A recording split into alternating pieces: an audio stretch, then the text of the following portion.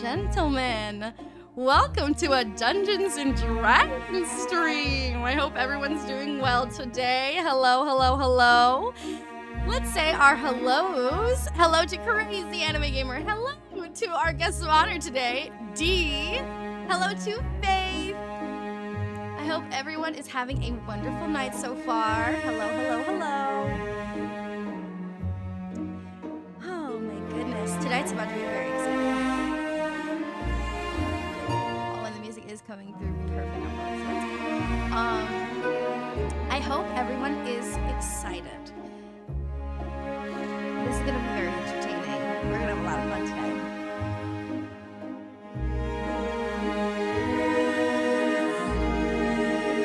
Perfect. So, ladies and gentlemen, tonight will be a Dungeons and Dragons stream, but not a usual Dungeons and Dragons stream. No. It will be that our very own Dee will be our participant tonight, as he was the winner of our wonderful giveaway. He's our victim for the night. Also, if you can't tell, I want a coin flip. Now I'm here. I want a coin flip. Now I'm here. Lord Beecher is here as well.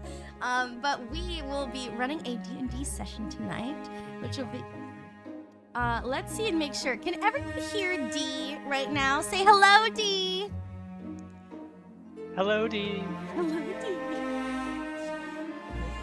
One's in the chat if you can hear me. Also, my food is heating up. I'll have to leave for a bit for food at some point, but I will let you know when. No problem. That's totally fine. We'll be chatting for a little bit anyway, so it's okay. And we'll just be explaining to everybody how this is gonna go, and then we'll have some story little stuff, and then if you need to go from there, that's totally fine. Let me pull this up here. So many buttons. Okay. Let's see. So yes, this is quite exciting. So our main thing for tonight is that we will be running a one-shot D&D session. Basically, Dee has created a D&D character, and I will be running as the faithful DM for this evening.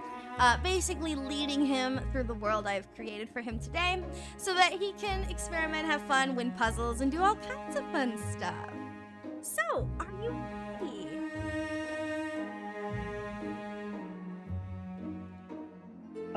I'm ready, yes.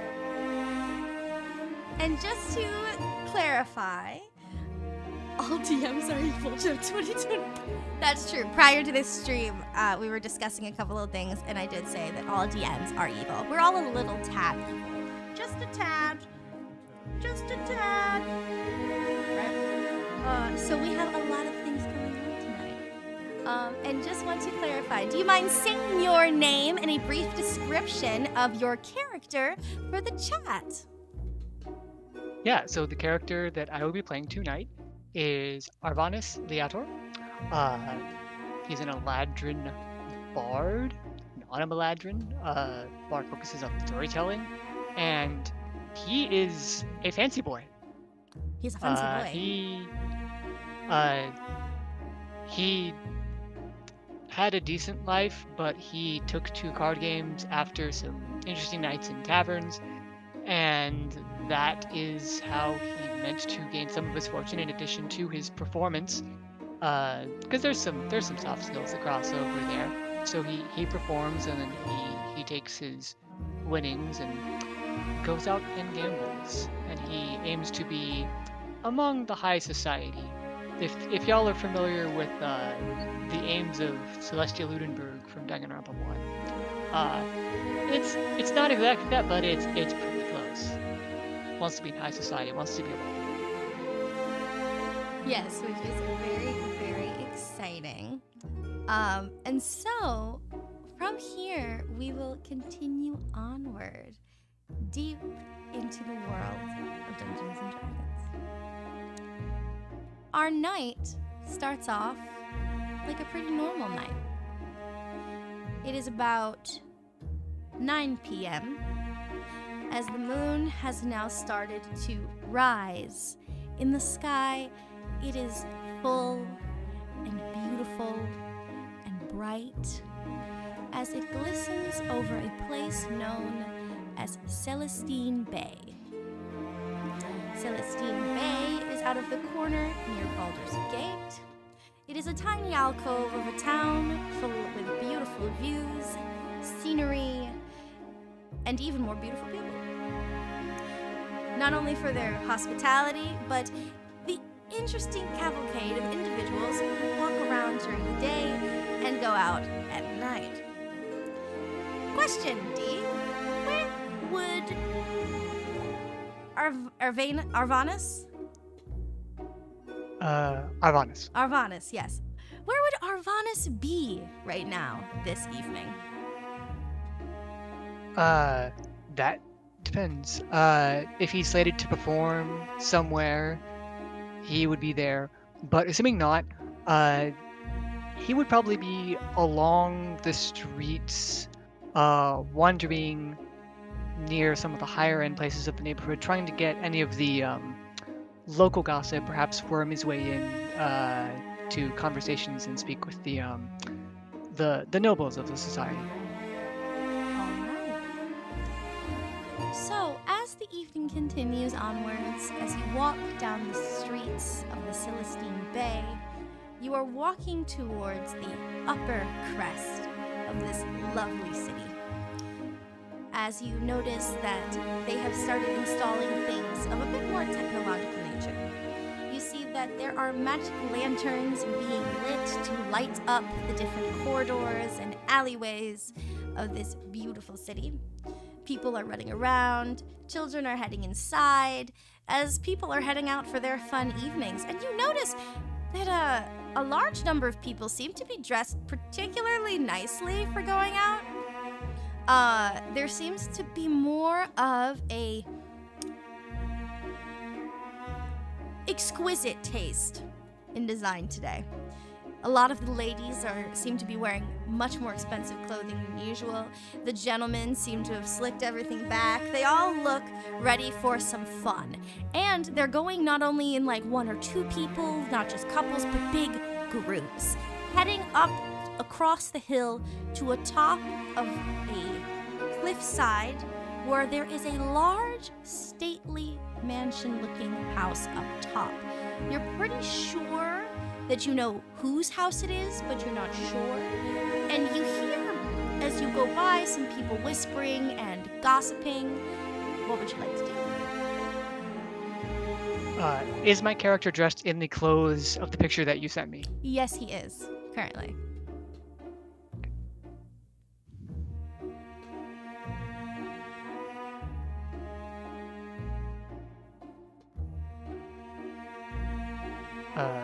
He will walk up and approach. Are there? He would attempt to approach either a female or like a couple of females that are like not completely off on their own, but just like on the edges of this group of people. Ah, I see. Let's see who.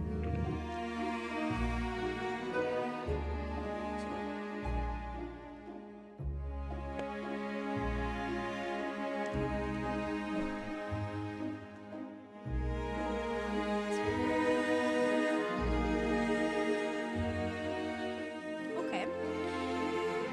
You end up looking through the groups to see who might be willing to speak to you this evening in regards to kind of what's the scene, what's going on.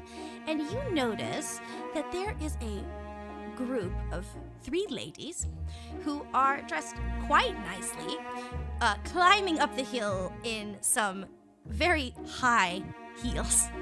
They are heading up there while one is kind of helping the other get up a little higher because she's presumably done things to make herself a little taller, a little more regal, but we all know how that works with gravity. And you see that one is dressed in blue, one is dressed in a very bright yellow, and another one is dressed in a very emerald green color. The blue one catches your attention as she is kind of seems to be the person of the group who is the one who's the most chatty. You mentioned somebody about to fuck around with gravity and find out. Yes, that would be the lady in yellow. Okay.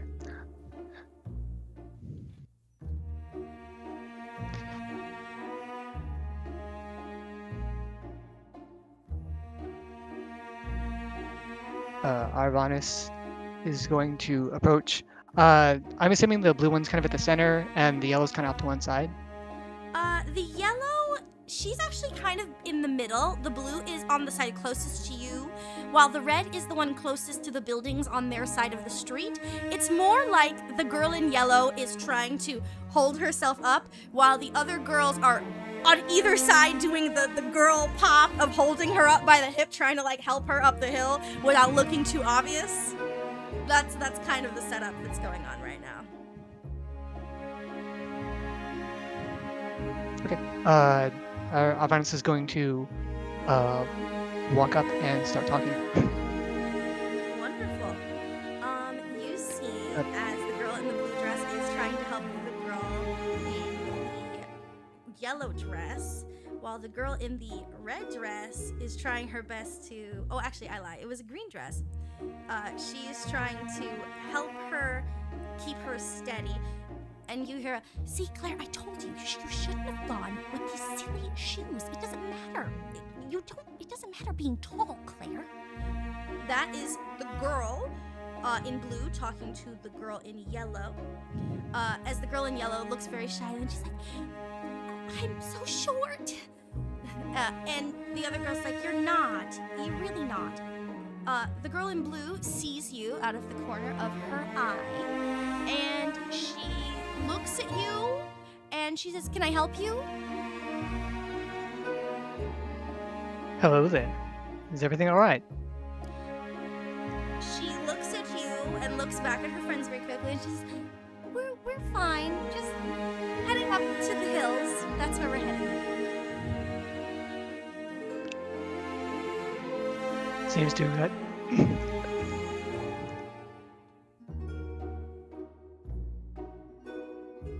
Sorry. Seems to be quite the gathering. A party I don't know about. Well, the girl in the green dress pipes up and she says, you don't know? The Count is having a party tonight and might let regular people in. Who knows? It's said to be full of food. There's gonna be so much fun. I heard they even have people from the other continent here. And the girl in the blue dress says to Ray, who is the girl in the green dress, well, that doesn't really matter much because the likelihood of us getting in is very small. And with our dear Claire stumbling about, I don't know how we're gonna get all in there without people worrying that we're already tipsy. And Claire kind of shyly turns away. She's like, apologies. As she's trying to faster go up the hill so that she doesn't feel nearly as embarrassed.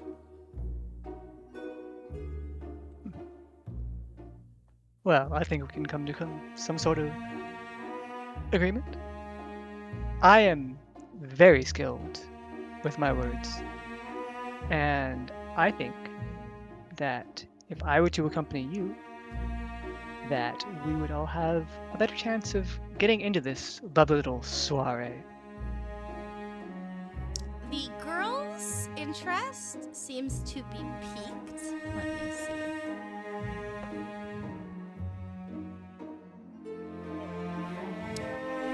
The girl in the blue dress.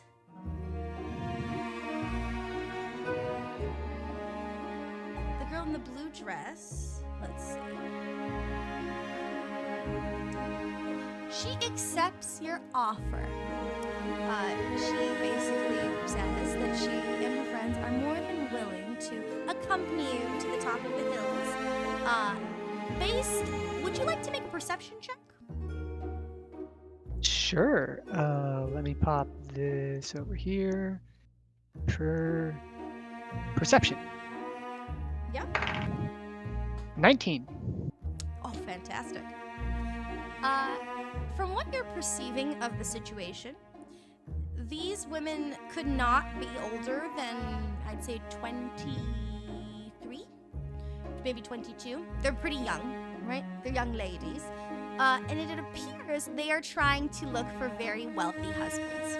That's what they're trying to look for today.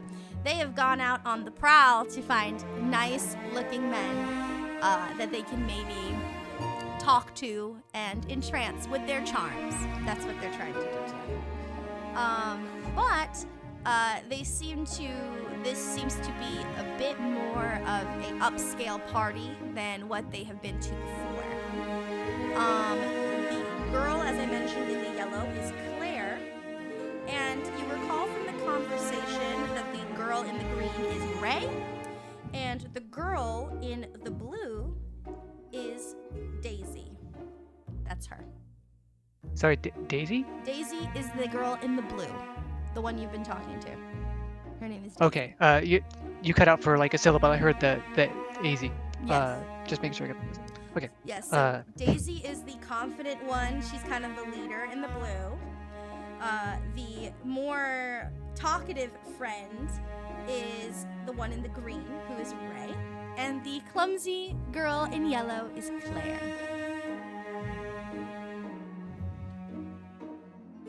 And so they agree to your generosity as they start with you up the hill towards the hills. Up the hill, Daisy explains and asks if you have been here in the bay for a while. I never actually introduced myself to them, did I?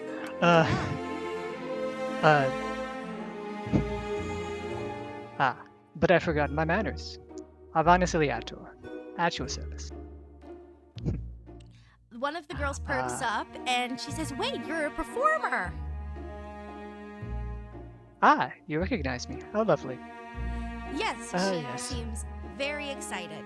And she tells the girls that she has heard you before and how exciting that means that the night's going to go well, and she just starts chitter-chattering on as Daisy leans over towards you a bit and asks how long you've been here in the bay for. And just wants to talk to you about what you know about their lovely little town. I'm terribly sorry. My food is ready. No, you're totally fine. I'll be back. No problem.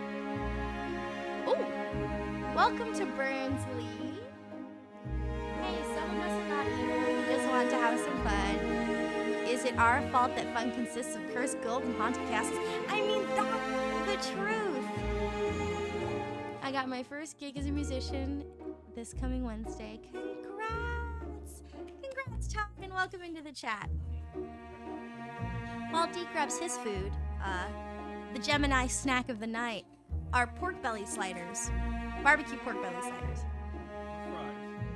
With fries. That I'm about to demolish for her. Don't eat my fries.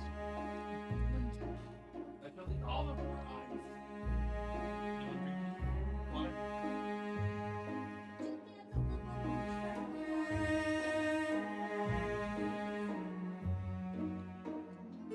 He's so good. So who's excited for Dungeons and Dragons tonight? I'm very excited.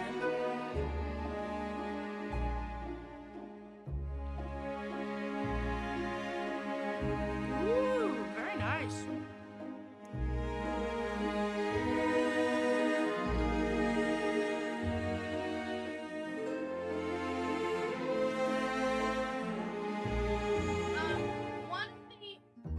One of the orange Alani, and then 2 of the blood orange water, please. And the puppy.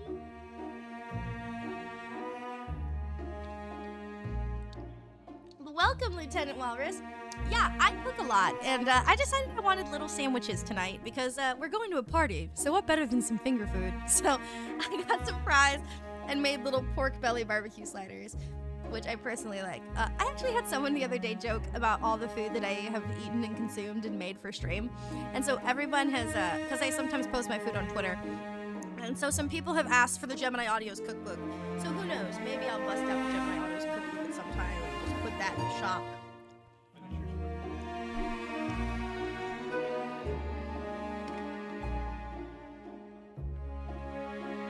But who's excited for Dungeons and Dragons? It's gonna be a fun time, y'all.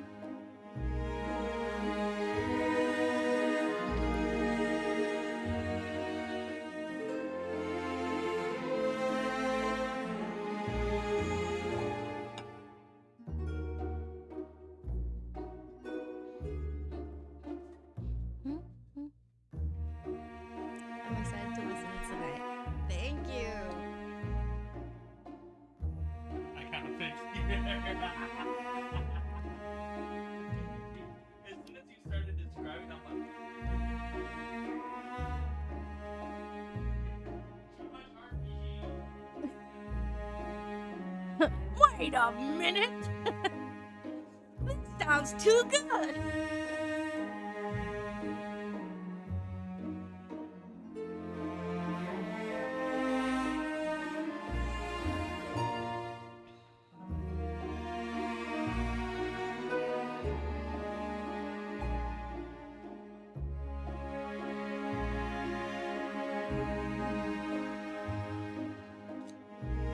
But I do encourage everyone to go get a snack and a drink because this is going to be a decently long stream, guys.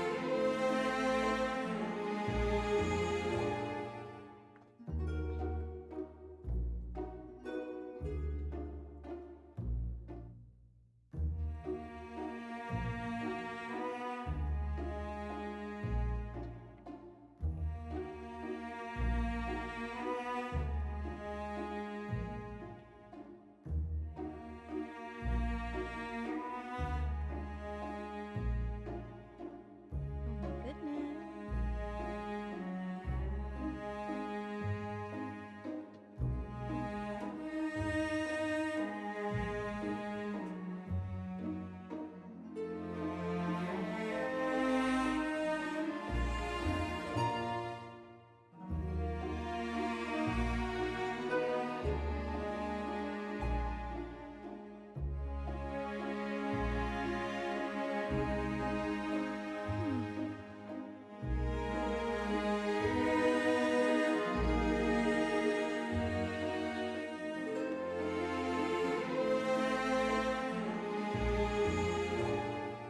I played too many RPGs. I'm like,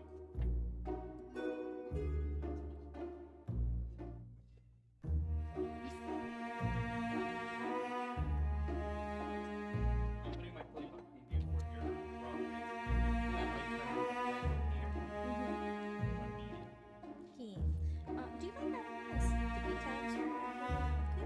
Mitru's being tech support from Be It Clear, please. Just so I can mark my page in quick flip.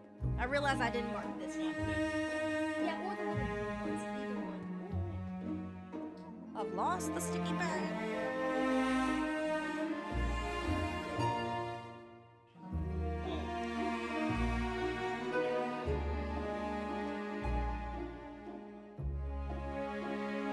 But everybody feel free to tell me when the last time they played D&D was.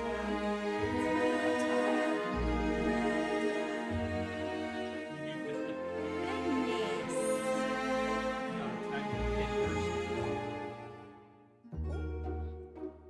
Hope you enjoyed the joke. Joke. I went to the supermarket and found a Batman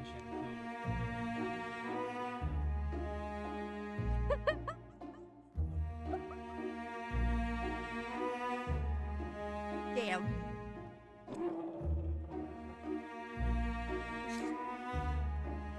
Ty, why?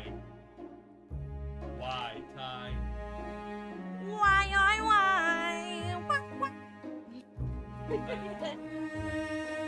Lieutenant Walrus. We're happy to have you, Lieutenant Walrus.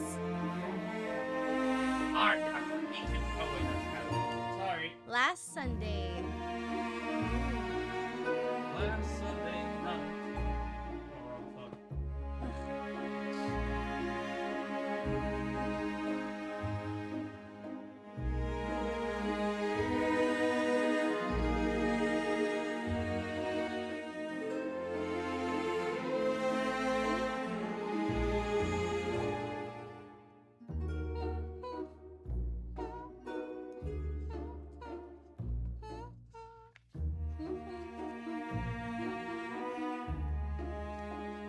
this needs some WD-40 in it, don't you think?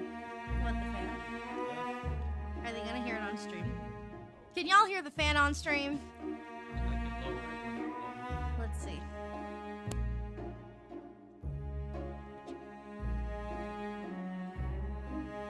I never have it on. I'm going to put it back. Let me choose this up.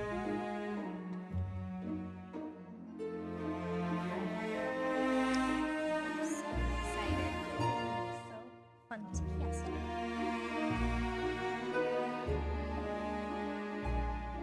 Tomorrow should be advertising.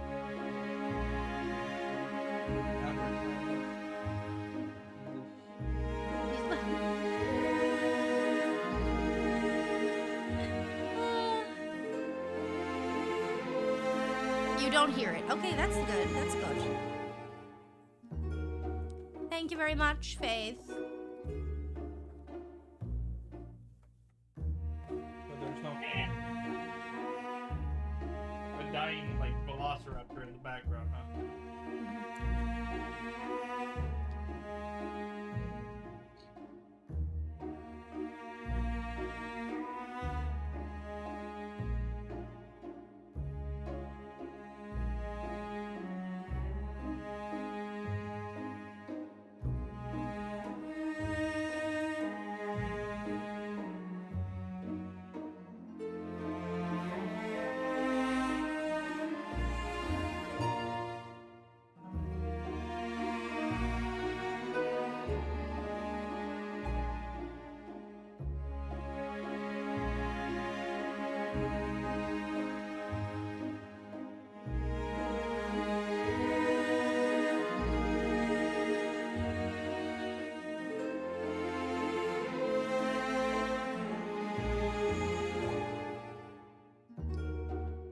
How do you keep yourself cool during a football match? Stand next to a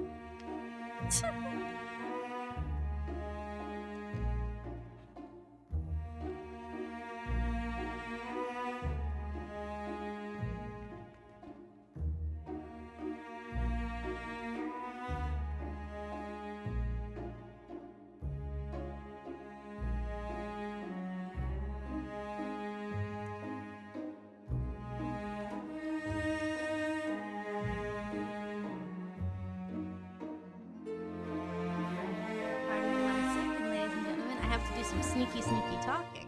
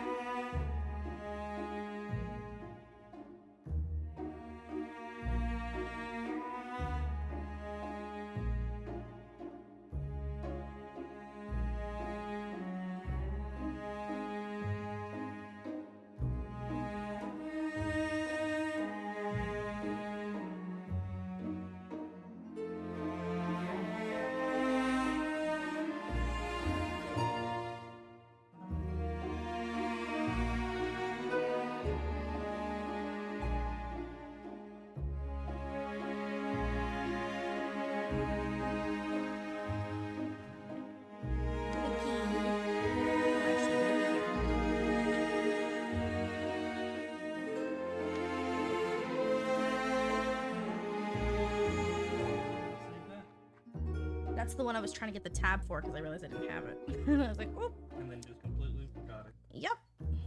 Destroyed my life. Hmm.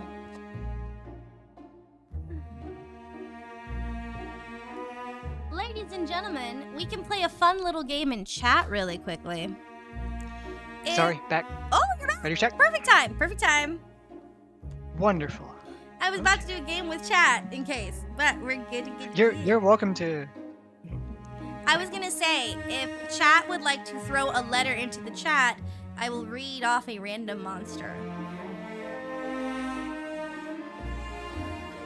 But I was gonna do that, but you're back, so we're good to go. So let's do this. Okay. here. So let's see. So- Pull up the notes, and I was talking with people. I asked how long I had been there, I believe. Yes. Yes, so you were speaking with Daisy, Claire, and Ray. They were heading up with you up the hill to the hills. And they were asking originally how long you had been here in the Bay, as they call it. Giving very like Cali girl vibe of how long have you been in the Bay? Very much that. Basically trying to figure out how long you've been around or what you already know about the hills. The hills have eyes. Split.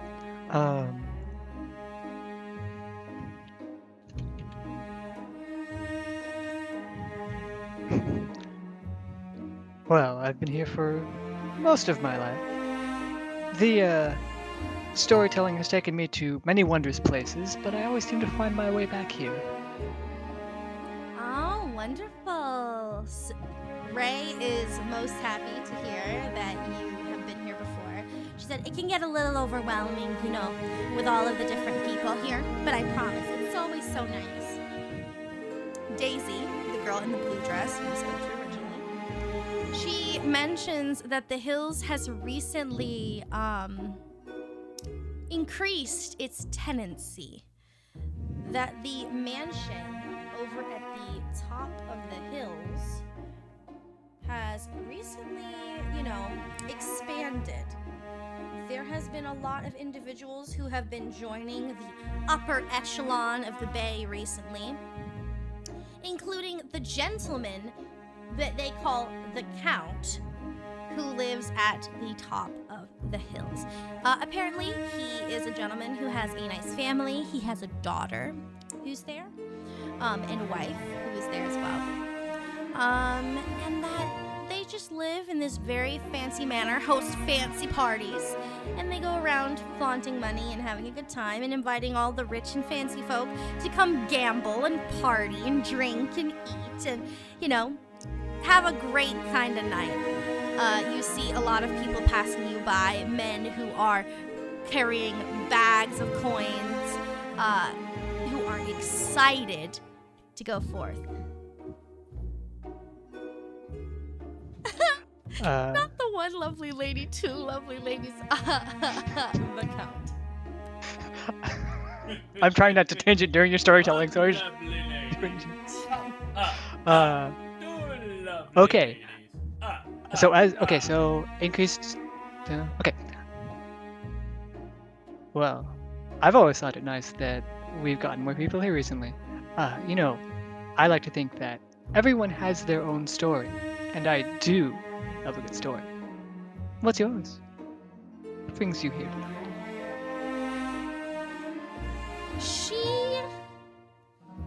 Daisy looks at you and kind of looks you in the eyes in an interesting way. D20 in hand, what do...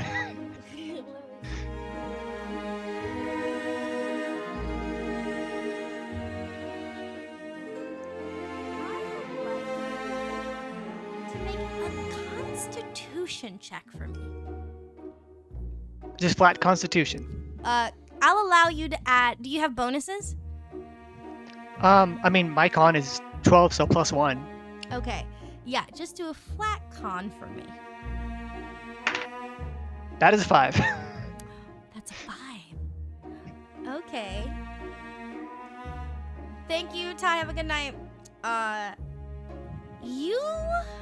see. That's a con. Okay. You look into her eyes, and she has a very interesting eye color. Welcome, Talon. You notice that her eye has almost this ombre hue. She has blue eyes that match her dress, but you swear that behind those eyes there's another color, like something red. Like the actual panel of where you have that hazel or those lines, there's red there. And it kind of swirls a little bit. And she changes up her expression and she gives a lovely smile. And I need you to make a wisdom saving throw for me. Wisdom saving throw. Okay, let's roll topside. Wisdom saving throw 18. Is this charm because I have advantage on that? It is charm. I don't know how I'm gonna beat an 18. That was a real good roll, but we're gonna run it twice, and 18 is the higher. Okay. You are not charmed. She looks at you and repeat your question one more time.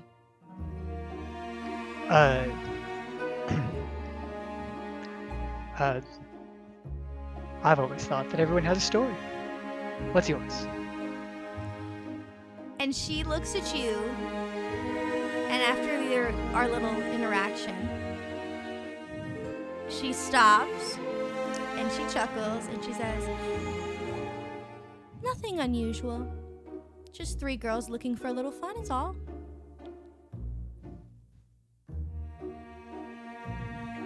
Okay, so I did see the hue.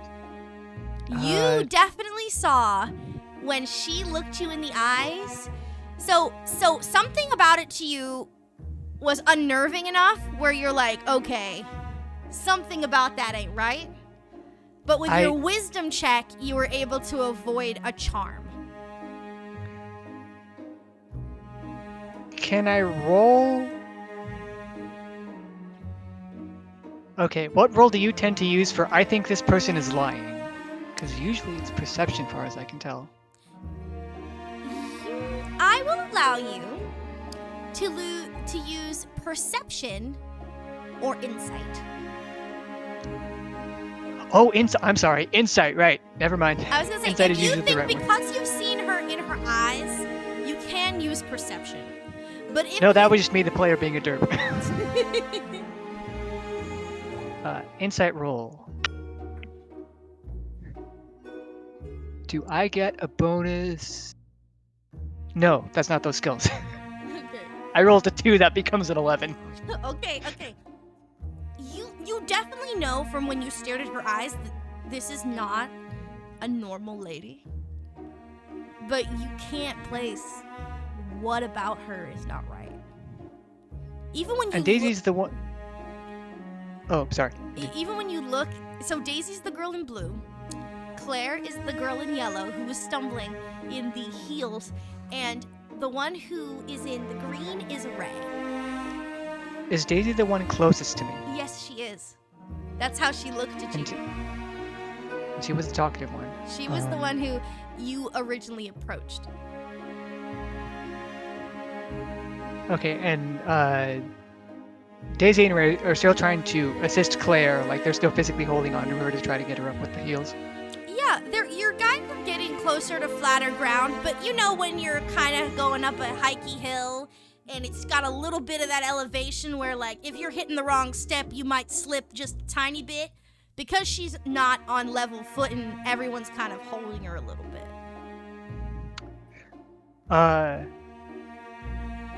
Okay, but I can't really.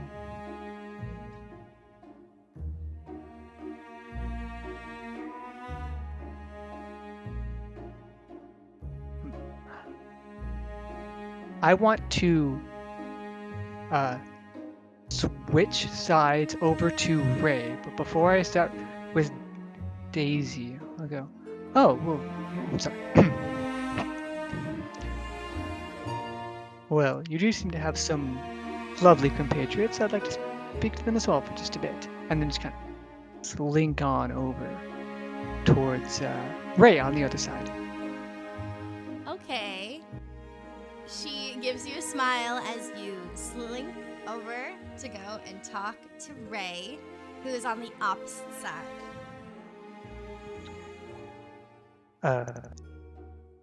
Sorry, which was the one that noticed me?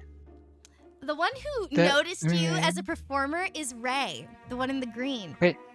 Excellent. Right. Sorry, I have my sheet open and I'm trying to take notes in real time. No problem.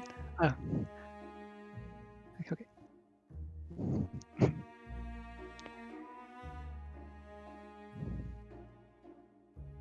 Good evening. I hear you're familiar with my work. Yes, I am. She looks and she actually seems pretty excited. And she starts saying, "Oh, I've heard. I've gotten to see parts of your shows when I've been doing things and traveling, but my friends have always told me lovely things about it, and the girls in town, of course. They love your shows when they get to visit them." Well, I am a regular performer at some of the local taverns. Perhaps one time you'll be able to see a full performance of mine. Oh, she says that would be wonderful. And then she goes and she's talking and she is still kind of like putting half of her weight towards Claire to like hold her a little bit. She seems a lot gentler than Daisy, but you notice that she also looks different from Daisy. Daisy actually has the blue dress, but she has darker features. So she's got this black hair with those blue to red eyes that you saw. On the opposite, Ray has this bright red hair that's like a crimson color with green eyes. But you notice that if you looked deep enough, she might have something similar to Ray. Or to Daisy, I mean. That Ray may have something similar to Daisy. I mean, I am kind of over there. Do you mind if I roll perception to find that? Nope, that's completely fine. Feel free to roll. Perception to hold eye contact. That is a nat 1. That turns to 10, but that's still a nat 1.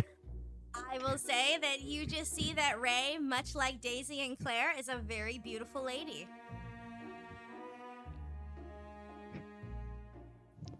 Oh, that's got to be a D&D pickup line somehow. I could not fail to notice your beauty even with the nat 1. That's got to be a pickup line somewhere. Absolutely. Okay.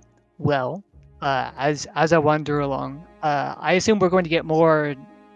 We're going to get to flatter ground with that. High heel stops being really a penalty. What was Is that? that right?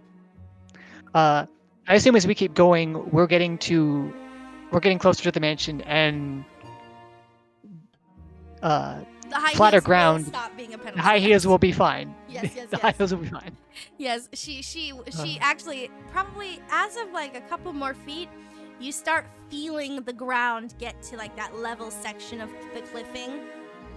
And from there, you see that Claire in the middle, she's like, "Oh, thank goodness." As she stands upright, and she actually, when she's not bent trying to like balance herself, she's taller than both Daisy and Ray. And I mean a good few inches taller. Where Daisy and Ray are maybe like the average 5'6", our girl Claire is getting towards 6 feet tall. Okay, so I would probably be actually looking up at Claire then. Yeah, you can't tell if it's the heels, but a big chunk might be from the heels. You'd guess without those heels on, she's probably 5'8". That's still pretty tall. That's still pretty tall. Okay, look over at Claire as, she kind of settles in.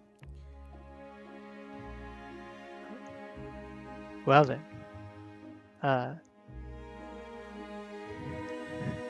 I'm sorry, my brain is not loading these lines. No, it's totally fine. Well then, may no one question your dedication to coming up here. Claire You're all right. Claire laughs and she says, she laughs and she like kind of has a bit of a breathlessness because she's been trying so desperately to not fall all the way up this hill. And she's just like, well, at least I will feel like I've done some form of work to keep my appearance looking nice for the rest of this evening.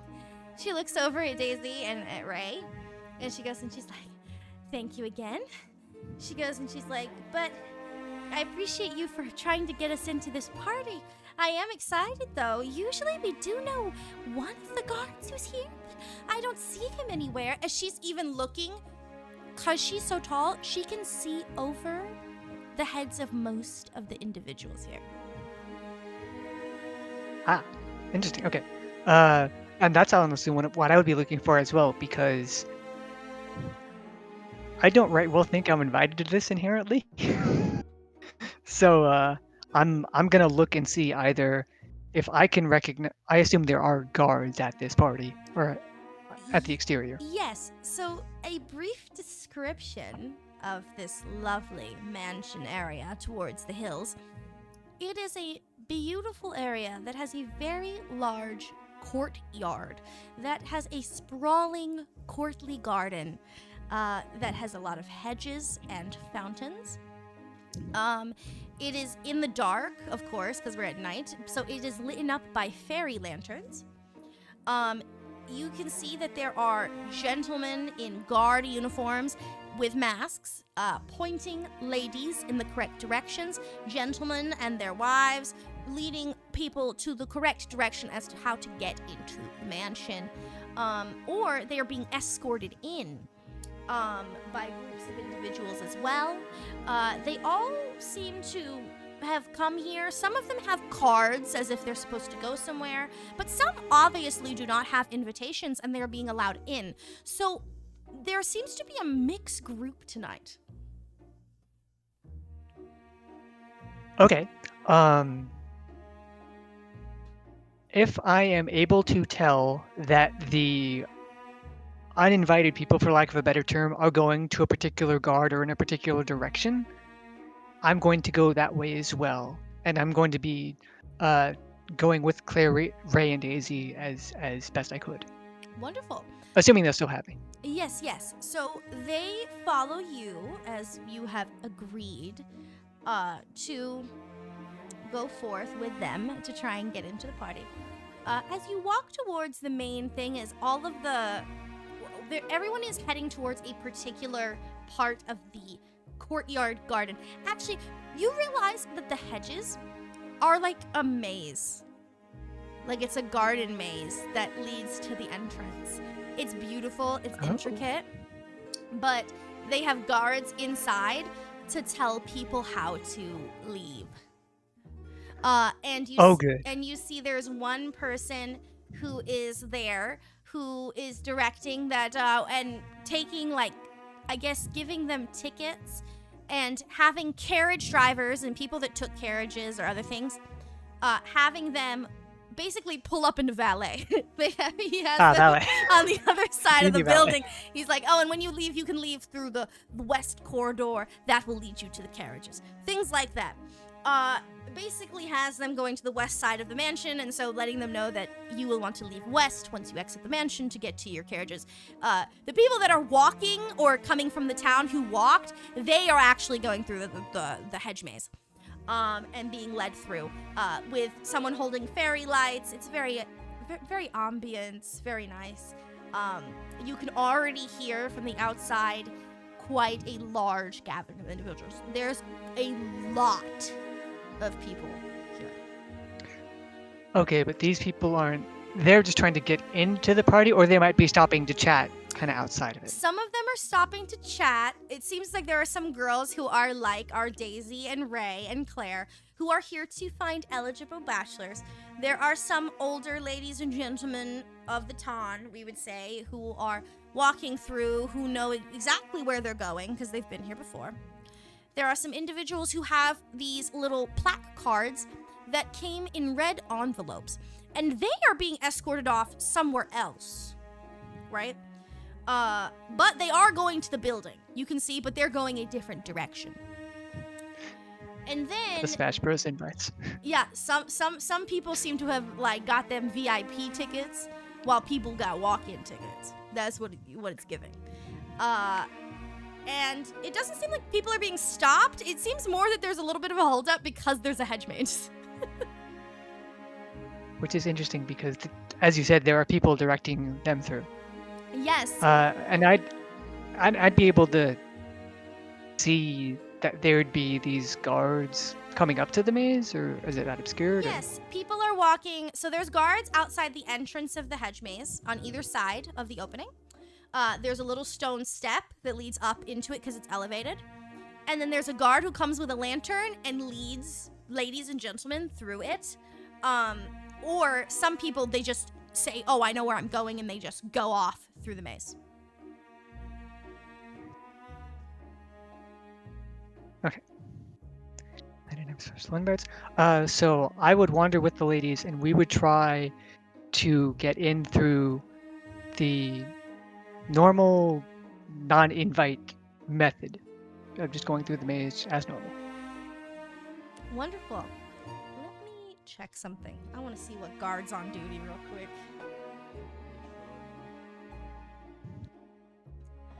Okay. As Claire looks, her beautiful tall self, she looks, oh, and she gives a, and Ray looks at her and is like, what is it, dear? She goes and she's like, I don't see Peter here. And she goes and she says, oh, well, it seems like people are getting in. And she's like, yeah, but are you sure? I don't want any problems. So Peter, assuming, is the guard they usually talk to get into these parties.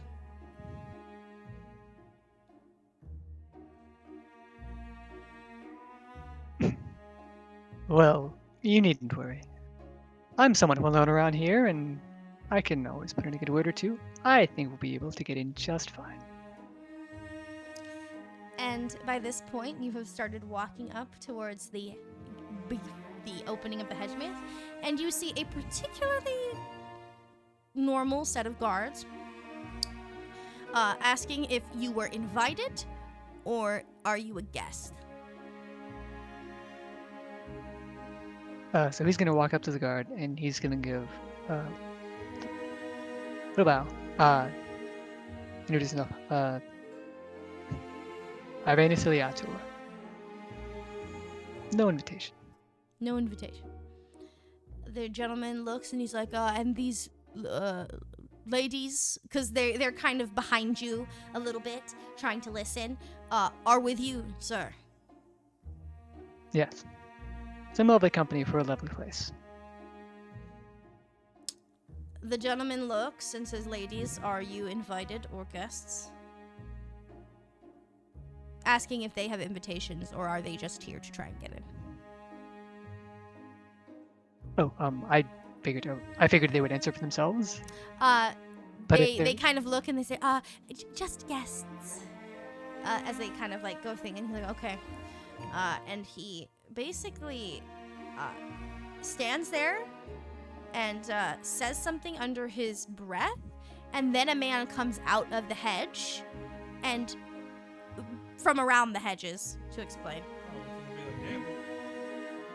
Out from the hedges, right? And he is holding a lantern held by a stick, and he says, please follow me, as he begins to walk through the maze. Do you follow? I do. Wonderful.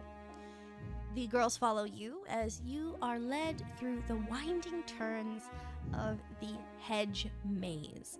The hedge maze itself is quite large. Even while you're in it, it feels so fresh, but it feels almost magical in a way. It feels like there is an ambience of something here in this hedge maze. And one of the girls, she kind of shifts a little bit, and she turns around and she gasps and keeps walking as she grabs onto Claire. And the person who gasped was Ray. Okay, so turn gas. I'm just gonna try to like stand in front of them, wave my hand to get their attention. What is it? What's wrong? She turns, and you look where she was looking, and you see that where the path you were, there's no longer a path there anymore.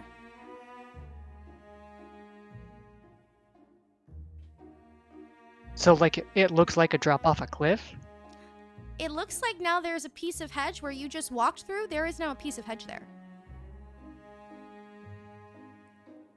So like it closed behind us. Yes, it did.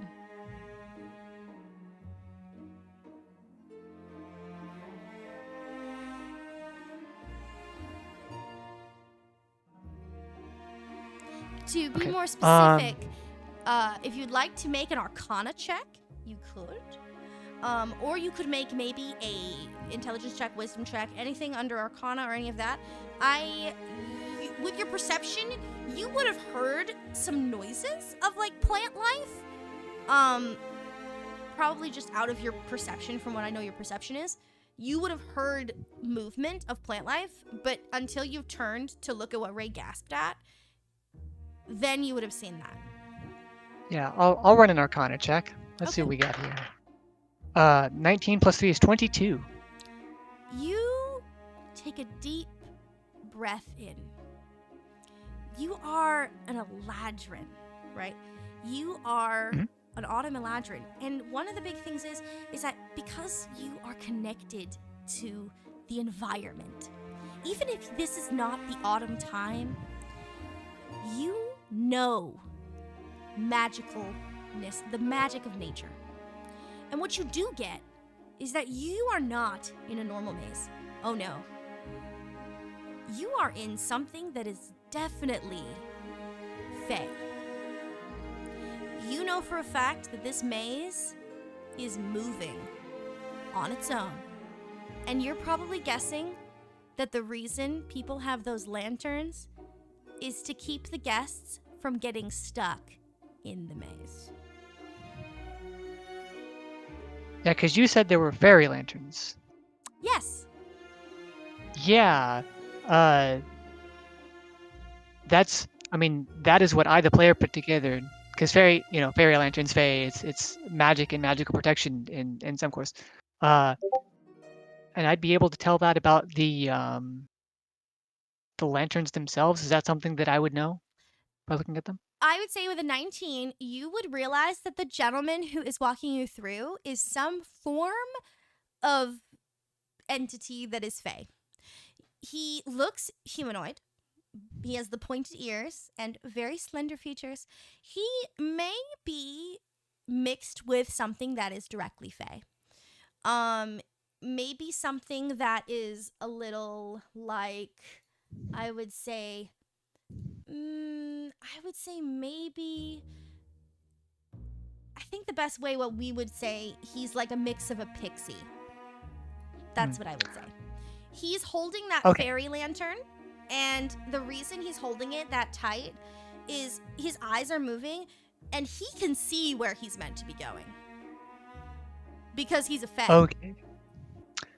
Right. Okay. This I'm glad I rolled well on this check because it's verifying to the character what I know. Okay. So I'll try to stop. It was Claire and Ray you said that were It kind was of panicking? it was Ray clung onto Claire because Ray was keeping Claire in the middle because of her shoes. When Ray was making sure her stuff was in order, she turned around and saw that where they had just come from was no longer there. Okay. So I would like to. I mean, I'm not sure if this is a decision, but I'd say, ladies, it's all right.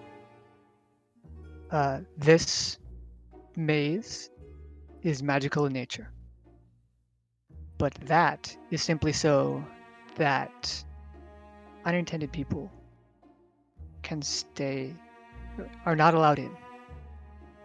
As long as we follow that guard, everything will be fine. The guard has realized that you are chatting, and he's stopped waiting for you.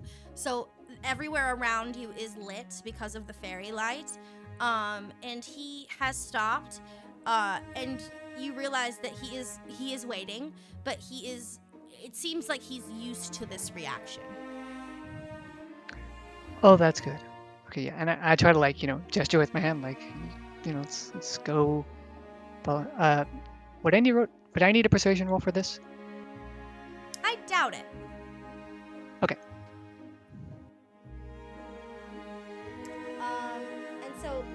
girls proceed to follow along, though Ray does seem a little still nervous about the fact that it's closing in.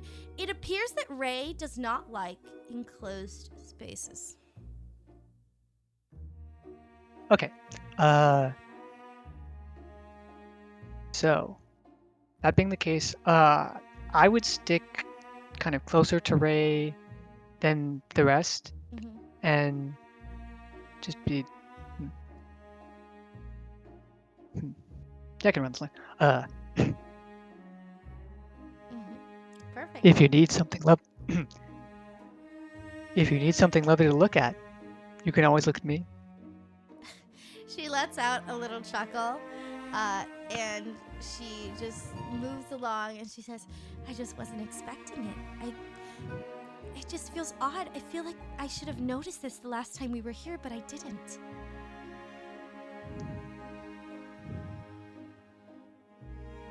Well, the wealthier do tend to have these sorts of security measures.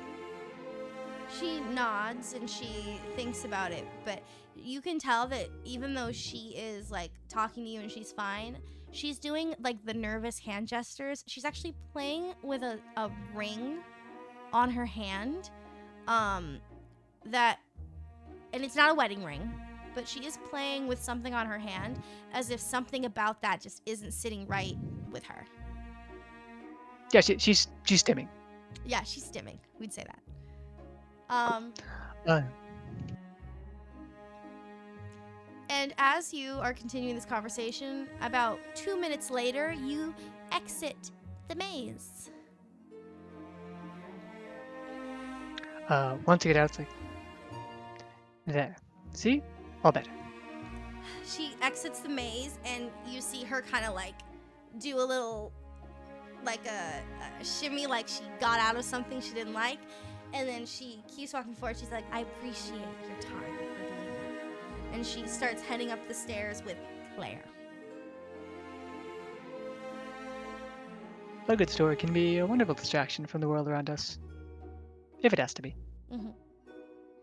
And she has a smile as Claire looks at her as they start heading up the stairs. As you see a grand staircase leading into large open double doors. It is a large door. This is a big door. Looks almost like a cathedral entrance. It's huge. It is not near, like from the bottoms of the hills, you know it's a big house. But getting up there and being next to it, this is a big house. It's very big, right? Even like, you would say he's a count, but this is a massive amount of wealth. Like, it is a lot of opulence. And as you walk in, you see there are guards posted there as well.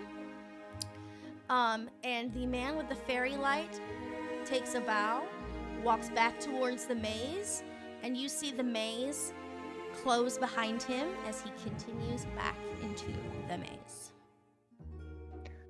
Okay. I gave him a respectful bow in return. I turn to look at the group of ladies and go, quite the place. Shall we go? They nod their heads as they say thank you, as they are led into the party. It is quite a party, to say the least. This is a very, very, very opulent party. Give me just one moment. We're going to flip this up a little bit. We're in the party now. I am going to send you this as well. Can you hear the new music, D? Oh, it's on the same thing? Yes. Fantastic. So, as you walk into the party, you see many beautifully dressed men and women. They are eating and drinking and talking, and it is just a money fest. There are old men with very young ladies. There are many young ladies looking at very handsome, eligible bachelors. And there is a lot of food. there are entire tables lined with food, from roasted pigs to fruits to things that aren't even from the bay, that it is just obviously imported. There is barrels of wine being served out by many numerous servers who are running around filling up champagne glasses and wine glasses and making sure that everyone is topped up, filled, having a good time. There are hors d'oeuvres. It is just a full party in here. People are dancing, people are going around all over the place. It is bustling in this room.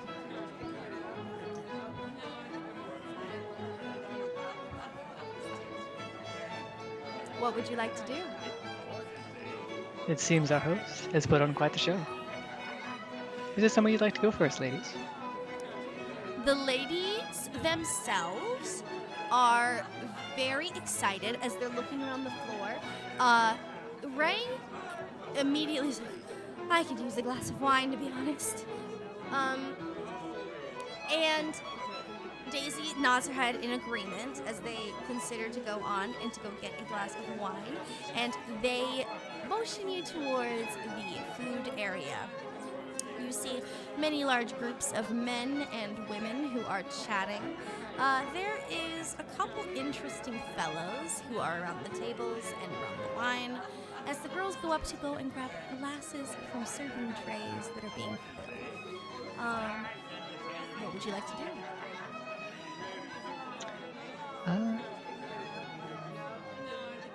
I would go and get a glass of my own and just take a sample, just like a little bit of fruit, a little bit of meat, a little bit of wine, presumably nothing, not too much. Probably gonna be a while, but just a little. See how everything tastes. Wonderful. You grab a small plate that has been set out. A woman who is in a cute little bob and is running around in her thing hands you a glass of wine. As she runs to go serve other guests, you see that there is a smattering of meats and cheeses and different things, and everything is expensive. You can tell that even if you didn't need to get the expensive stuff, this is expensive to be expensive. There are freshly chilled grapes, sliced meats, there is sandwiches, all kinds of little things. And the girls are so excited. And Claire seems to be looking around the party to see if she can spot somebody. And Daisy and Ray are snickering at her a little bit.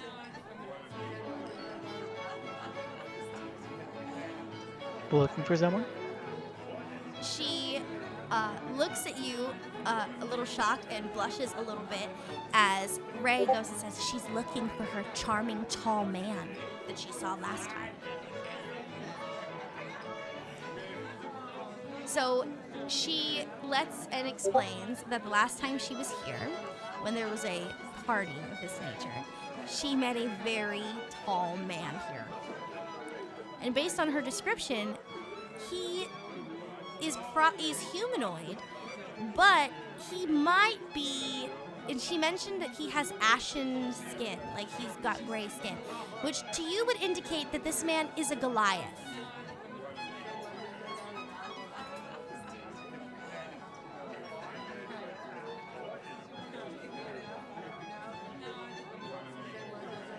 And that the reason why Claire may have been wearing tall shoes this evening is so that she is not so short compared to this Goliath man that she met last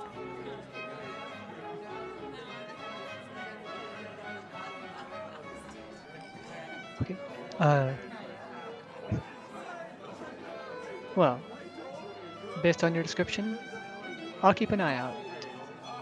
Do you have a name? His name is Zog. Z-O-G and an E, actually. Z-O-G,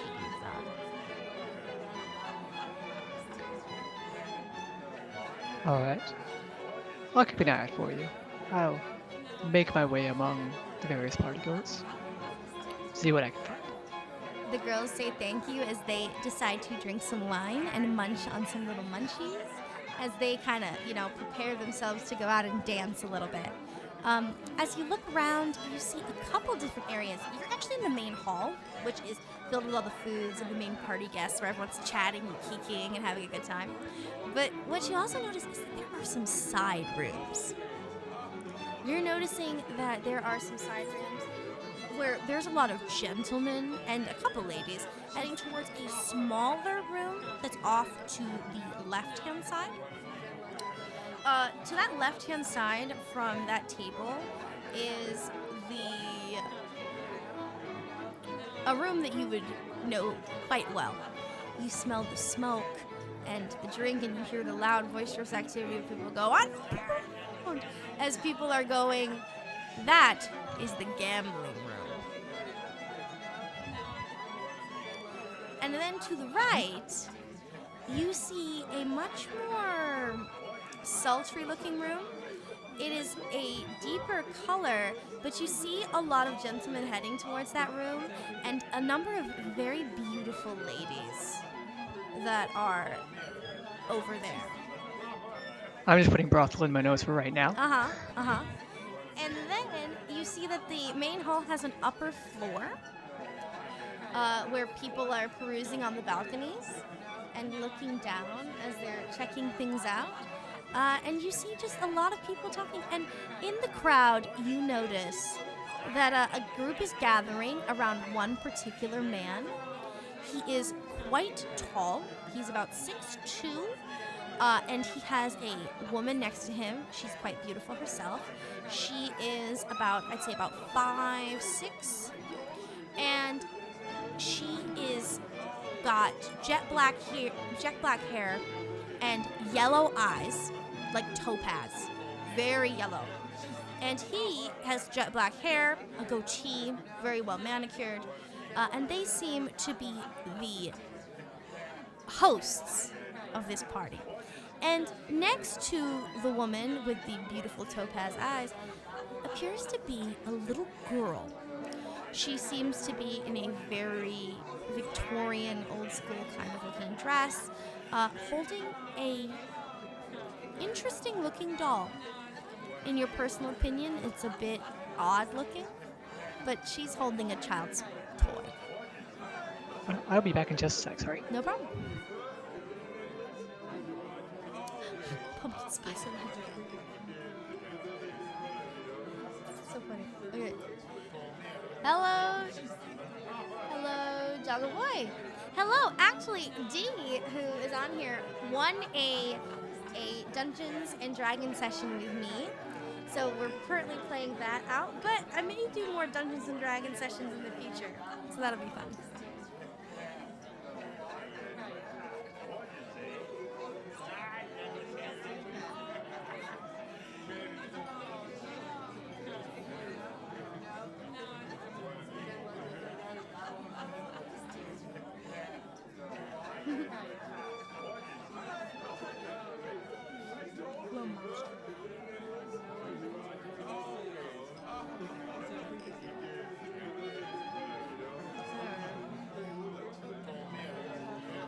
Okay, sorry, back.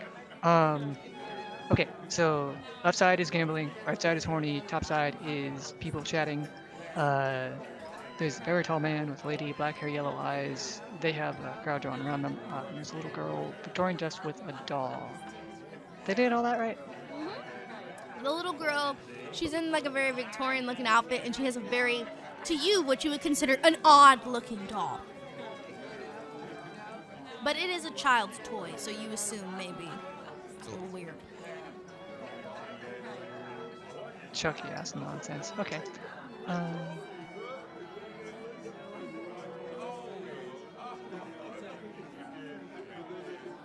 So, what would you like to do? I'm looking at the tall gentleman that seems to be drawing a crowd.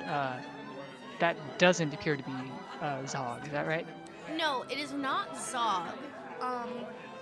It happens to be the Count, and his wife, and his, presumably, his daughter.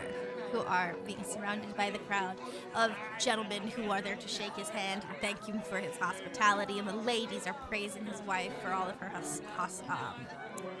hospitality. And the daughter is kind of looking at everybody and just kind of looking all around while, being a little girl, but also, she's talking to her doll a little bit.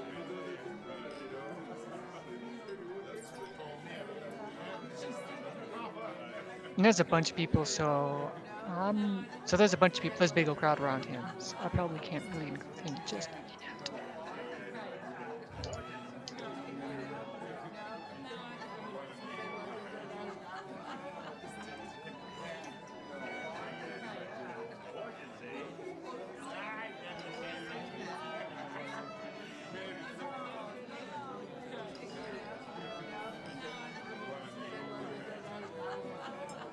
But while there's a crowd around, for now, I would like to go into the gambling hall, left-hand side. Wonderful. Hey, let us pull up our image of the gambling hall. As you enter in through the gates, or we'll call them gates. It's actually an archway, but it does look like it's gilded specifically for entertainment. It's a room of entertainment. You enter in and there's a bright red carpet, a statue pouring coins, right? And you see stages with performers and entertainers performing, a couple of people as they're drinking their drinks. As people are playing cards, you see people playing all forms of dice games. You see, it is just a party in here. This is if we were in the real world, this is Vegas.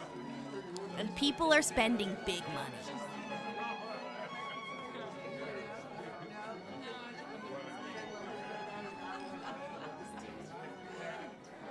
Sorry, I'm doing bankroll calculations. I'm doing Guys, I have 17k, but I just spent a good chunk of it on the house, but I still keep that back. But I also need to carry a good amount on me.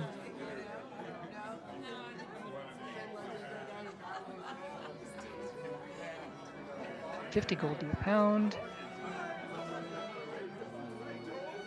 That's going to be about percent half of my net worth minus assets. Does 100 gold seem like a reasonable amount for me just to have on my person? Well, you are a traveling performer, and you do get paid quite a good amount, so I would say it's all right. Okay. Then I'll assume bankroll 100 gold. I will look around and smile. Seems like my kind of a place. And I would wander up. Actually, first I'm gonna look at the performers. What kind of performers? What's going on up there?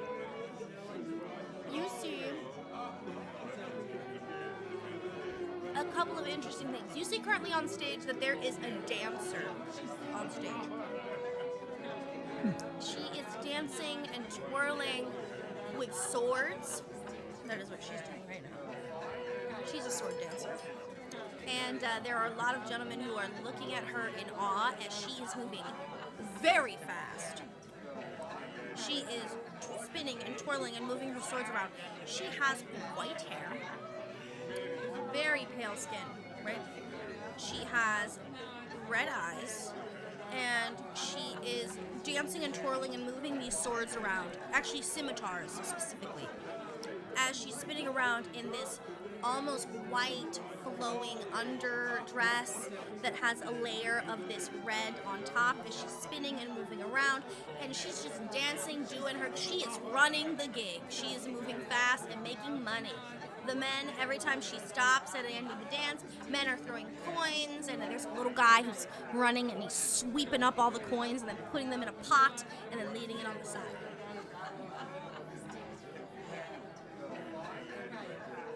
I'm sending you a picture in your Discord DMs, so Kind of like that. Let me see.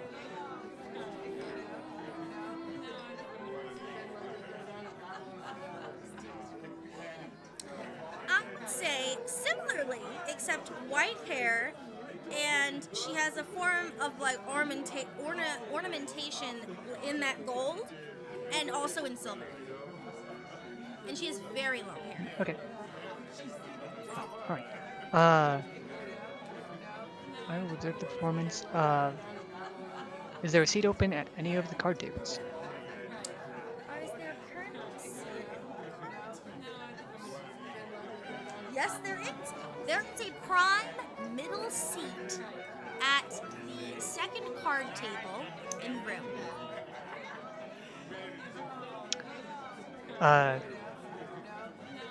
Do these tables use their own special chips, or are they just like straight up gold pieces? They have their special chips. So you can get the chips at the tables. They have your special chips all set up. They'll run them up for you. The second table is currently has a dealer who is a beautiful half-orc woman. As she is running the table, as she's getting everything set up again fit for the table, two gentlemen sit on either corner of her. There's actually room for 5 spots. The middle seats are still open, so the prime middle spot has not been taken, and there are 2 guys on the edges on either side. Okay, so 5 seats. So it's probably like a standard blackjack table. Okay. Yeah, I'll pull up into one of the middle seats, take a seat, and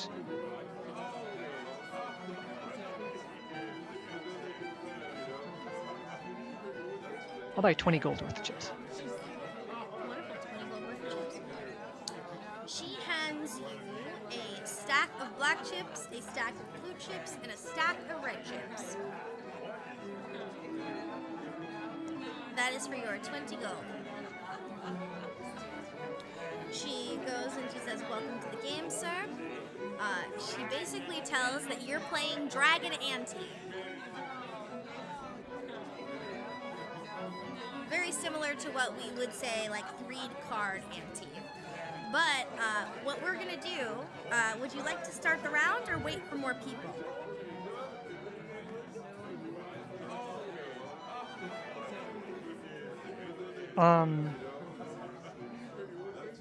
I'm looking up the rules of this game. Of the Dragon Ante or just 3-card ante in general? The Dragon Ante in particular.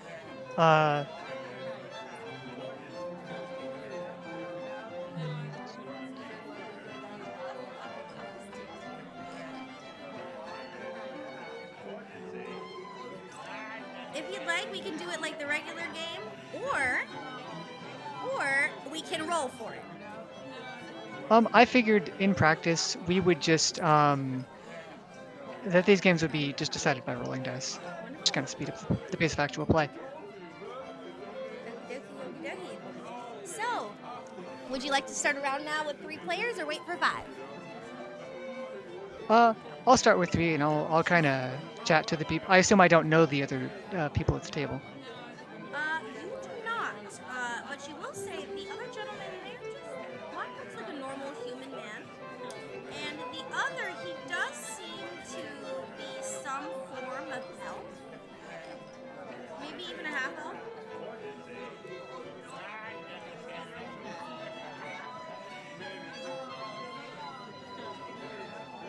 Okay. Yeah, I'll start the round and just make just general chatter. You know what brings you here and all that. The gentlemen are sitting around the table. They're chatting, and then they ask you questions. They said, "Oh yeah, just to have some fun. I mean, what are we gonna do? This is the fun thing for this weekend's evening. And to be honest, there's gonna be a main event later. Don't want to miss that." The main event, you say? Yes, he mentions that there is a main event later.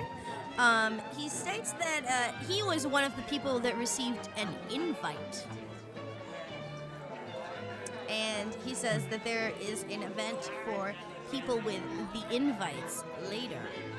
It seems that both these gentlemen have invites. And the one gentleman says his name is Darian, which is the humanoid man. And the other gentleman, his name is Zeph, right? And he is a elf.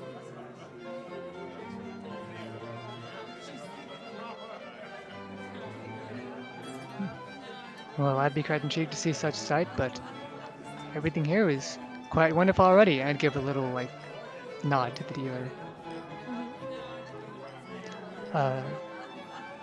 Well then, gentlemen, shall we play? The guy looks excited. He's like, absolutely.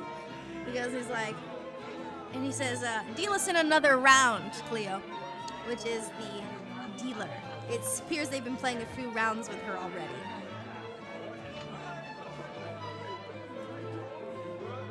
And so she says, gentlemen, the rules of the game are very simple. We are playing 3 Dragon Ante.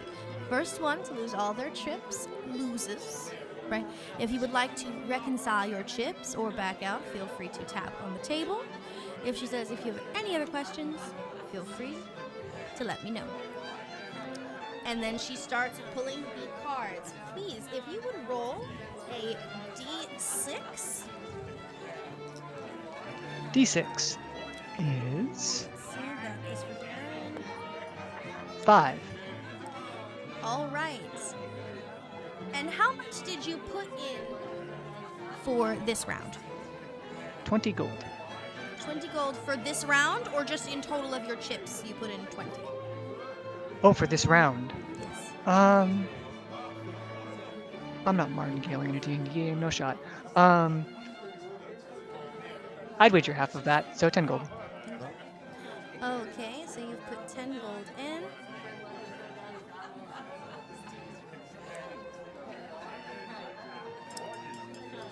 So, as of right now, Zeph rolled a 6, so he has won this round.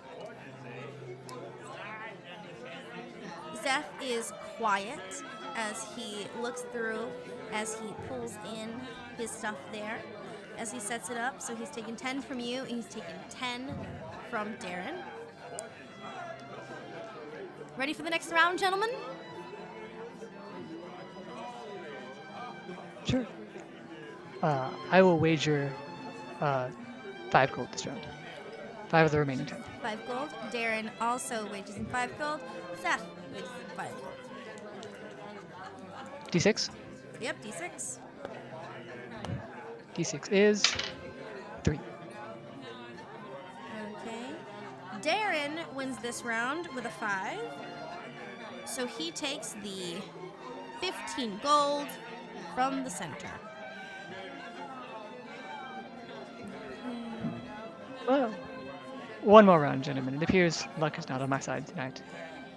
I will wager my remaining 5 gold out of the 20 I put. Okay.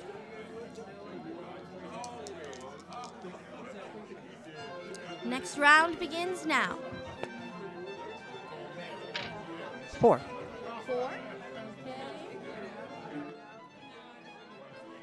I put my other one there.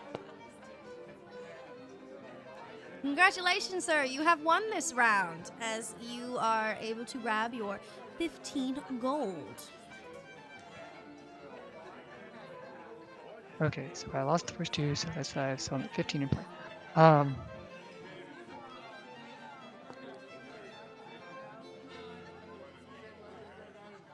I will cease playing at the table.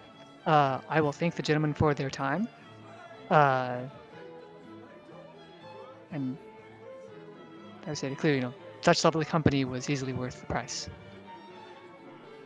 He says, are And, you sure you cash want to out. join us for another round? We were having so much fun. I'd look to the side and give him a little spin and go, alright, I suppose one more game couldn't hurt. And so Cleo says, will you be back in, sir? Yes, one more round. Okay, what do I you want to will- put in for I'll- your bet? We'll do 5 gold for the last round. 5 gold, okay. So everyone puts in 5 gold. Next round D6 is begins. D6 is a 5. You win once again. You take 15 gold. Congratulations, sir. You've won this round as well. Okay, so 25.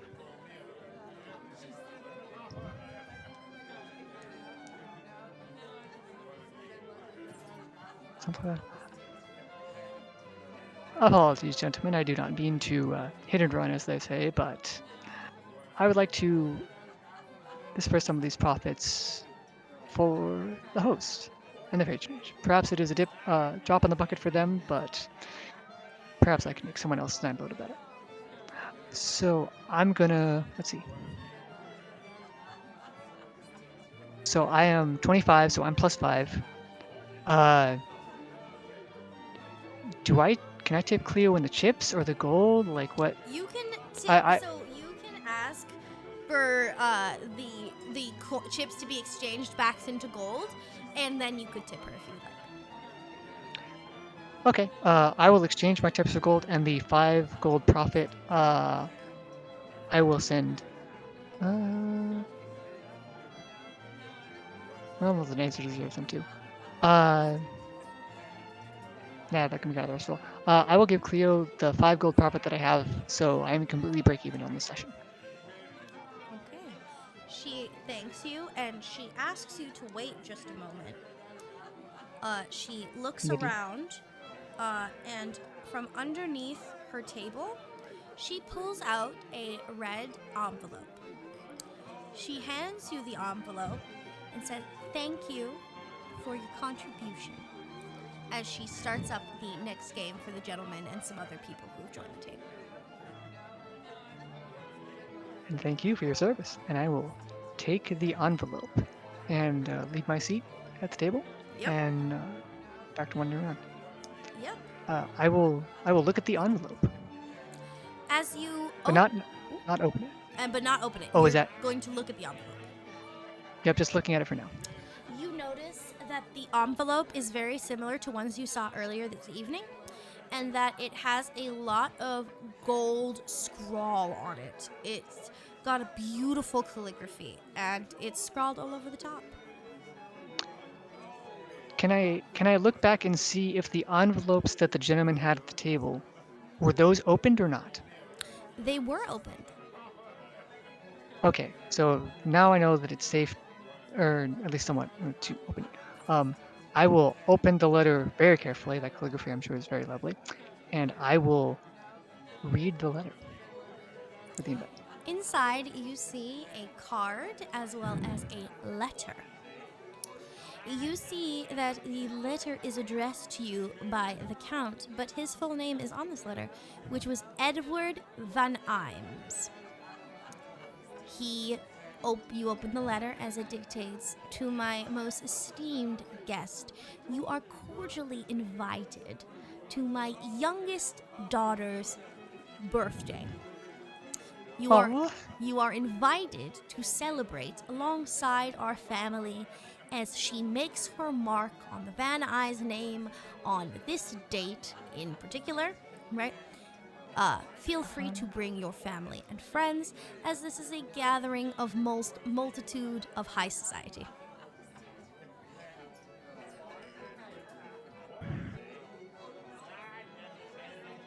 Okay, so that was the letter. And Oh, and is there anything special about the card? the card itself is quite interesting. It basically is like a golden ticket pass. It lets you to go to other rooms in the manor. So it allows you to enter into the pleasure rooms, as those are called. Basically where you can go and spend time with some lovely ladies while you wait for the main events to start. There's also stuff which is for promenading, where you can go around the grounds. Also, you notice you smell an interesting sweet smell coming off the card. And it reminds you of the smell you smelt in the maze. So like the smell of the hedges with the smell of the lantern, or? The lantern. Interesting. Okay. Just gonna note that down. And you picked up the card to look and read this card, correct? Yeah. What you now notice from having touched this card is you feel an odd sensation come over you.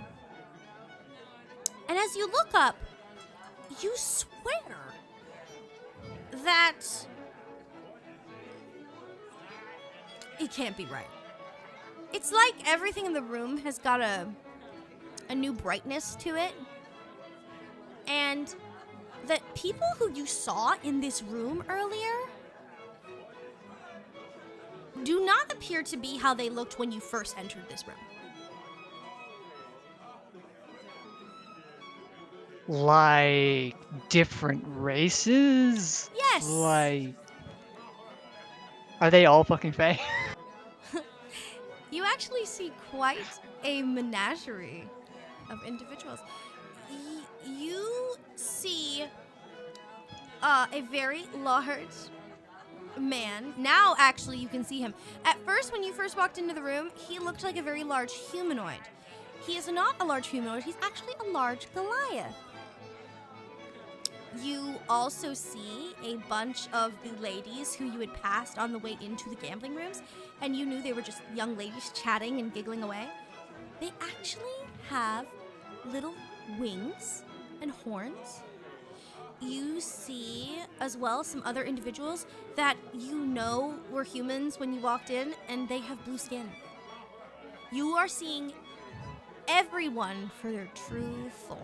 True sight. I see. Okay, well, I'm going to be keeping like one hand in my pocket, but I'm going to be holding on to that card. That card will be physically in contact with my skin for as long as possible. Wonderful. Okay. And just to inform you, a little DM thing. That card now, as you have opened it, and that is now a card of your possession, you opened that envelope, that ability is now naturally on you. You do not need to be actually holding the card to have that ability. It is been bestowed upon you by the host of this great party. Wonderful. Okay. So, I guess, first thing, there was a very large gentleman, a Goliath, you said, near the front of the room that used to be a humanoid. Does this individual match the description of Zoe given to me by Ray earlier? It does match the description of Claire's very tall man that she met. But you can't spot the girls right now. Yeah, for one thing, I'm not in the room where like they might just be in the main hall. I'm gonna try to make a note and try to keep track of where Zoe is. Okay. I want to go out and look into the main hall now that I have true sight. Okay, so you're heading into the main hall. For all I know, I want to try to find Claire, Ray, and Daisy, or at least what they really are. Okay. As you enter into the great hall, the main hall, you see another massive change. There are so many types of creatures in here, from pixies to Feywild creature to all kinds. It is a meeting of all races here. It is insane, right? There are minotaurs, and there are even very large beast men. There are all kinds sitting around, talking, drinking out of tiny wine glasses, right? Discussing and eating little snacks. As they're talking, and their wives are talking to one another and gossiping and talking and chatting, celebrating this great party. And you do spot something interesting. Heading towards the pleasure rooms, you see a yellow dress, but you see some kind of tail that you didn't see before. The yellow dress itself is quite bright. So are we talking like catgirl tail? Are we talking like tiefling tail? It's hard to see, but you can absolutely tell by that bright yellow dress it most likely is Claire. But if you would like to try and maybe identify from afar, you can roll for it. Okay, and Claire was the one that was looking for Zog, correct? Yes, she was. Excellent. I want to try to get closer, and yeah, I want to try to uniquely identify if that is Claire. Let me just cut and paste my notes. Perception from a distance. All right. I will tell you, you're across you just left the gambling room in the main hall, and from the thing, it would have been on your left now. So, that's a good couple feet, and it's quite thin. So I'm going to say you have to get over a 14. Oh, okay. I'll try to be walking up towards just in case. Okay. Like, I see the dress, I'll walk towards the dress, but yeah, perception. 19. Fantastic. You can spot from the glimpse of Claire that bright yellow dress, yes, it is Claire. Her tall frame is there. But you do notice that as she has passed through the door, you notice something that reminds you of a tiefling's tail. But her skin color has not changed. Oh, okay. Because usually tieflings have red skin, but I assumed Claire's skin was like pale because I wasn't told otherwise. But, okay. Yes, she is correct. She is pale, and the tail you saw has color, but she does not have colored skin, from what you can tell. Ooh, that's cool. Okay. I will try to approach Claire. Try to. I'll be moving a little quicker than normal, trying to get in and get her attention.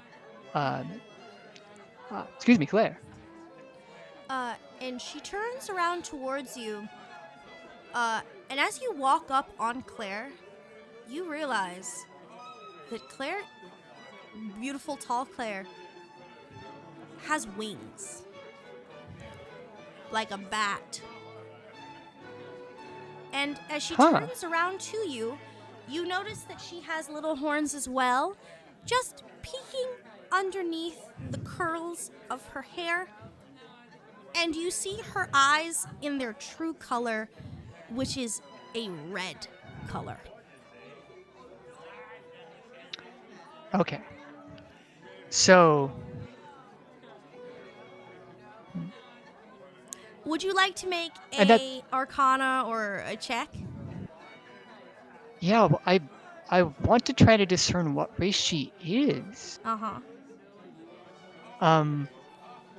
I can do Arcana if you like. I just don't know what check that is. I will allow you to do either a flat wisdom check. I'll let you do a wisdom check, an intelligence check, or you can use a history or Arcana check. History and Arcana are the same for me. Arcana seems, well, because it was hidden by magic, so I will use Arcana. Wonderful. Just roll a lot. 10 plus 3, 13. 13.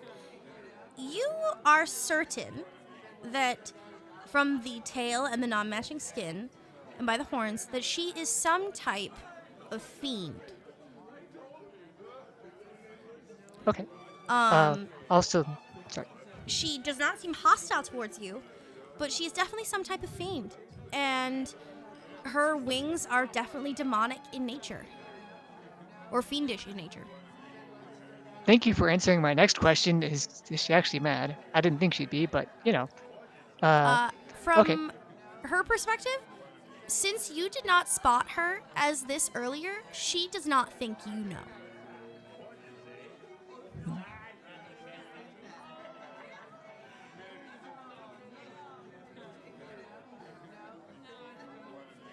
Time. Okay. This is fun. Because now I have to figure out, do I want her to know that I know? That's up to you.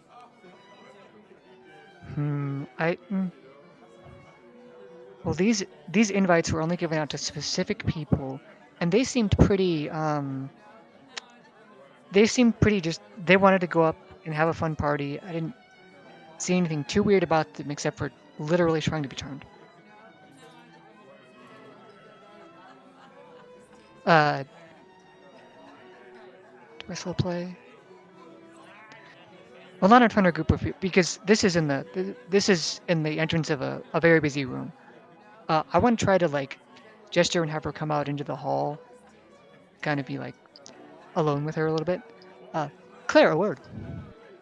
Oh, of course. As she slightly moves, and you realize that the heels she is wearing, they seem to be like the heels that she was wearing are more like they've come off, and that she's kind of taken them off. I think it looks as though she's kind of given up looking for Zog. But you can tell from her hands that her hands, the nails have like this claw-like set, and that the tips of her fingers are black.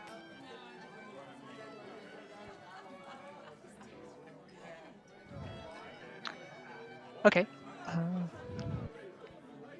And she moves slightly, but she seems happy to see you as she's still kind of looking around, but she looks a little sheepish. Okay, that's a check. So I will say, you were looking for someone earlier. Zog, was it? She perks up and she's like, yes. Wait, he's here. And she starts like looking around in a panic. I'll kind of gesture to follow him. He's like, I think I found him.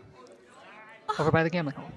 She goes with you as she keeps her heels off as she like moves with you, puts the dress down and moves quickly so that she can go and follow you to find him. Okay. I will try to lead her back to the main hall reasonably quickly, trying to keep my eyes out for Zog. Mm-hmm. Okay. Do you want to make a perception check to see if you spot him again? Sure. Perception.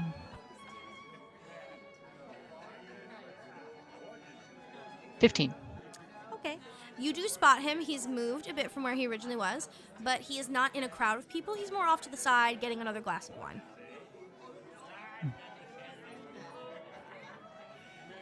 Okay. As we sort of approach, I'll ask, do you know him, or shall I introduce you?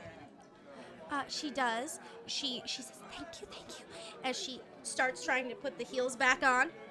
As she gets to the wall and kind of leans against the wall. She starts chatting to him as she does like a slight little curtsy kind of maneuver. And as she starts talking to the Goliath man that she found earlier. Okay. I'm just gonna. Oh, hang on. Hello. Hello?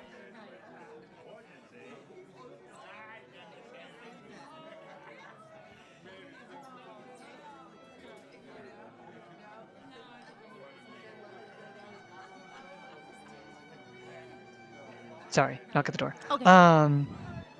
So. That's just And you went to the main hall, so let me go here. yeah, I'm not gonna interfere. I'm just gonna give like a gentle, like I would gesture her over to him and just give a little bow and a smile and have a lovely night, and then just leave them be. Fantastic. What do you do now? Okay, so I'm back in Maine. Okay, so the invite was for tonight. Did it mention a specific like meeting place or time, or is this just the party? On the card, it mentions the party, and it does in the very bottom mention that that those possessing the red envelopes, later that night, there will be an event, and to listen out for when it's called for.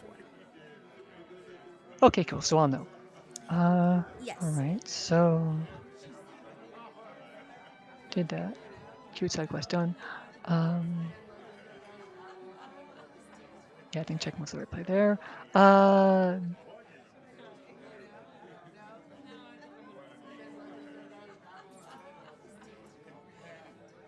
I want to go over to the pleasure rooms on the right-hand side.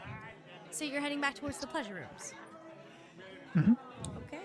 I want to try to keep my eyes open for Ray and or Daisy as well. Ray and or Daisy. Okay. So you head back now towards the actual pleasure rooms.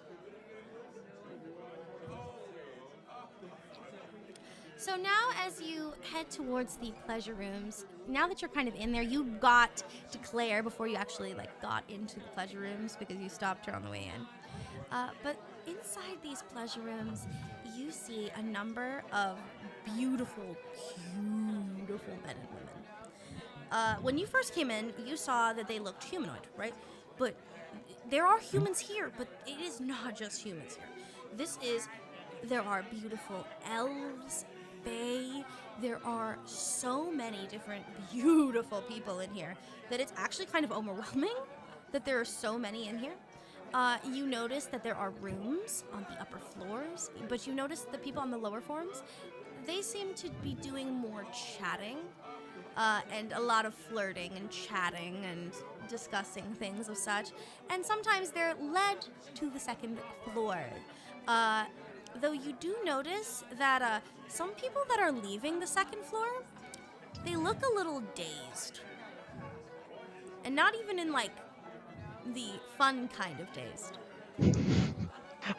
I was trying to figure out how to ask that question. Yeah. Yeah, there's some that have the fun days. Some of them to you, in your time of being on the road, they don't look like they came out of a fun time. Some of them don't have advantage against being charmed. Unfortunate. Okay. Unfortunate. I mean, I could put 2 rolls in a row. That's happened. Can I try to get a sense of the not fun dazed people? Can I try to get a sense of their why do they look unwell? You notice that one gentleman is leaving one of the rooms upstairs, and he looks don't get me wrong, he's got a happy look on his face, but he looks sickly. He looks like he went in there fine and then came out with the plague. He looks tired, like he has been drained of his life essence. Like something got its claws into him.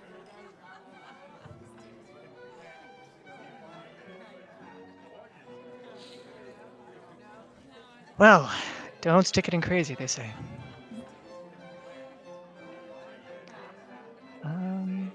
I'm just gonna hang out on the first floor and try to work my way through. See if there are. See if there's anyone I recognize in the form of either Ray or Daisy, and second, if there are any performers that seem available, I guess you could say.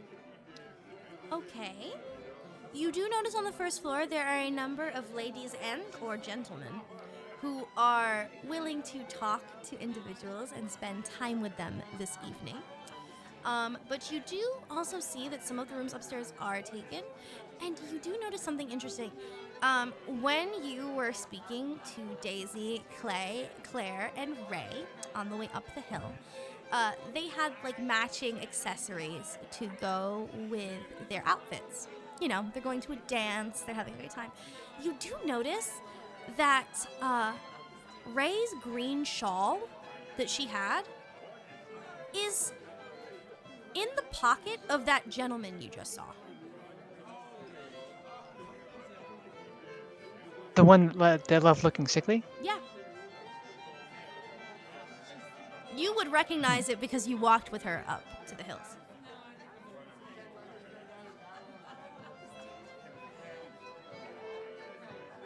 So what you're saying is I walked up with the Hex Girls. Sorry, that's a very old Scooby-Doo reference. No, I know. I was trying to hold it in a little bit. But You are welcome to laugh at my nonsense. Or roll your eyes that way.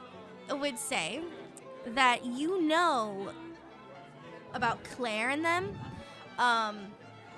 You don't know if the other two are the same thing as Claire, but you do know for a fact that you could go up there and investigate, but he does have her shawl. You do know that. Okay, so now I want to try to lock in looking for Daisy, because I know she was the one that tried to charm me earlier on in the match. You're trying to look for Daisy. Daisy. You know what, actually? Let me see something.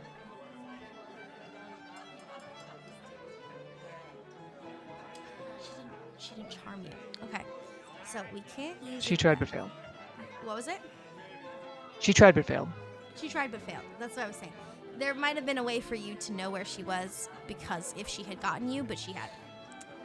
Not worth it, not worth it, not worth it. Not worth it, not worth it.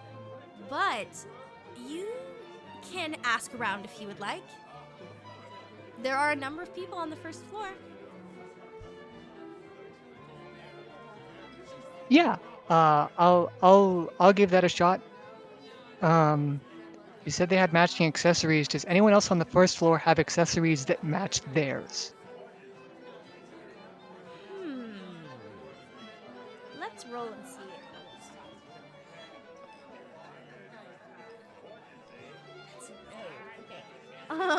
That's a no. But what you do not spot any accessories outwardly on the floor that Daisy is here. Okay. Then I will wander around, see if there's a let's see, who would know better? Would a simp know better, or would the performers know better? These are the questions. It's up to you. There are ladies and gentlemen who are pleasure room attendants, if you will. But there are also servants who are running the drinks. Hello! But there are a lot of interesting people that you can see and spot in these rooms. And there are a lot of people to talk to. There are girls serving wine to gentlemen. There are gentlemen talking to lovely, beautiful ladies. There are men who are just chatting it up while smoking cigars in here. They're having a grand old time. Yes, they are. You're going for it. They're Okay. having a good night. I'm gonna try to talk to if there is like an actual main attendant, like a front desk person, I'd try to talk to them. If there isn't, I would like to try to talk to a waiter or two that's going around and serving people, and see if they have seen a lady named Daisy with a blue dress around. No problem. So you go to the front desk attendant, basically, first. If there is one, yeah. There is a head lady, as we'll say, who is standing by one of the tables. She's making sure all of the ladies are giving the gentlemen drinks, helping the ladies find their coats. She is kind of running it a little bit. And so you go up to her and you ask her, and she's like, blue dress, light blue dress, dark blue. There was a lady in a dark blue dress. She left gloves here, and she, I believe, is upstairs. And there was another young lady in yellow who was meant to be coming upstairs as well. She has booked out a room for this evening.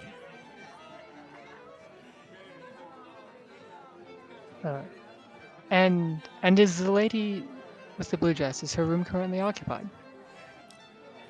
Oh, I did not actually see the gentleman she was speaking to go upstairs yet. I know he was finishing up a few beverages, but I don't recall seeing him go up the stairs just yet. But she should be in room 4 if you would like to give a knock. Is it emergency of some kind? No, not at all. I had just come up with her to the party, and I wish to thank her for her company and for leading me to this place as well. No no problem at all. She should be upstairs. Feel free to knock, but depending, she may not hear you, sir. All right. And she continues on with her bustling behavior of it's careful with the wine as she's trying to help the other girls continue to serve the gentlemen as they are rushing around because there's so much going on. Poor thing. No, I'll wish her a good night and just kind of what? That's an. Sorry, I'm trying to parse the she might not hear you. That's interesting.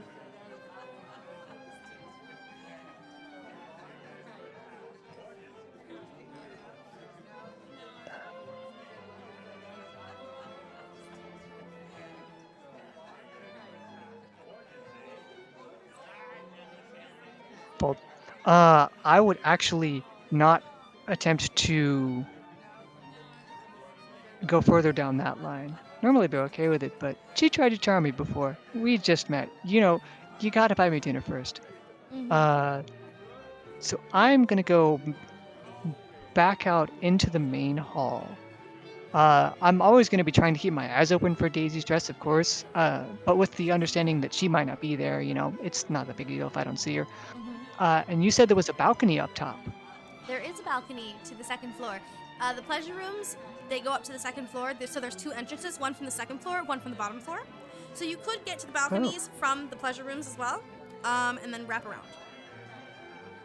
Okay, I'd like to do that in reverse, actually. I'd like to go to the balconies first Perfect. and see what I can see out there. As you go up the stairs, you do see the balcony that has more ladies who are up top drinking wine, gentlemen chatting. There's some gentlemen doing some tricks to impress the ladies up top.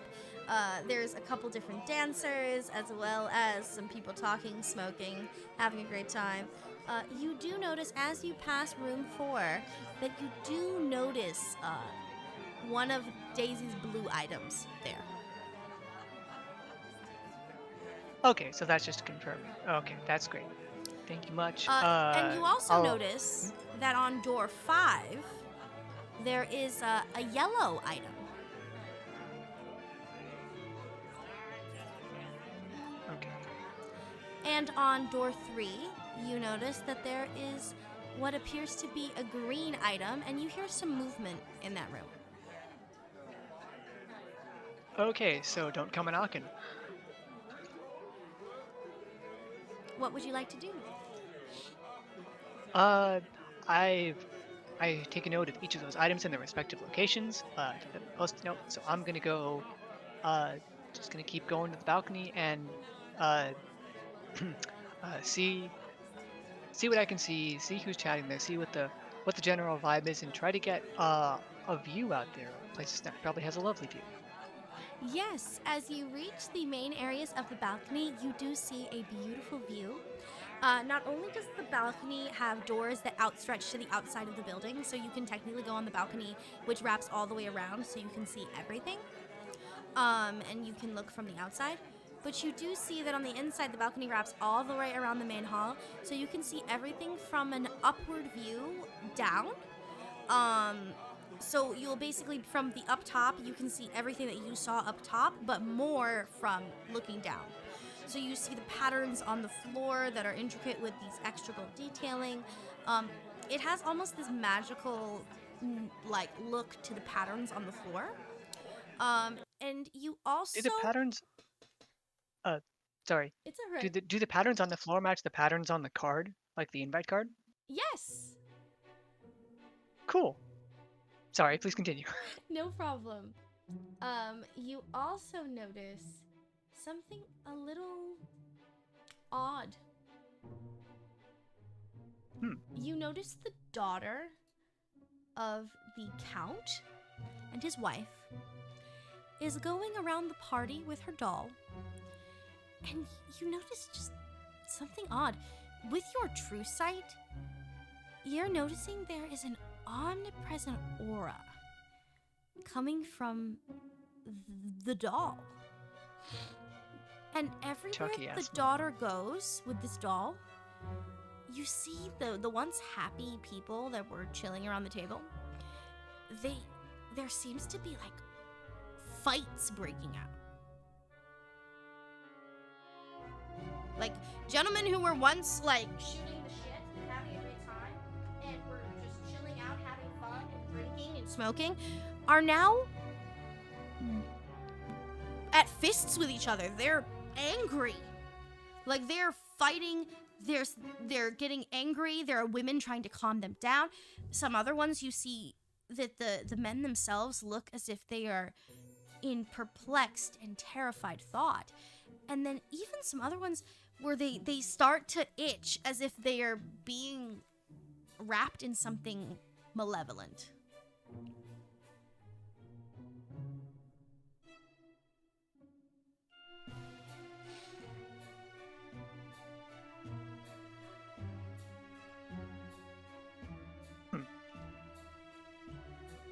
I should have read D&D Beyond if I want to check the range of this. It's probably touch. I have no shot. Okay, so...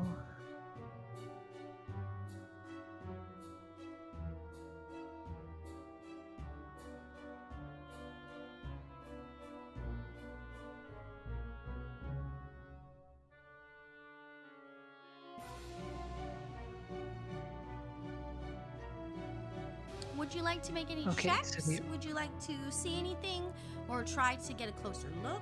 Anything you'd like to do? So the ore is on the doll as far as I could tell? Well, I guess I might not be able to tell that in particular, just where they're... Because the wife and the daughter and the doll, they're all together, right? So actually the daughter is out, I guess, communing with guests on her own. So the daughter's on her own. Does the daughter have the doll? She does. Okay. So wife is at point A, daughter's being brought at point B. But I only noticed this now because when there was that whole group of people and everybody was around them, when the count and the wife and the daughter were there, that was fine as far as I could tell, right? When you didn't have true sight earlier, you would say that there was a very large crowd of people that were just talking and discussing with the father and the mother and the girl. But you notice that the girl by herself, and when she goes to deal with people on her own, that's when you're noticing these experiences.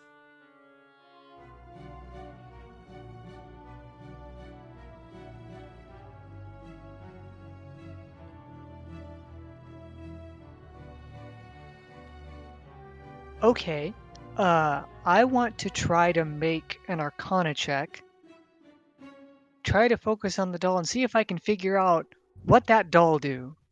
No problem. Feel free to make an Arcana check. Actually, wait. The first thing I want to do.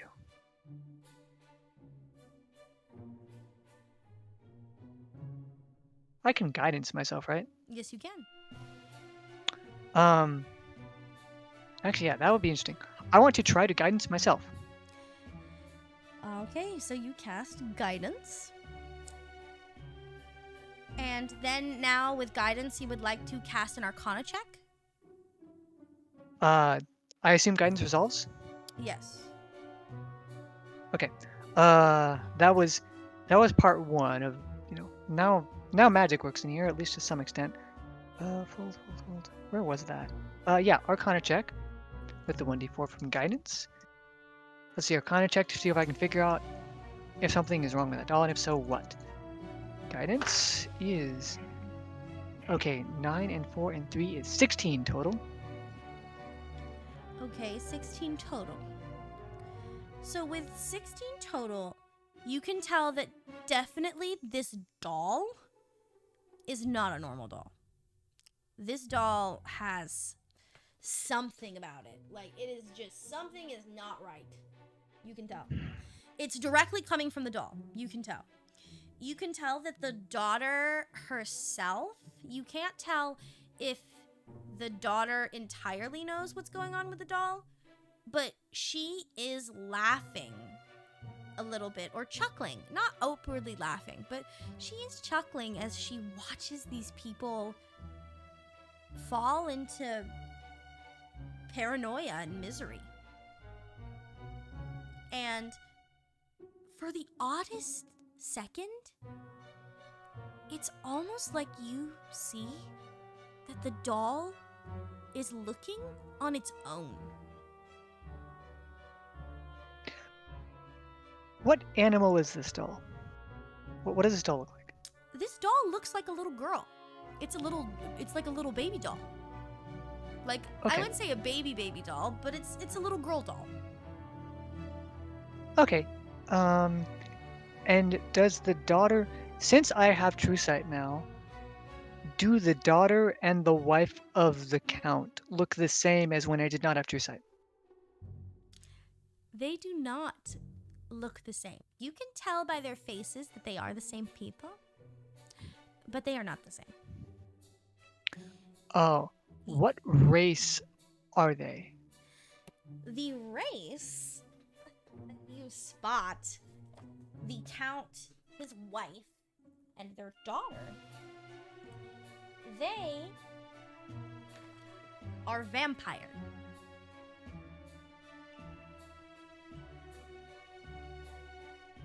They are vampiric in nature. Humanoid, but vampiric.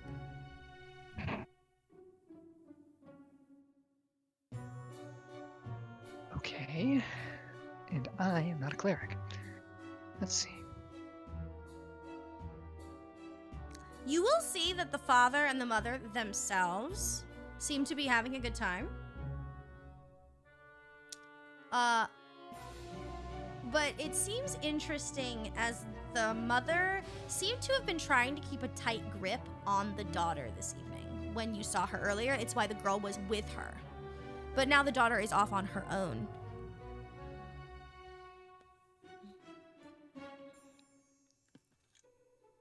Nothing to independently verify. And we're all going to the daughter's party. It's for her, It's for her. right? Her parents have thrown this shindig for her.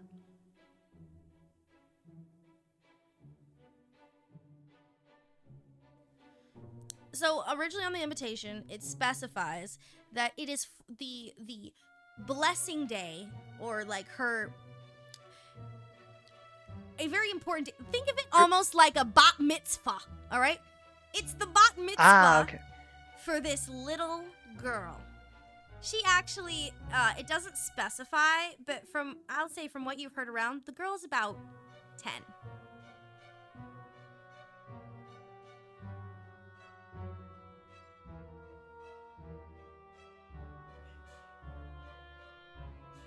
Cast.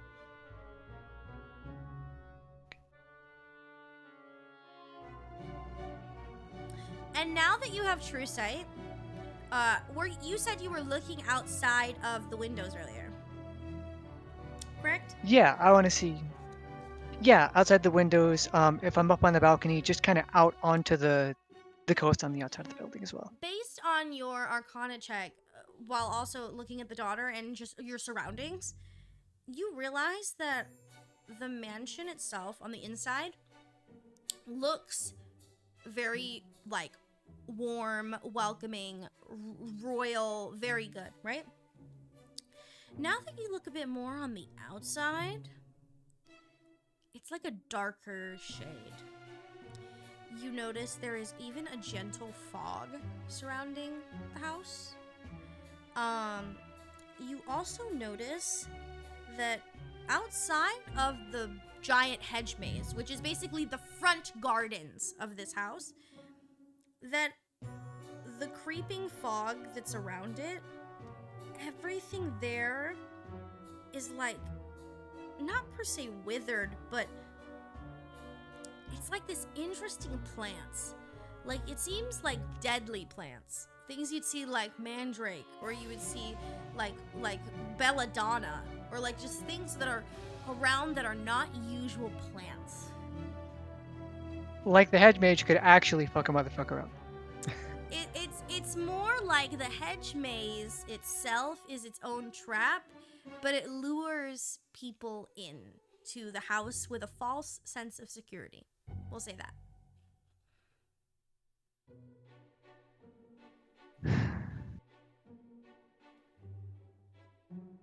Because everything at the front of the house looks green. But everything around it, on the other side of the hills, that's connected to this house is not looking green. Rules question. Okay.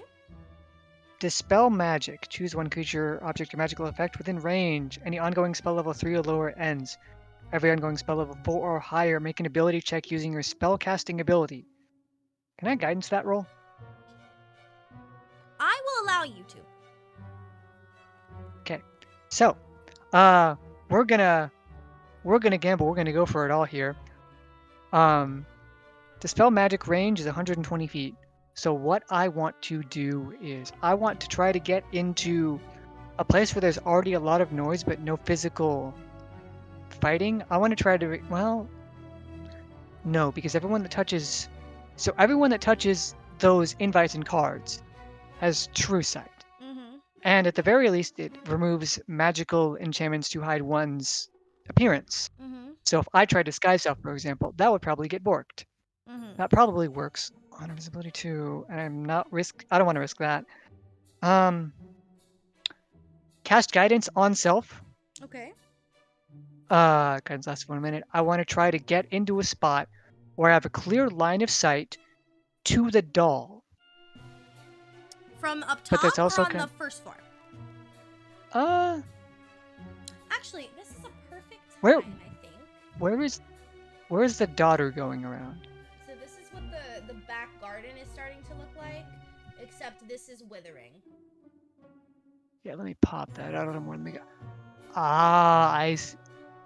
Ooh. Okay. Nice. And pause just a moment. I'm going to do a little shifty shift here. Ooh. Yes. The okay. red square. This Yeah, okay. is the great hall itself towards the outside. You're actually on the balcony that leads around here, so it wraps all the way around.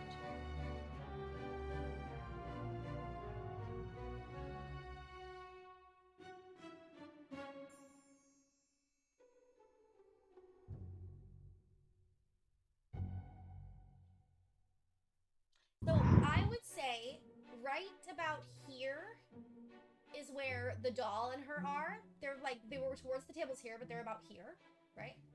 You are up Okay. on the balcony right here in the red. Okay, second floor to first floor. Well, I probably need to make a quick escape. Let's see. So they were okay. So they While were we're at all. it, why don't I adjust this battle map really quick? Well, we all gotta die. What's wrong with tonight? I guess. Nothing. Uh, Gotta die. Hold on. If I may muse aloud for, well for punching in a fire. Poor movies have taught us one thing: is never trust a doll.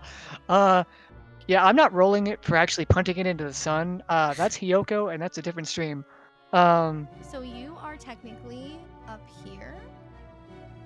On the second floor. Yeah. Okay. And I'm So- gonna make little dots to show where she is. The little girl.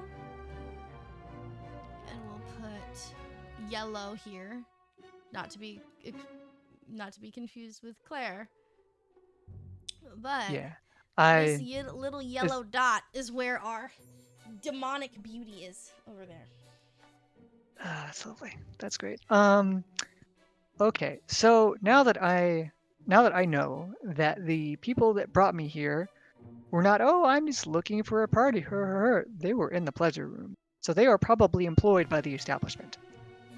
If that is the case, and pretty much everything here is a lie in some form or fashion, then they're probably not looking out for me. And as much as I would like to try to recruit them to my cause, I feel that would be some sort of mistake.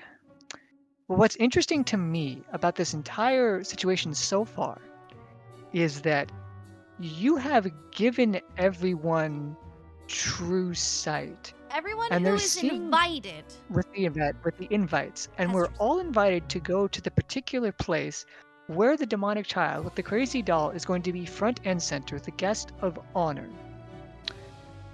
But everyone that's going there has true sight and sees this insanity going on, but they're still asked to go.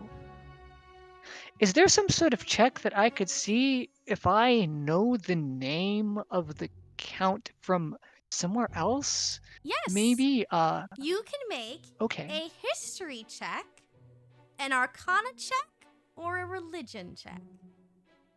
Okay, so I'll burn the guidance that I have on me. History, arcana, or religion. All the same, great.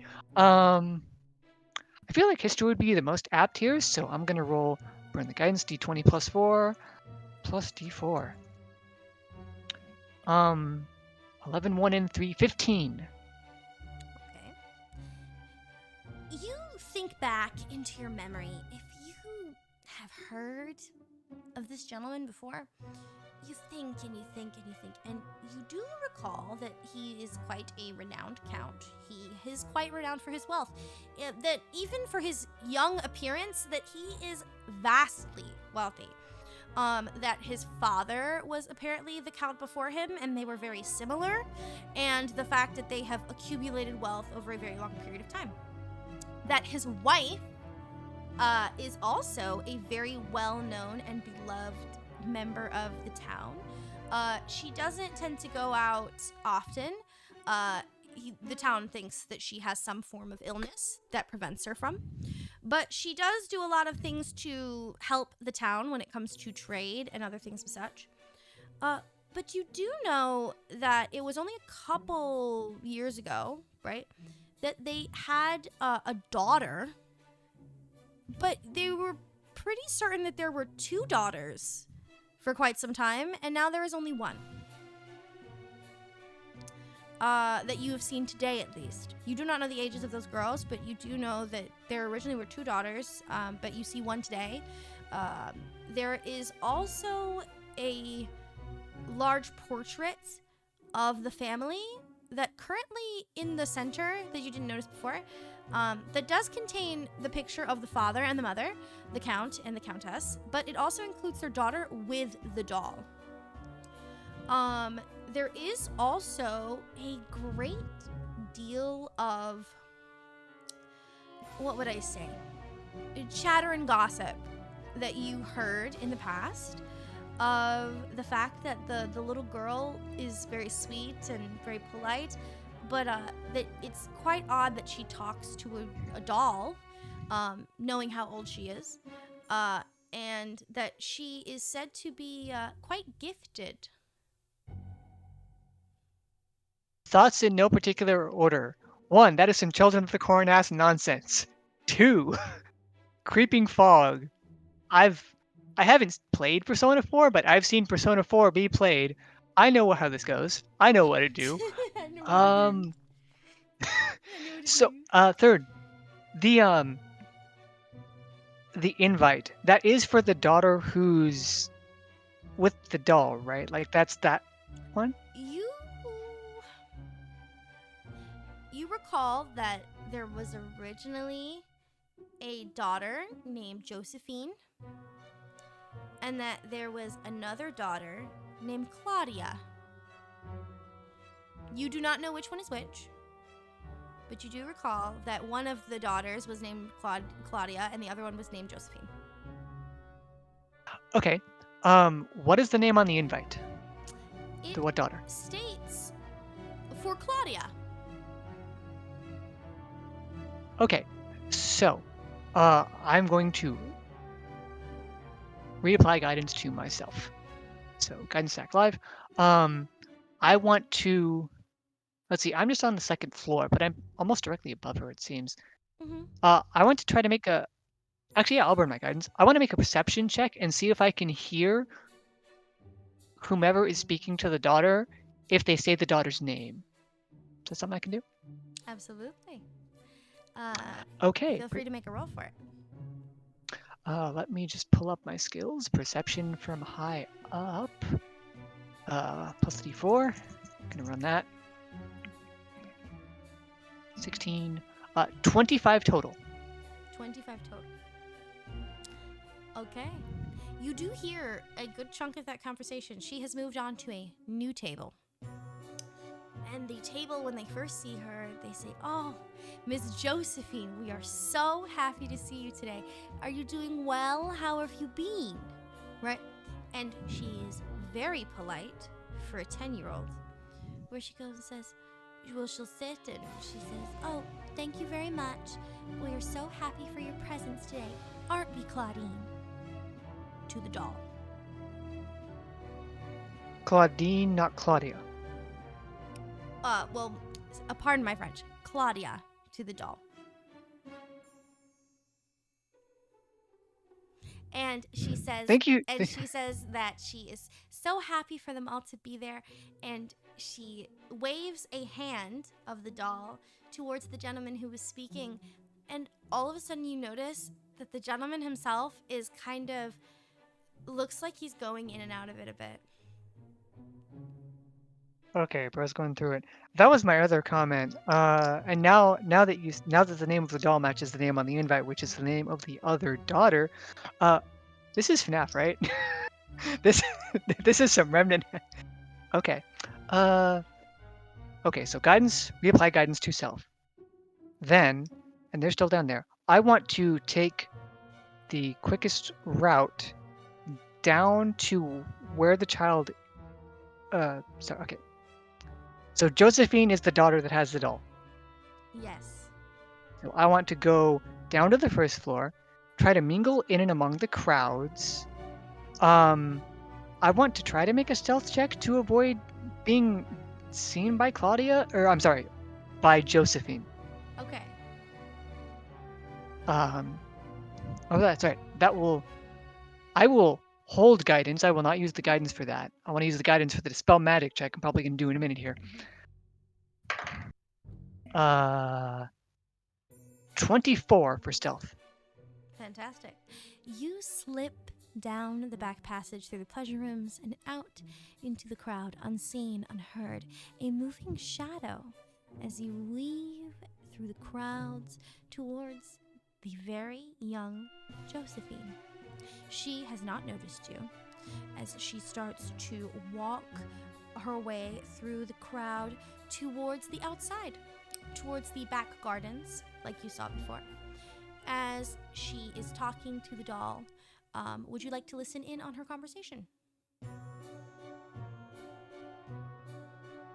First, a question. So heading out towards the back, that's the garden, that's where the hedge maze was.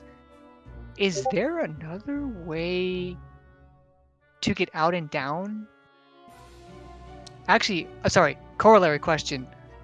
I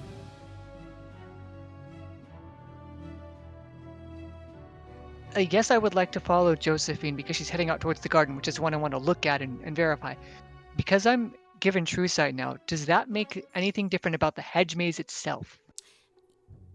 I would say the hedge maze itself looks like it looked before, and it does have some form of like fey magic, but you can definitely tell that it has been augmented.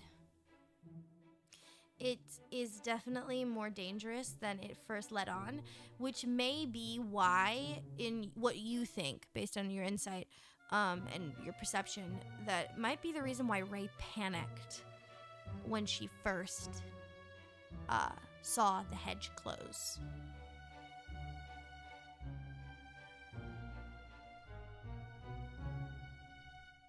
That she said it was different than the last time she was here. It might not be that the hedge maze was not here or was not moving, but whatever is afflicting the hedge maze is not what it was last time. Yeah, they might have changed security for the night. If the Count is known to throw baller parties like this, but maybe he wasn't getting enough people, enough energy, enough whatever. So that's probably one of the reasons that they would be allowing theoretically non-invited people into the place. And I came along. Well, I'm here now. So she's out by the garden. Is there another way to leave the premises other than through the hedge maze from where I am right now? Technically, yes. Towards near where Josephine is, she is headed towards the west, which is where if people were to exit the party, there would be where the carriage pickup is. The valet is over there. Grand Theft Carriage. Cause I sure she didn't get in through the Fae. Okay. So let me see. How many 5th level spells do I have? Should I have? Oh, I have 2. Oh, that's lovely, actually. Okay, so spell magic. So I want to try to get out, and I'm hoping the stealth still holds. Max range 120 feet. Dispel magic, upcast to 5th level on the doll. I want to try to remove whatever aura was causing the incitement of anger and pain. So any effect, any single magical effect of a 5th level or below ends. Otherwise, if that is a higher level effect, tell me to roll and I will have a panic attack and then roll. I have to just check something very quickly. Sure. I wonder if this will apply.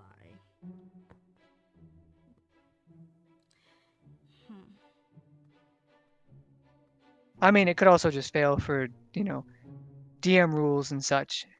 But I figure that's an aura that I can mess with in a magical fashion. It will definitely do something. I'll say that. Yeah! I'll definitely say that. It will do something. So, you still want to cast it, correct? Yep, Dispel Magic, 5th level on the stack. So, you from the shadows cast this spell. And it does not pass into Josephine, but it does pass into Claudia. Now,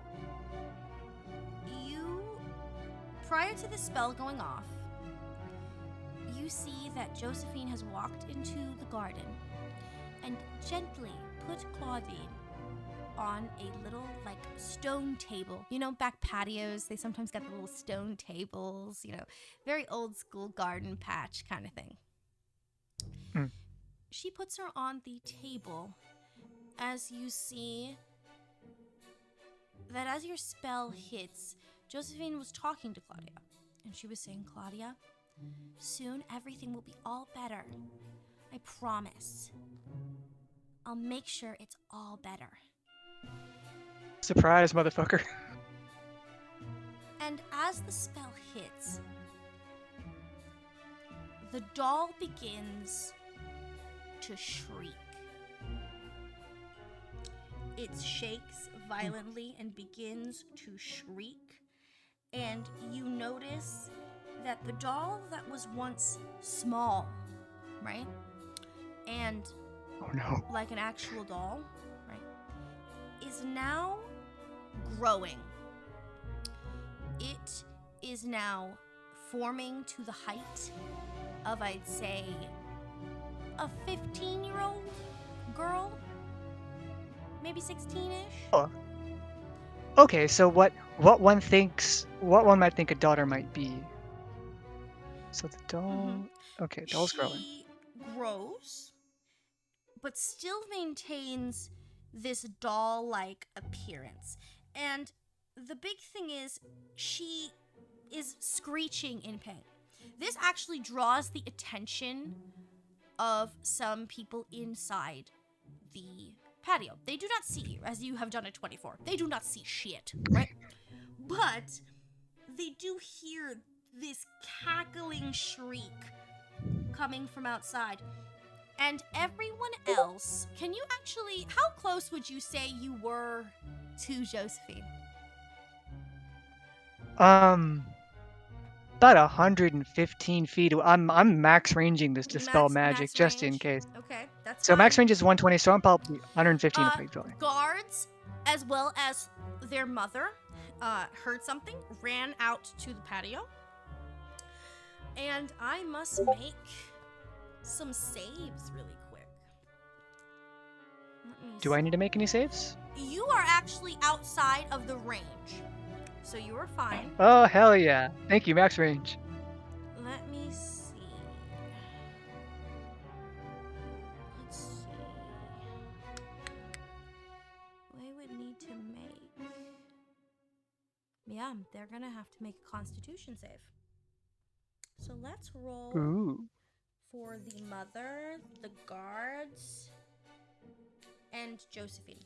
So the mother fails. Oh no. Guards. Oh, Josephine saves with a 19. Ooh, good shit. And the guards, they succeed. Holy shit, with a 20. Nat 20. Okay. Let's go. Good job, guards, for doing your fucking job for once. They've probably got a pretty good bonus to that as well. So, the doll that is transforming lets off a shriek so ear-piercing that it causes Josephine's mother, the Countess, to shake, convulse, and collapse. She falls to the floor in the garden and is caught by one of the guards who is doing his shit. He is on that shit. A couple of the other guards step towards Josephine and stop. Josephine now looks panicked and she goes, Claudia, it's okay. As she's trying to calm down the doll. The doll is still shrieking and yelling and screaming. And let's see. What would it do?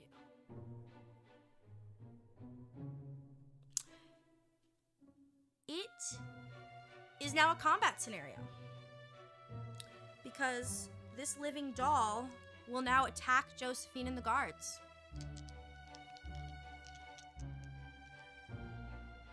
Okay. Josephine nat ones for escape. Oh no. And the guards get, with their bonus, a 10. So they do not escape. Okay. So they're So, okay. So they're attacking. So they rolled, when they realized from that shriek, they had tried to, I gave them a roll to try to escape. They failed the escape, meaning they are now in combat. Are they being? They are now being attacked Oh, okay. by Claudia. So let's see. She's gonna use an action. So let's see. That does not hit Josephine. She misses. Okay. And she misses the guards. All right. You watch as this now humanoid-sized doll jumps towards Josephine, attempting to strangle her. As well as when she cannot reach Josephine, and the guards have gone to try and stop the doll from attacking their mistress, she attempts to also jump the guards. Let's see if Josephine decides to do something. Let's see. Josephine she cannot. She is stunned by fear. See? And the guards, let's see. 2 of those guards will use to drag Josephine away from the patio, and 2 of those guards will stay to try and fight the doll. Is there anything you would like to do?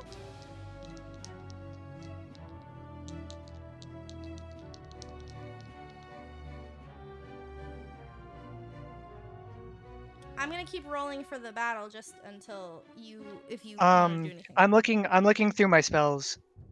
Okay. Okay, so I accidentally unleashed a boss monster. Ooh, yikes. So Oh, big yike. Ooh, yikes. Okay. okay, so is the wife away and safe? The wife has been taken away with the guards with Josephine. They have been brought inside. Okay. Could I take a look at the wife to see if she's alive or just unconscious? She is alive, but she is definitely not well. She was dealt severe psychic damage.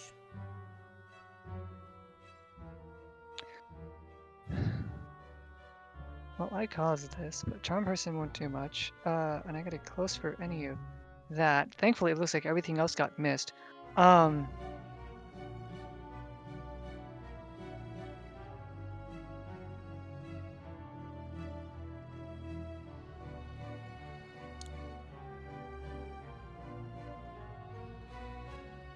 uh, goodness me, I'm sorry. Self. Oh, that's okay. That's centered on me. Well, the guards didn't. I owe it to the guards at least to assist him. They're probably just here getting paid. Um,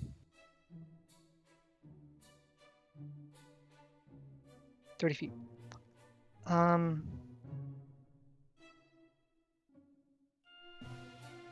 What's the range of any of this? 60 feet.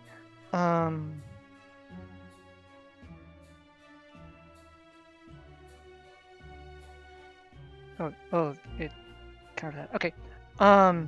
So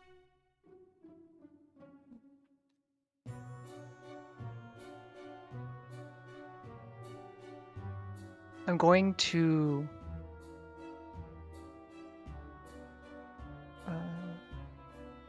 oh, if I am my allies in fighting it. It's probably gonna do.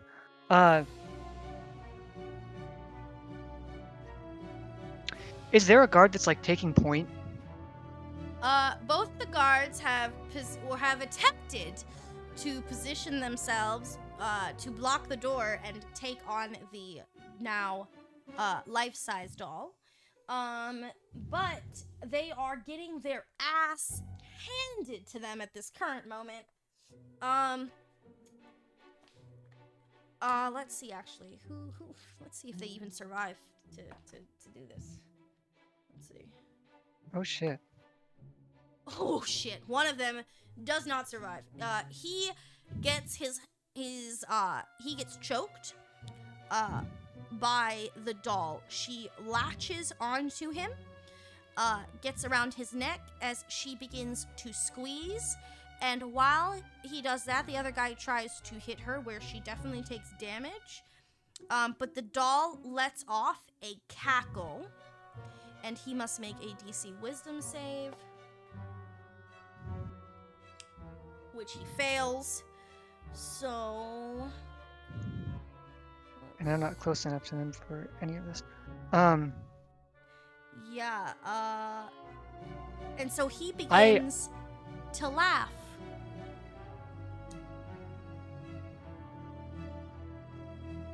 All right. As his comrade is being choked, and let's see if she gets him real bad. Let's see how bad that damage is real quick. While you do that, let's see how bad the damage is. That is, what was it, D10?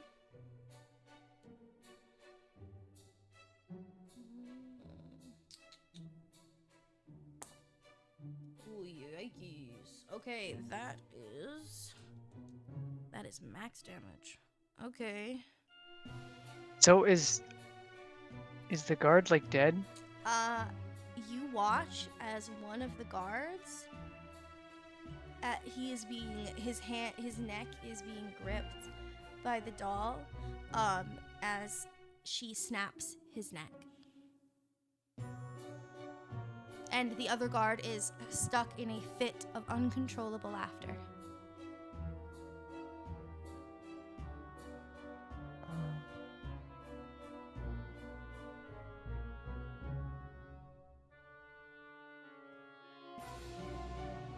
Okay. Well, I'm sure some of these people at the party have somewhat good intentions, and the guard's getting chunked the fuck out. I don't really want to do that. I don't want to run that either. That's probably dead. Concentration up to 1 minute. Okay. 120 feet. I'm still in range of that. What is 1 different level 4? No, I'm gonna. Okay. I want to enter combat. You're going to enter combat. Okay. We will Initiative. roll for initiative. Is 18. Okay. The guard who was laughing uncontrollably just nat 20. So he is first in the order, then followed by you, followed by the doll. So let's see here. Let's see, does that break thingy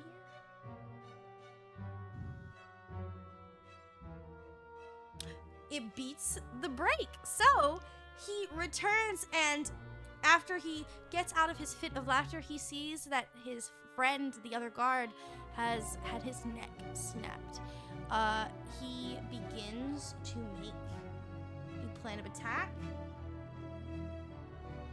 He decides to run at the doll and misses. What would you like to do? Okay. Action. 4th level Phantasmal Killer, range 120 feet, so even without moving, I am still in range. Doll needs to make a wisdom save of 15 or higher. Okay, let's see.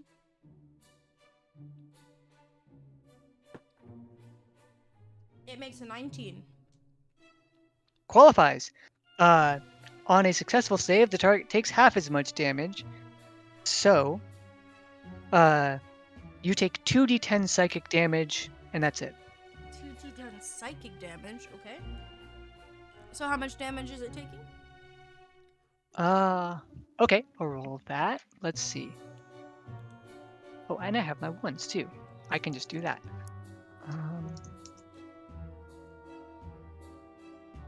5. Okay, so 5.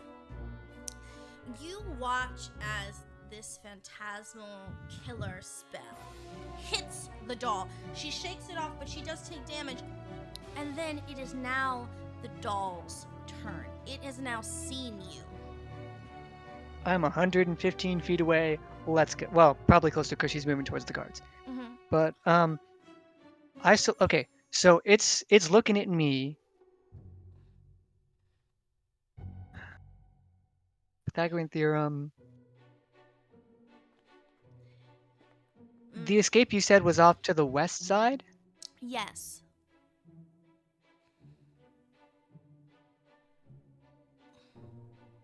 To Fitting into actually the story, explain, I think I have the correct map here. Let me see. Hold on 1 second. Let me just hit the escape button. Hold on. Nope, that's not the one I want. I think it is. Nope. I think it's this one. This is part of the way the maze starts. But this is what it would look like if you were going to, let me see here. If we were going to bring this back and put that right there. You see where this patio is? Ah, there it is. Okay. You see where this, So- sorry, it's going to take it a second. Where Yeah. this patio is. Okay, yeah, so we're up by the front. You're up by here. And The so I hedge maze can- is right here. Hedge maze is desert, so I can just like go around. Yes, you technically could. I could try, as they say in DMing. Make a try. I got 2 set. I'll be fine.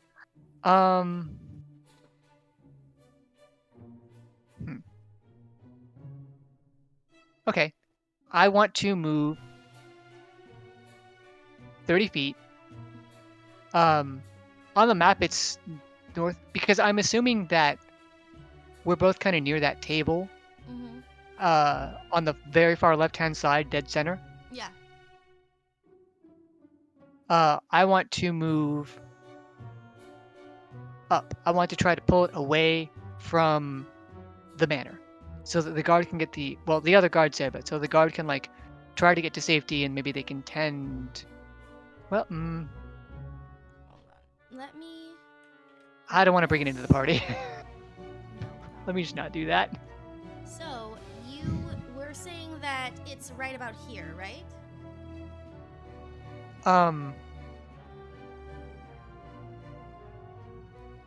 So that's Yeah, where it is sorry, right I can't- now. Hold on. This is where it'll pop up in just 1 second. There we go. You see this table? This is where you are at right now, around. So you said you wanted to go up, correct? Yep, up. Wonderful. Try and go as far as you can. I want to try to, I want to try to move back so that it has to move as far as it can to get to me, and so that it's like somewhat away from the party. But if we have hundreds of guests versus who would win? Hundreds of guests versus one bear girl, or one doll girl, I guess. I think the hundreds of people would win. So I've moved you up here. Also, kind of maybe show the party. Mhm. You know, there's problems. So you have moved. Is there anything else you'd like to do this turn? I burned my action casting the spell. I burned my movement. The reaction is technically different than the bonus action. Whoops, that's not right.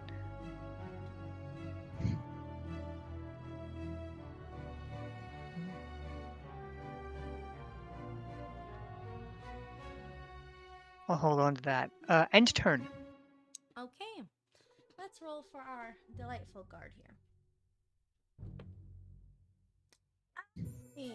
He makes it. Okay. He slashes at the doll.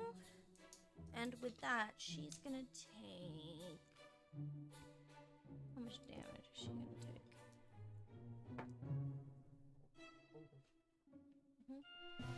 She takes 5 points of damage from the first slash. And 4 points from the next slash. You see that the doll looks quite damaged. Okay. Well, that's somewhat good news.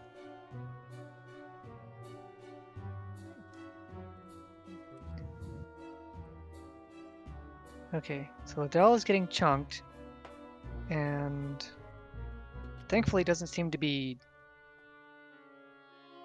going too crazy.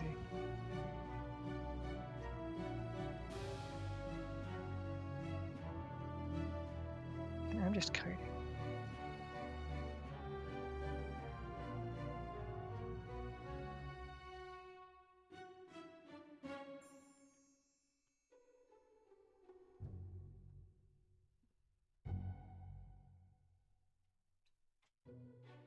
Well, I'm not getting close enough for that.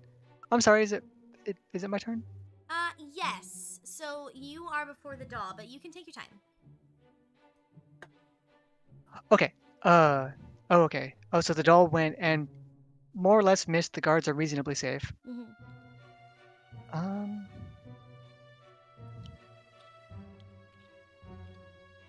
That wouldn't quite qualify.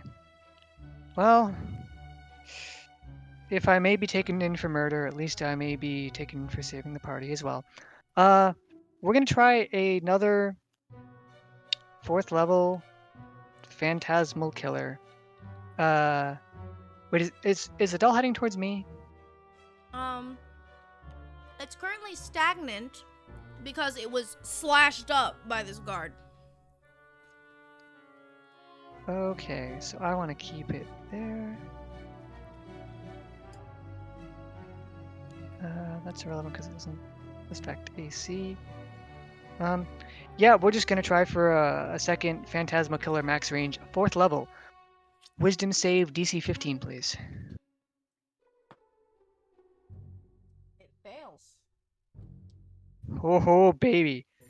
Okay, on a failed save, the target takes 4d10 psychic damage and at disadvantage on any ability attacks, on ability checks and attack rolls for the duration.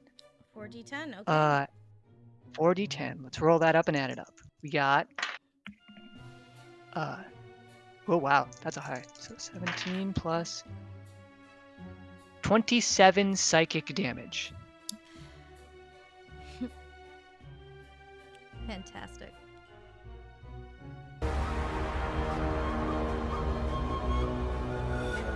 watch Oh god, the music kicked in. as the doll begins to rattle and shake and scream, right? As the bits of her porcelain face begin to crack and expose almost what looks like a human underneath. As you see, she shrieks in pain, and her regeneration cannot save her from your phantasmal killer.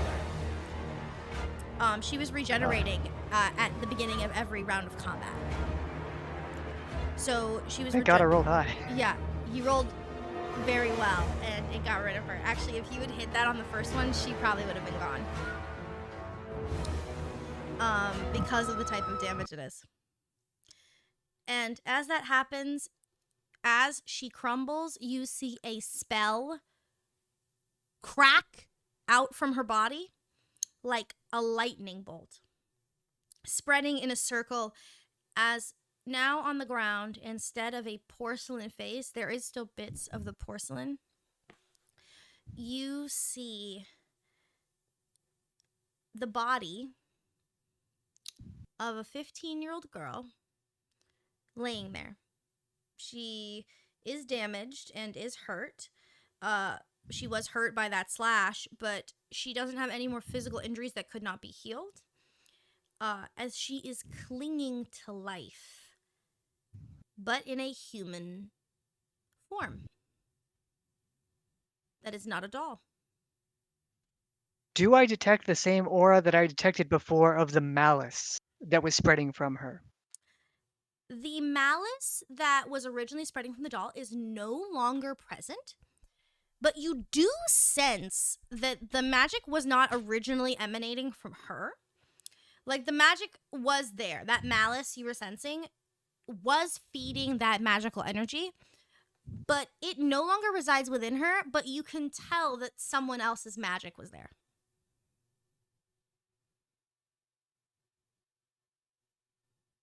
Can I make an Arcana check to try to determine the source of that magic? Yes, May I guidance that? absolutely. Guidance on the stack and then immediately burned? Mm-hmm. Arcana check. 11, 3, and 3 is 17 total. That is enough. You can tell from your own observations and from the essence of the magic that the magic that must have made Claudia a doll is Josephine. Her essence is still there, even though she's gone. Meaning that something Josephine did made Claudia the doll. A living doll. Stuck in a form of porcelain. And at the beginning of the fight, Josephine made the save, but she got body blocked by the guards. Where's Josephine now and how is she doing? As far as I can tell immediately. Josephine seems to have been brought inside by the guards, and she's attending to her mother, who was affected by the psychic attack. Yeah, of the cackle from Claudia. They would have seen me. I intend to I will approach Josephine, and I'm assuming the guard that was there is still there. Yes, he is. He is panting, out of breath, like he has just done the craziest shit of his life.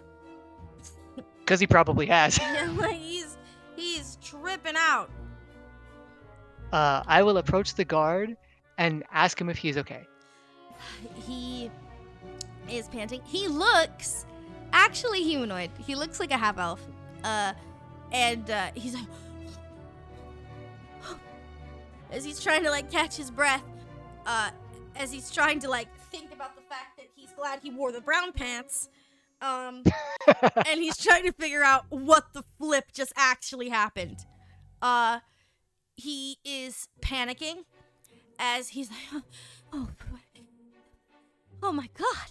It's like, you saw that too, right? I'm not the only one who saw that. Right? Yes, I saw that too.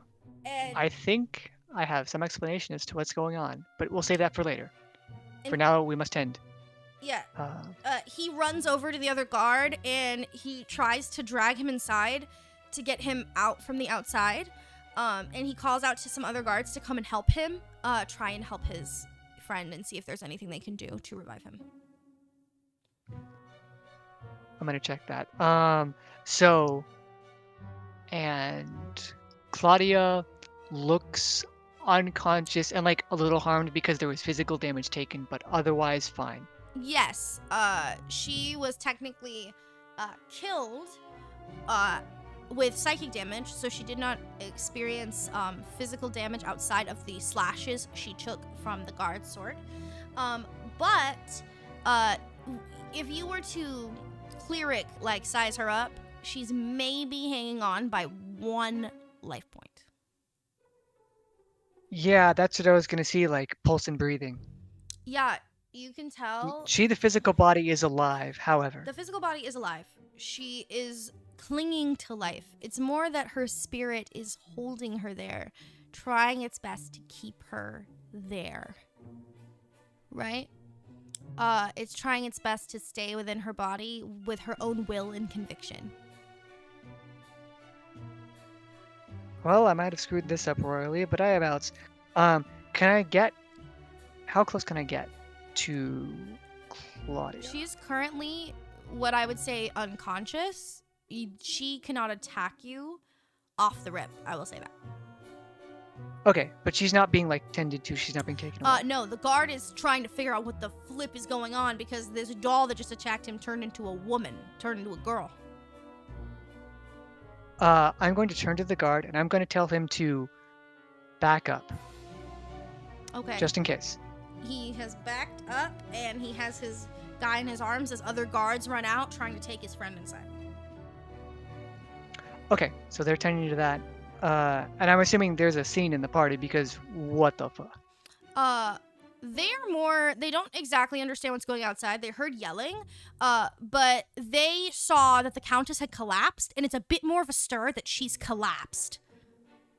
Yeah, they probably wouldn't have seen this. Okay, Cure Wounds, level 1, targeting Claudia. Okay. Claudia heals for 8 hit points. Okay. What happens? Claudia is laying in the dirt. From what we know, Claudia eyes, her actual eyes, open. It is not the glass eyes that she has been forced to see out of permanently since her imprisonment within her doll form.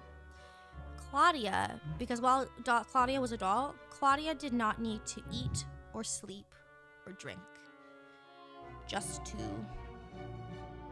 be there in the world. But as she actually opens her eyes for the first time in her own body again, her purple eyes open as she stares up at the night sky, frantic at the fact that she is now not in a doll form. She could have moved as a doll, but she is now in her own body and she is trying to get up, but she is walking almost like a newborn deer. Like The muscle memory's gone basically. She is trying to figure out. She looks like she walks like a rag doll. Like she has no bones. Are you all right? She looks at you and tries to back away and physically falls. We'll hold my hands up. It's okay. It's okay. She is panicking. You can tell she is panicked. There is a sense of panic. She is just losing it inside. She's not screaming, not yelling, but she's having what I would basically say is like a silent panic attack. Too many sights, too many smells, too many things when you have spent some time without any of them. Attempt to cast Charm Person, targeting Claudia. Please make a Wisdom save, DC 15. She fails. All right. On a failed save, the target has the charmed condition and the spell ends or you or your allies damage it. The charmed creature is friendly to you. When the spell ends, the target knows it was charmed by you. Okay. Claudia now So is not panicked. She stares at you with a very odd look, but she stares at you a little glass-eyed, and then she kind of she calms down because now she's looking at you. I'll give a nod. My name is Artanis. You are safe now. We can explain what happened, but you should come inside, and people will tend to your wounds. Is that okay? She looks at you. Right? As she attempts to stand up. Again, newborn deer style. She is trying her best. But it's a little rough out here. You do know that she has some serious gashes from that sword wound. But you mentioned she's gonna go get her wounds treated. But yeah. Yeah, I healed her for 8. But she's not actively bleeding, right? No, she's healed for 8, so she's all right. More or less, she's just like, oh, yikes, that was painful. She's dealing with like the pain of having been hit with a psychic attack, as well as a physical attack. She is also 15, so she's small in comparison. If I may flashback, you mentioned the invite that where Claudia was the guest of honor. You mentioned it was it wasn't necessarily a birthday, but it was a cultural thing, like a bar mitzvah or a quinceañera or something like that. Is that correct? Yes. Okay. Gonna check on that for now. I want to I'll try to like help her, like arm over the shoulder things, and try to like I'll pick her up and lead her inside, and I'll try to see if I can summon someone over to assist in taking her inside. Yes, as you enter inside, you see what I would say like mansion staff, not a server, but like mansion staff who have been running around, and the girl is running around trying to help some of the servers pour more wine, and she drops a bottle of wine when she sees Claudia. Okay.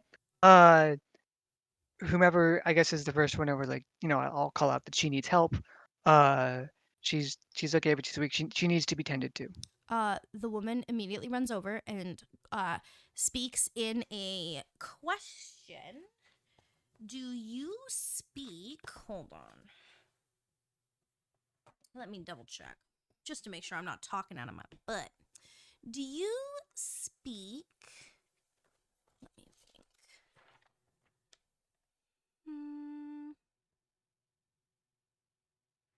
Do you speak Abyssal at all? I'm actually checking my spells to see if I had anything for languages. I don't believe I do. It's just gonna be. No, I think it's just human and elf. I don't speak Abyssal. Okay. She calls out to another woman in Abyssal, something that sounds foreign to you, but it is Abyssal. And another girl rushes over and grabs young Claudia and leads her right into a side room. Okay. So that's good. So everyone's probably. What's the triage situation looking like? Where? where are people getting cared for? You can see that the guard has also been taken off into another side room that's towards the back of the main hall. You can also see that the count has shooed off some people as he goes to look at his wife and discuss with his daughter.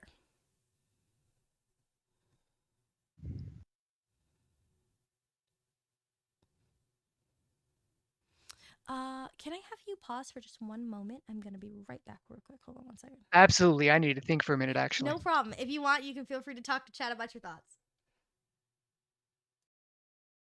So chat. I know this game is for me, and I'm having a wonderful time so far. But how y'all doing? How we feeling tonight?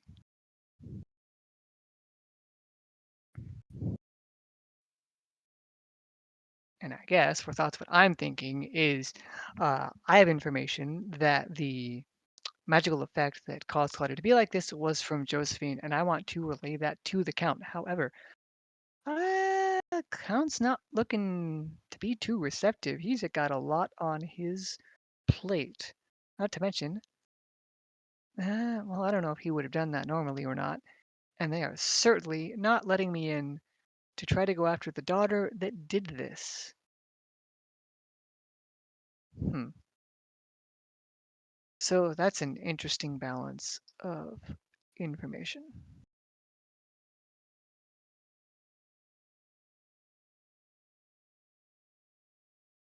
And I would like to think that the Count would either know that I have this true sight or would be able to discern it very, very quickly. I don't really know what I did when I hit Dispel Magic. I just figured, well, there's an aura that's making people fight each other, and everyone was going to go crowd around the door like some sort of cultish figure, and with everybody fighting, that's quite. Oh, just got here, Solomon. Oh, well, we've been going for about a little over 3 hours now. So, unfortunately, you kind of are gonna have to go and catch the VOD, but it's Jim's a good storyteller and a DM, so I think it's worth it to hear me just muttering away trying to figure this out. This has been a wonderful time, actually. I'm glad I unlocked the next piece of the puzzle. That is to say, uh, and now I'm not really sure how close I am to one of the quote unquote ends of this, but I think it is a major story event. And I know this is meant to be a one shot, so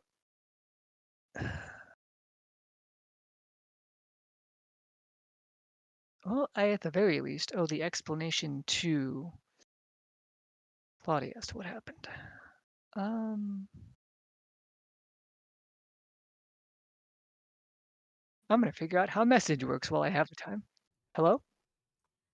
Hello, I am back. Wonderful. So, thoughts? How do you feel?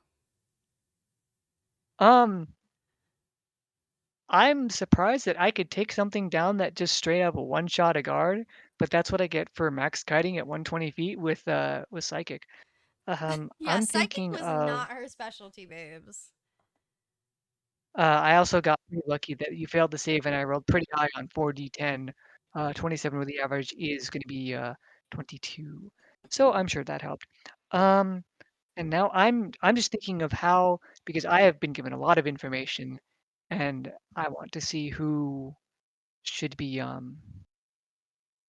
given what information when. Uh, Meantime, so I see so that's at will 120 feet. Um, I want to try to cast a message 120 feet as long as I can point toward a creature, so I just point in the general direction. Um, I want to try to cast message on and I'm still screwing this up. Message on Claudia because I didn't actually tell her what happened. I mean, she probably knows, but um, Okay, what do you want to say to her?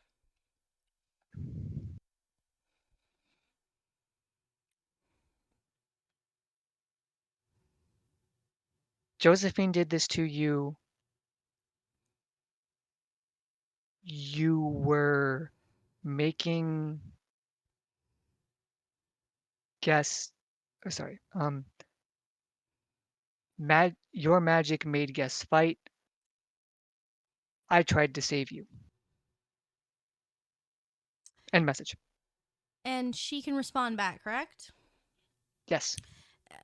I'm guessing there's a sentence limit on this text message. 25 words, I believe. That's why I tried to like pause and count. Yeah. Thank you for telling me. I am in the private apartments. I will be speaking to my father shortly. Blessings.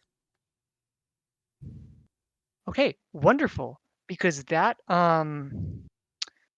okay, that solves the next dilemma I had was how to tell the count. Bro's kind of going through it right now. You do see currently out of the corner of your eye that he is heading towards where Claudia is. And he's moving fast. He's moving fast. Okay, I'll see him. Private apartments.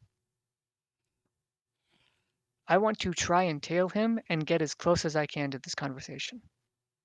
Absolutely. I'll make sure he passes me. Try to like. Actually, Absolutely. no, invisibility probably won't work here. But yeah, tail him. Listen in. Shall I make a stealth check? Yeah. The private apartments are Stealth. Yeah, the private apartments are also No time for guidance. gambling rooms. Stealth 26. Fantastic. That's what plus 11 does, baby. Once again, you descend into the shadows as you sneak across through the crowds of partying individuals towards the gambling rooms.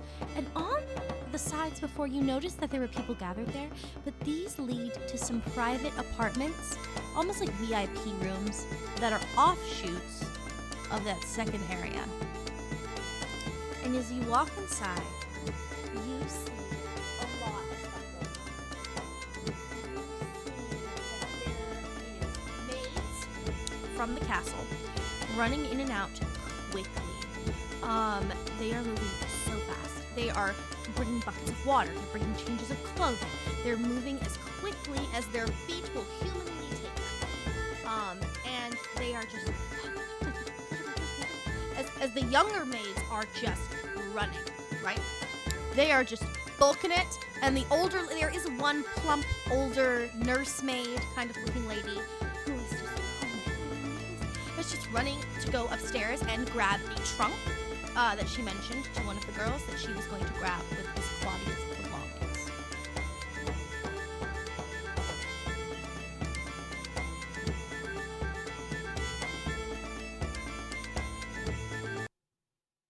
And you enter the private apartments?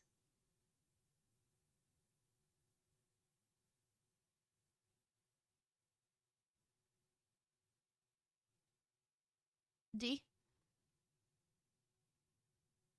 Whoops, I was muted. Do you enter the private apartments?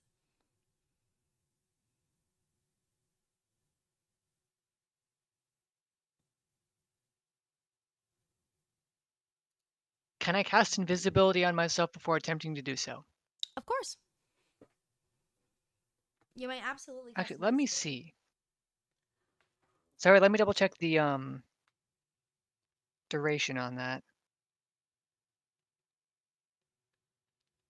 Oh, right, the concentration is irrelevant because I don't have the con. Okay, yeah, pop invisibility on myself. Stealth check 26. Hope nobody has true stat, I guess, because I'm assuming it's probably a thick wall and I probably can't hear out of it, I guess you could say. I would say it is a pretty thick wall. I would say. I will attempt to enter invisible and stealth like a motherfucker. Okay. You cast invisibility as you enter into the room. You see that Claudia has been laid on a lovely looking bed in these back apartments. in a very quiet, serene looking room. She seems so out of sorts. It seems that she is still thinking about what you said to her, as her father is there pacing back and forth, looking at her and pausing and pacing, and he's just going back and forth. And the first thing that Claudia does is stand up, walk to her father, and hug him. And the count stops,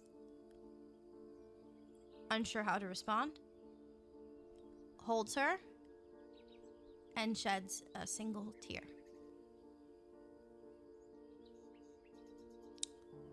She steps away and sits back on the bed and asks about her mother. Her father says that she is being tended to, but, you know, it was not well. She's not well now. Claudia looks distressed by this news, but he tells her that she'll be fine, and they're just waiting for their version of a cleric to come and check on her, and that she'll be fine. As Good. she sits there, she looks around the room. She does not see you because of your stealth, but it's almost as if maybe she feels your presence or feels something's presence, but she can't see you. Okay. She asks her father, how long has it been?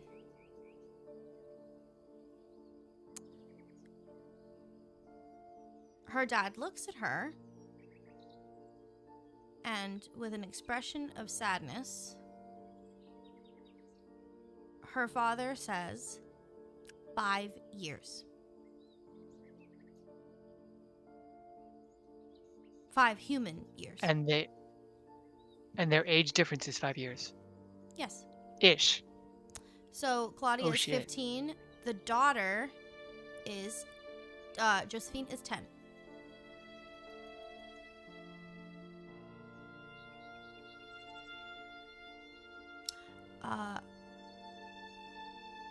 The daughter, Claudia, seems to be processing that information that it has been 5 years.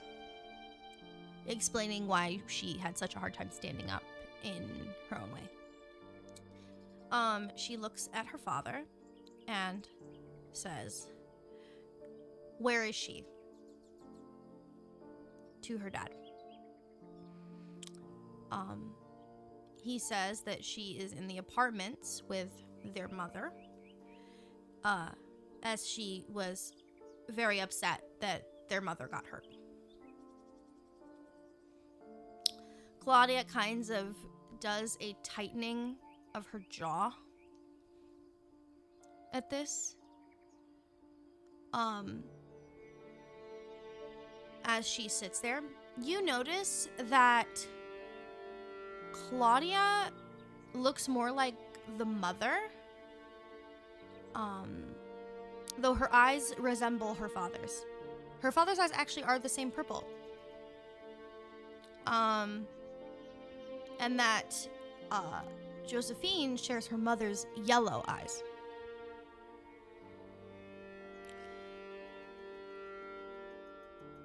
She sits there, and her father tries to speak to her,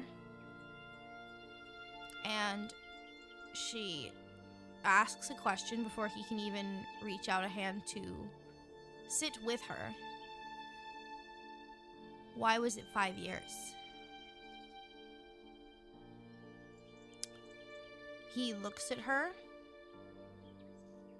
explaining that they didn't know how to fix it.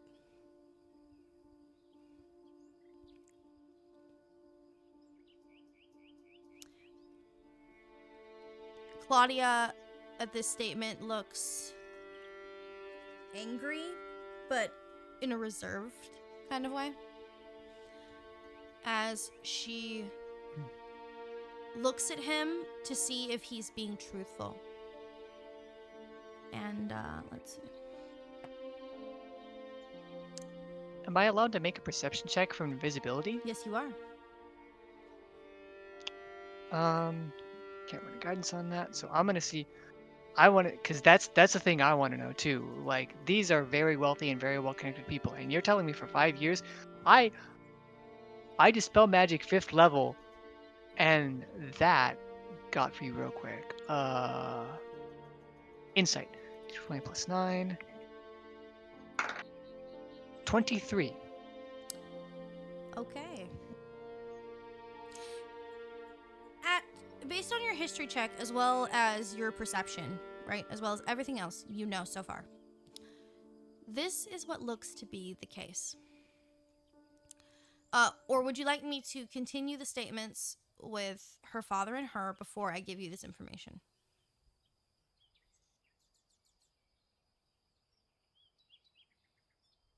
Finish the conversation first, please.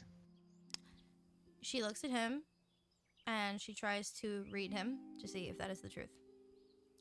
She kind of scoffs and says, well, what's going to happen now? To her dad.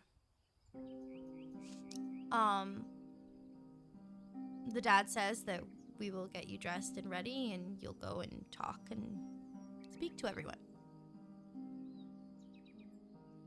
And she looks at him, and she looks at the window, and she says,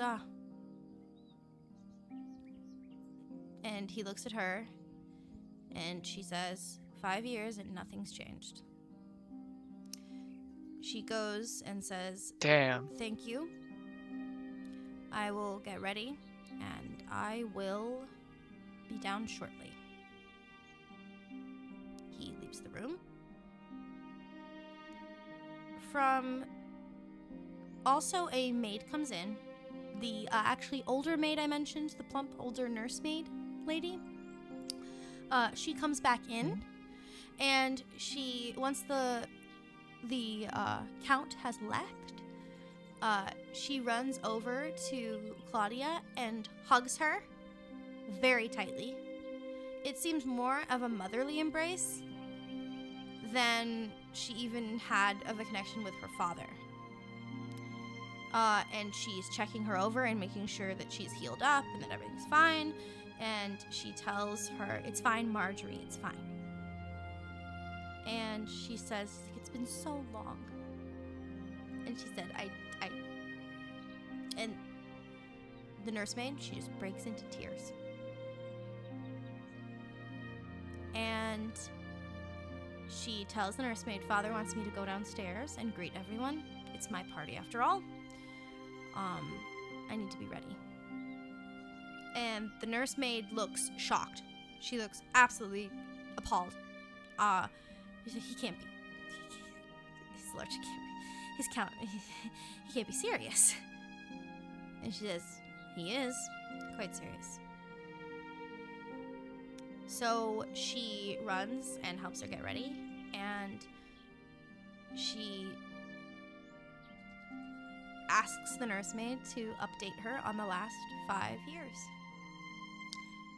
What happened? No one will tell me. No one's telling me the truth, is what she says to the nursemaid.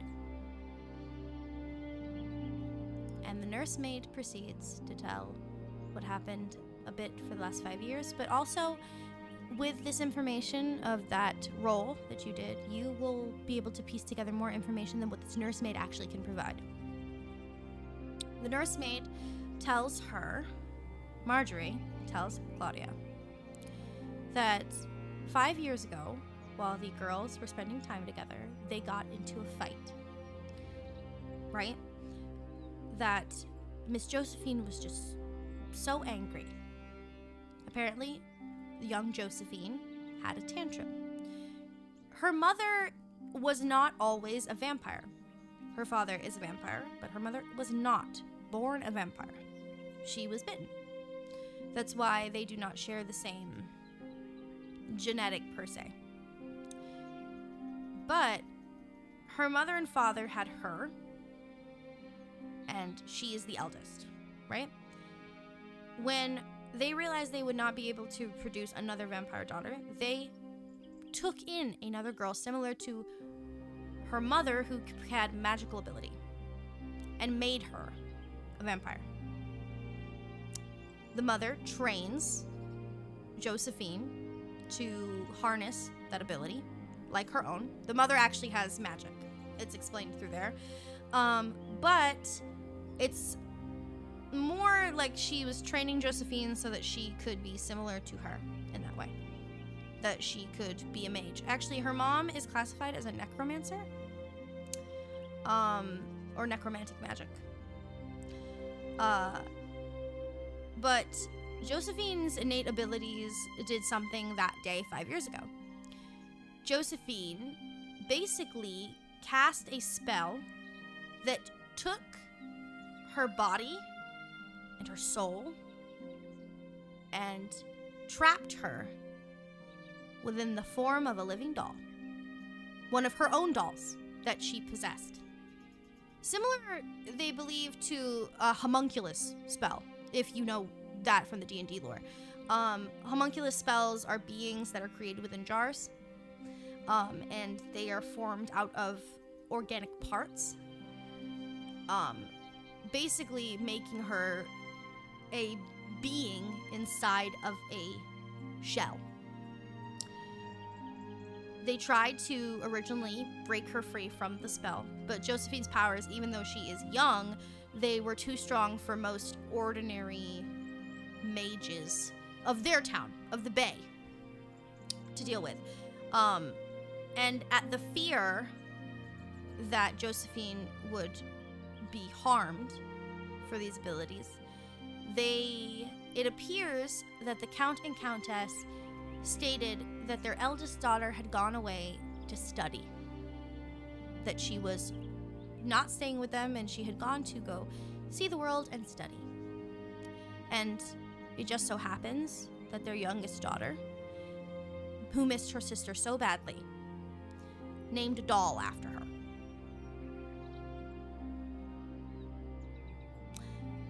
It was believed that the spell should have wore off tonight.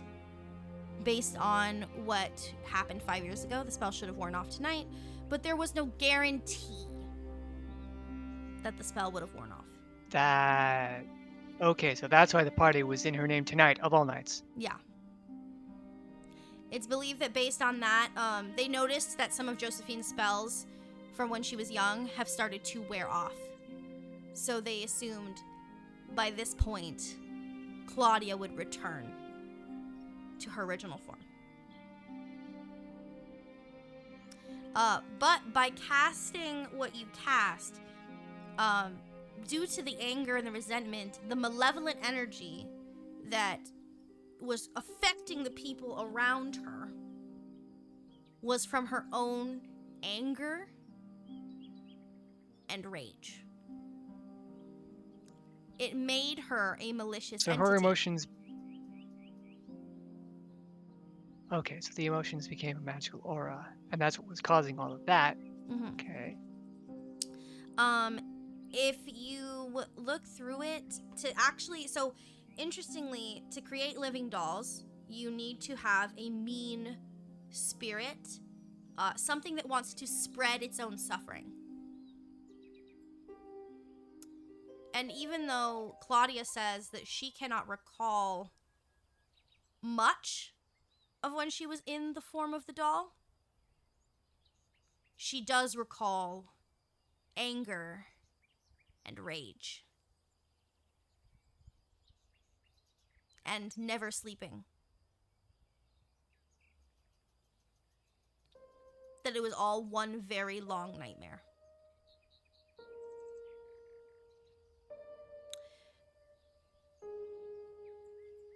Now, Oh, fuck. Because, so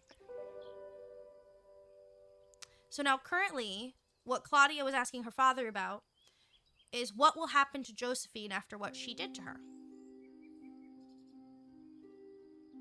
Her father wants her to act like this party was always about this, and that she go down and talk to people and convince them she was off somewhere.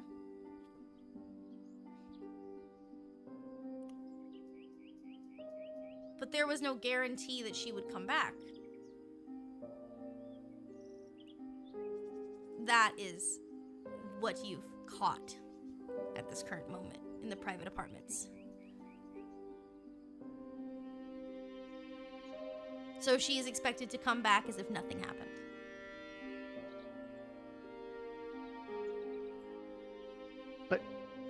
But they saw her. They guess saw her get dragged in. Yeah. They might not have known that it was Claudia, but they saw someone just completely wrecked. And they're gonna note it. Wow. Yeah. That's so fucked. Yeah. Okay. Though her mother is not around, this is her father's wishes currently.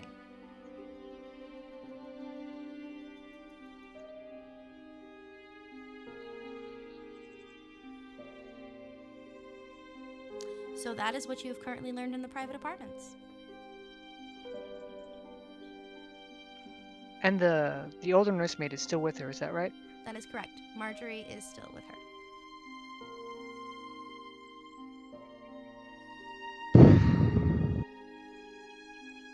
She is preparing her to go out and greet her guests.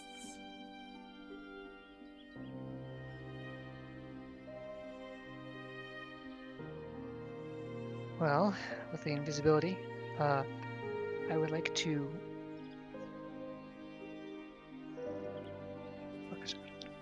I would like to leave the apartments then.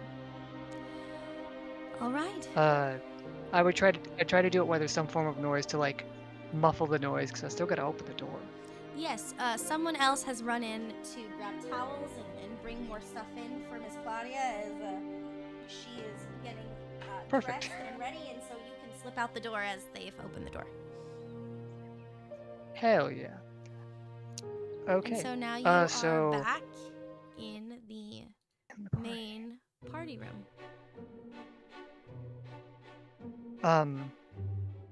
I'm assuming there are some restroom facilities somewhere. There is some actually right Um, across on the other side of the doorway to the gambling room. Hell yeah. Go to the bathrooms, drop in Diz,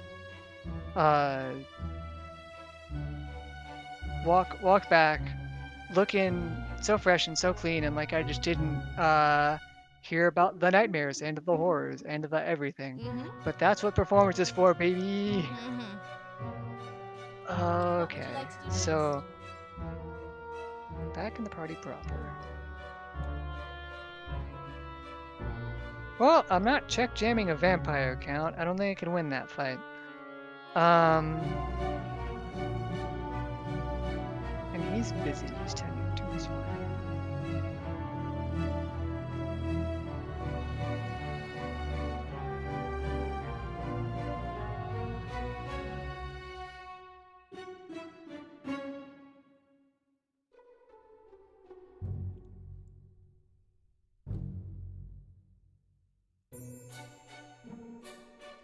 I want to see. I want to look for Claire, if I can.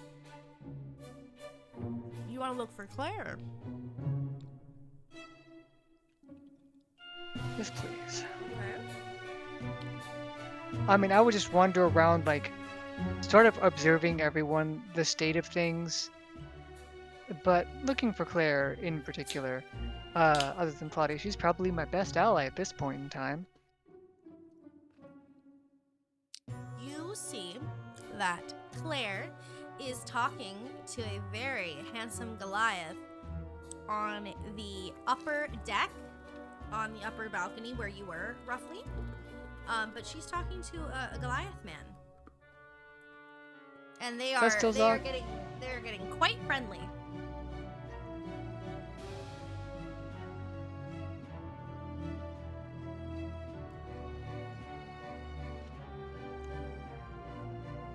and she seems to be bringing him back towards the pleasure rooms. Yeah, I'm not gonna clock block her. uh, Though you do I will. see something a little interesting. You do see that Ray, Happy Ray, Ah, yes. the gentleman that so you saw come out of her apartment with the The sickly green one, with yes. the green shawl. Mhm. That gentleman is also up on the balcony. But she is over by him and has taken her shawl back, and he's kind of leaning slumped against the furthest pillar over there as she walks back towards the apartments. And as she walks back, she looks into the eyes of a gentleman who's on that balcony. And she starts talking to him, and he grabs her hand and follows her back towards the pleasure rooms.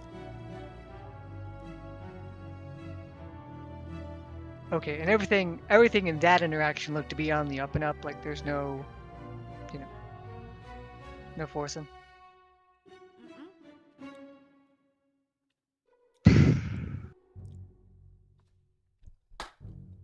My allies are a little girl that just got out of a 5-year-long nightmare and some horrors. I love D&D so much. Okay. Well, Daisy was the one that tried to charm me. Do we miss it? Is Daisy easily visible, or is she just like gone, or she's like going back to her pleasure room? It seems that the only one who isn't taking someone to the pleasure rooms is Claire. Claire. Oh, that's right. She's talking with Zog. She's talking with Zog, but where the girls are using their charm on the other men, Claire does not seem to be doing that.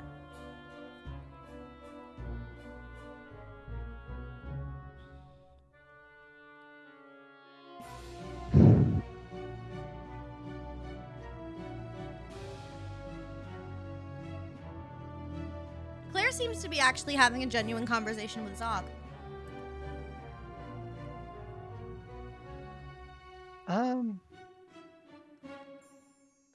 Well, I feel like that's better because the other guard's getting tended to, and I kind of have to wait it out, and I can't really go in there when I can't. No, I will go up to Claire and Zog and see if I can worm my way to the conversation.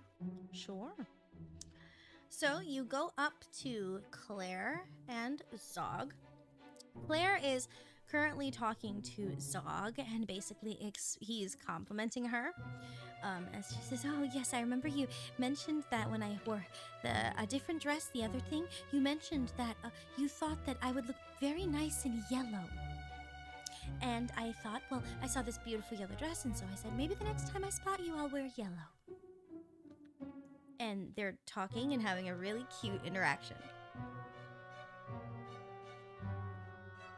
I will try to approach from the angle where Claire can see me, but Zog can't necessarily, if that's at all possible, and give a little smile and wave. Try to low-key get her attention. She sees you out of the corner of her eye, and she says, this is a friend. He helped me escort me up from the hills today. And she waves that you can come over. And I will, and I'll introduce myself to Zog, because he saw me, maybe a little bit. He doesn't really know my name, even if he did see me. Then go. Yes. Well, this is quite the party, isn't it? He looks at you and he says, "It is, it is." As he looks over at Claire, he looks smitten with Claire. He is looking, he's like, and you know Claire? Yes, I actually helped them come up and through the maze. It wasn't really much. I was more just coming along for the night and trying to see where the night led me, and led me here. Mhm. And he said, "Yes, I'm glad to hear that." And he looks at Claire and he says to her, "Also, weren't you with two other ladies this evening? I believe I remember seeing you here with them, but I haven't seen them for most of this party. Are they here still? You're not alone, are you?" And she says, "Oh, no, it's no problem at all. Really, I'm fine here. Don't worry, they are just fine on their own. I think they have their own plans this evening." I will affirm that going, yes, so I've seen them around. They seem to be having a wonderful time of their own. But there was quite the commotion down there. I hope everyone's all right. And Claire now, down where? Oh, you didn't see? You didn't hear? And I'll like kind of jerk my head towards the courtyard where the battle took place. And she looks back at him and says, "Oh, we saw a guard was injured, but we thought it must have been something from some of the animals outside. We didn't hear too much of anything except when someone called for help, but that was about it. We didn't hear anything. The music is a bit loud, but I thought you meant the thing that was happening over in the pleasure rooms." Different noises. And I'm much more acquainted with those.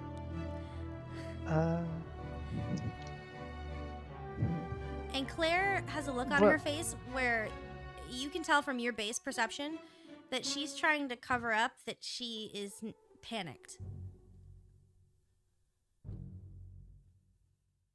She's trying to stay happy for Zog, but you can tell that something is on her mind.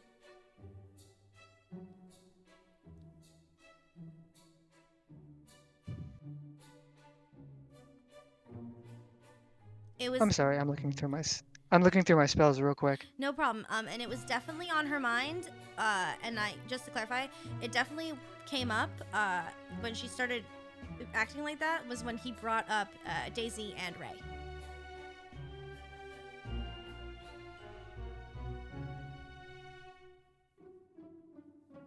That's interesting, because I mean, even though she might have been trying to do that, I affirmed that. That's.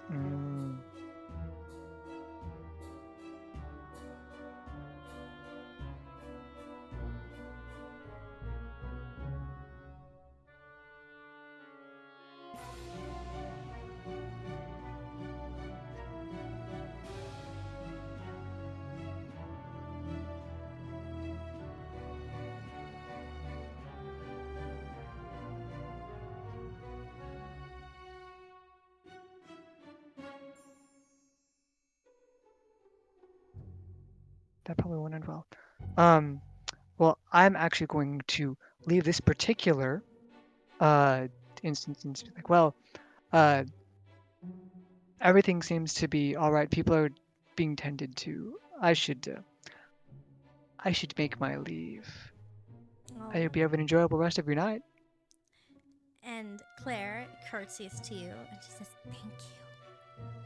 As she goes and says goodbye to you as the gentleman Zog, he goes and says, "It was wonderful to meet you." Right. As he continues to pick up his conversation with Claire.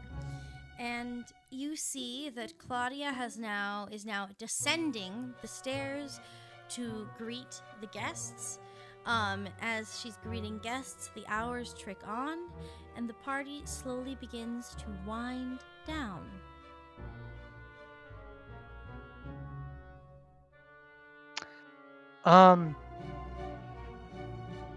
I want to go to the pleasure room's attendant and see if Ray and Daisy are all right, or if they're like still at their post, basically. Mm-hmm.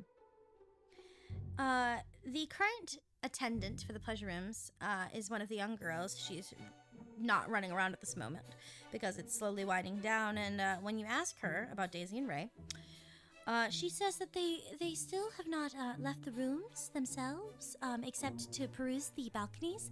But they're back in their rooms now. I believe the gentlemen are no longer with them, if you would like to try and see them.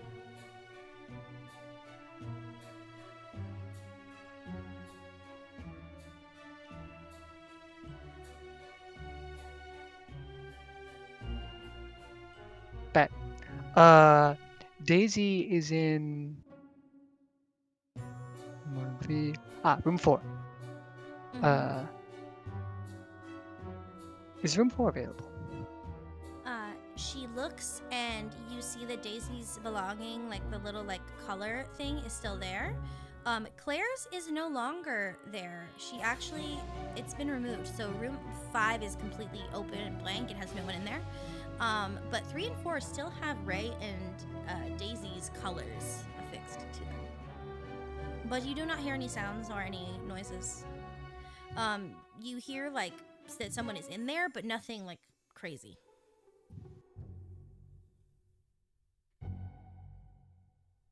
Let's see. The green one came out sickly, and the blue one tried to charm me on sight.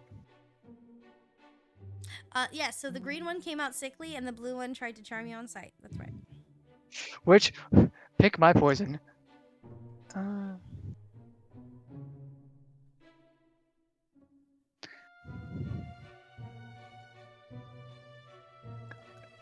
Hydration and food check for the chat.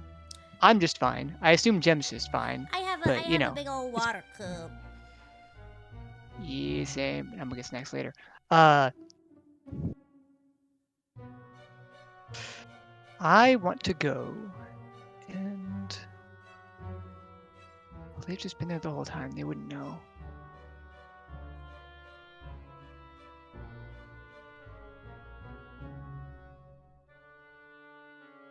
Can I ask the attendant to leave a message for one of them? Sure. Why are my notes gone? They're there.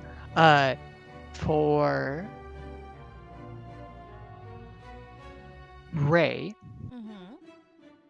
quote, come and see me next time you're in town. I'll have a wonderful story for you. End quote. Okay. And with that, I will take my leave. You mentioned that Claudia is coming out and being presented down the stairs as the guest of honor, basically. Yes, she is actually walking outside, greeting the guests the best that she can. She is walking slowly, being guided by that nursemaid who has been dressed up a little finer, as well as another maid who is escorting her like a very proper lady, giving very handmaidens. But she is walking down those stairs. Okay.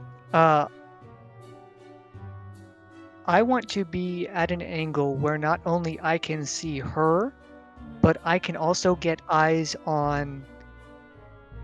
Where was the triage of the injured guard and the countess? What direction? The injured countess was near the personal apartments, but you do see that she is standing. It appears that she is well again, and she's come back out to, speak to the party and apologize for her unladylike fainting, as you are hearing, as well as that the guard himself seems to be in recovery within the ward. Okay, so that's about as good as I can see. Yeah, I just want to try to keep eyes on as many of the family members as possible. The count, the wife, and Josephine as well, and Claudia is the focus. I'll just like lean out and just like give her a knowing nod, like, "Hey, I'm here. You know, it's me. You're safe. I got eyes on you." So she is walking around the floor as she is checking on everybody and, greeting her guests to her party. And she sees you and gives a weak smile as she continues on to greet her guests and curtsy and bow and do her ladylike duties.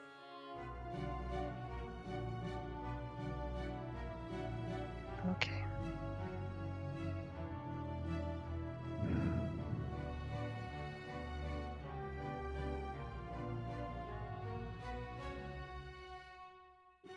Everything's good. Everything is stable. I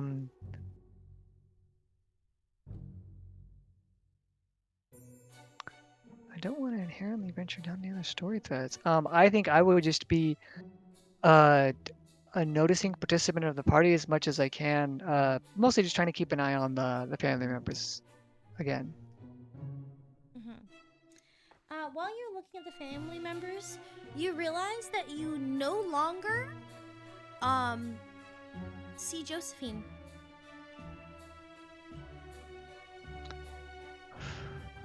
Where did I see her last? You saw her going to her mother's apartments. And those would be the private apartments from there. That's nice. Okay.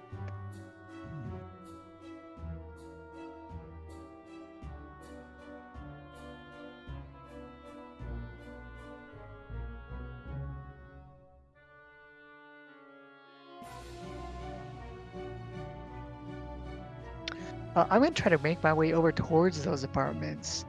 Just, you know, moving around through the crowds, trying to keep myself mostly hidden.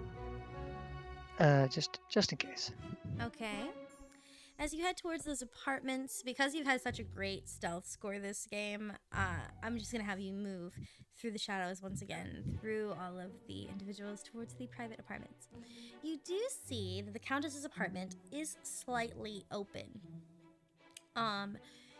You do see that there is a couple of interesting things you're noticing.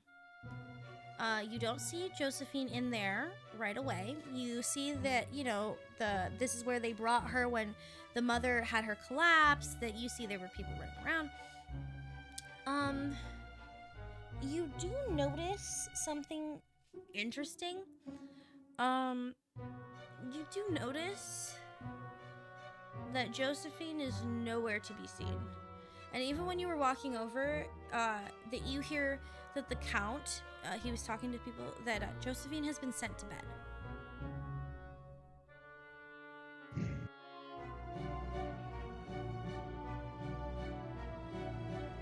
But he's like, this is a very long night for a very little girl. You know, very much giving father I mean, it's sent me to bed. I mean, it's a perfectly viable thing in this spot, though. That's a good, like, it's perfectly plausible. It's probably not even a bluff. It's totally value. I should have. There's D&D Beyond. They all have two set. That won't work. All right, I burned a second level because I asked it earlier.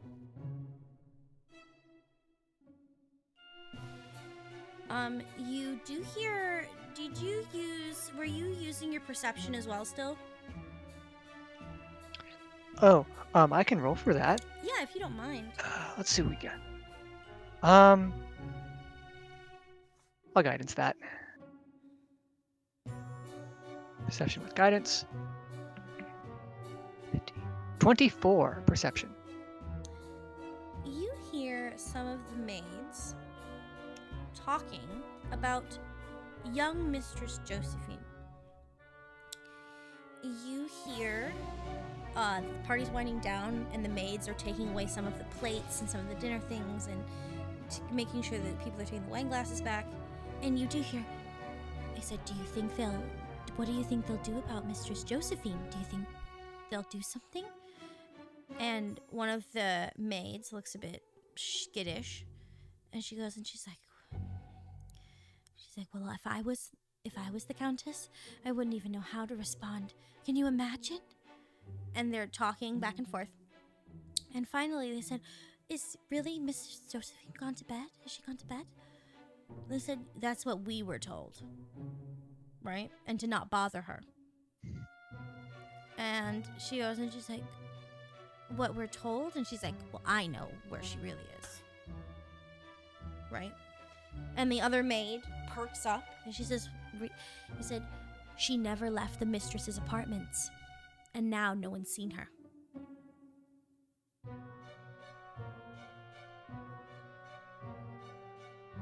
And she says, oh, that can't be right. She is a little girl. And she goes and she's like, the other maid will sit around and she says, well, I can only imagine how someone would feel if one of your daughters went missing for 5 years.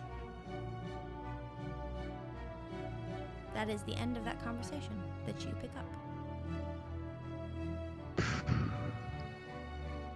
So she's in the mistress's private apartments. But I'm not in I'm not in actual position to see all the place. I could see like maybe a little bit in, and I can hear, but that's it. You went into her private apartments, and when you went in, you did not see her there. Oh, that was for both of them. Oh no, it would be only for Josephine, right? That makes sense because Claudia wasn't there. Why would an apartment be for someone who wasn't? Okay. That being the case, So Claudia was in a private apartment that was originally her private apartment. They brought her back to her room to try and adjust her because she came back. When Josephine went to her mother's apartments to go and check on her mother because her mother was ill, they said that she went into the apartments and she never came out.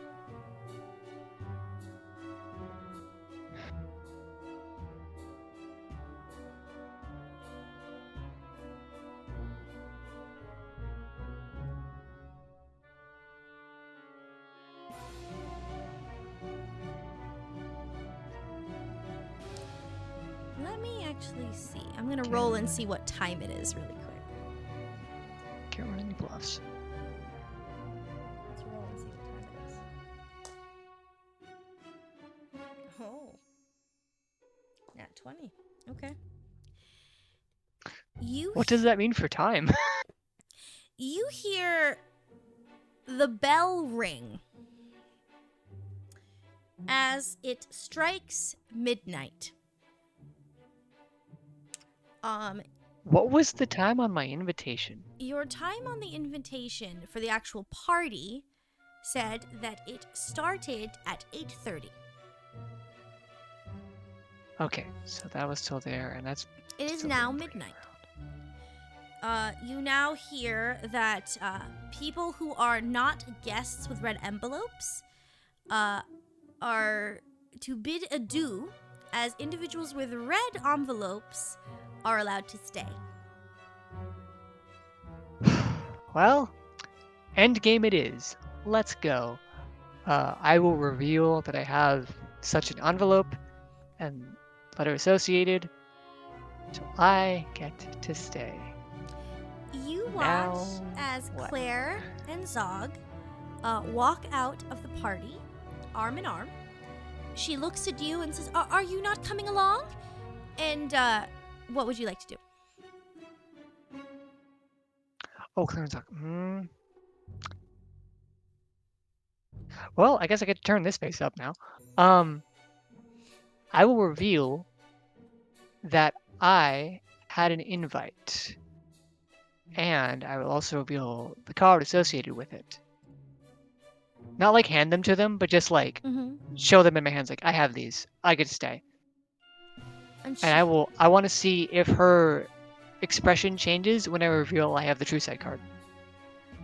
she looks at you and smiles. At first, it is a smile of, oh, as it's just like, see, he's so sweet. He helped us up even though he was invited. And as she looks back at you, she realizes that you know what she is. And then she smiles and she bows and does like a little curtsy. And she says, have a wonderful night. And she leaves with Zog, her little tail just going back and forth as she leaves out the party with Zog. Oh, so cute. Yeah, I guess I would mention. Well, You also watch as Daisy and Ray leave the pleasure rooms. You notice that Daisy and Ray look even more glowy. Like, they were beautiful when you saw them this evening, but they look ethereal now. Okay. Well, I would bow in return and bid them adieu and tell them they look. Them being Zog and Claire, I would bow and tell them they look lovely and wish them a wonderful night as well. Uh, I.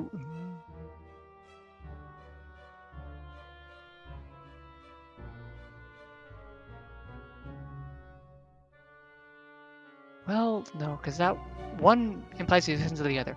Um, I would probably wave and say hello to Ray and Daisy, and reveal the invite and just be like, "Well, it looks like I'm staying a little later this evening."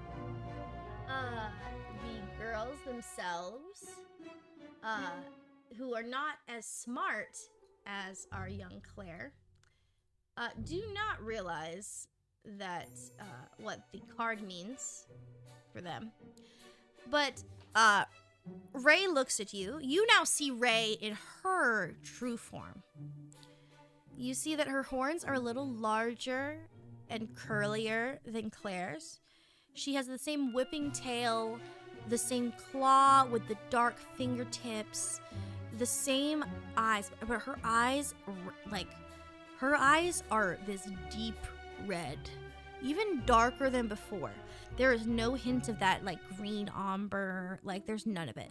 And she, if you look closely, her front fangs are a little longer.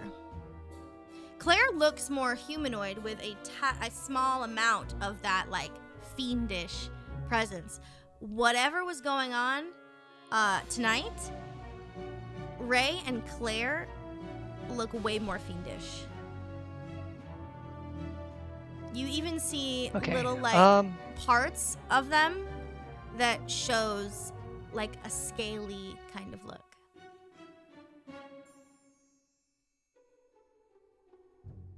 Okay. Well, I gotta say, uh, And she says, "Oh, no invite for I us ask them how either." they're.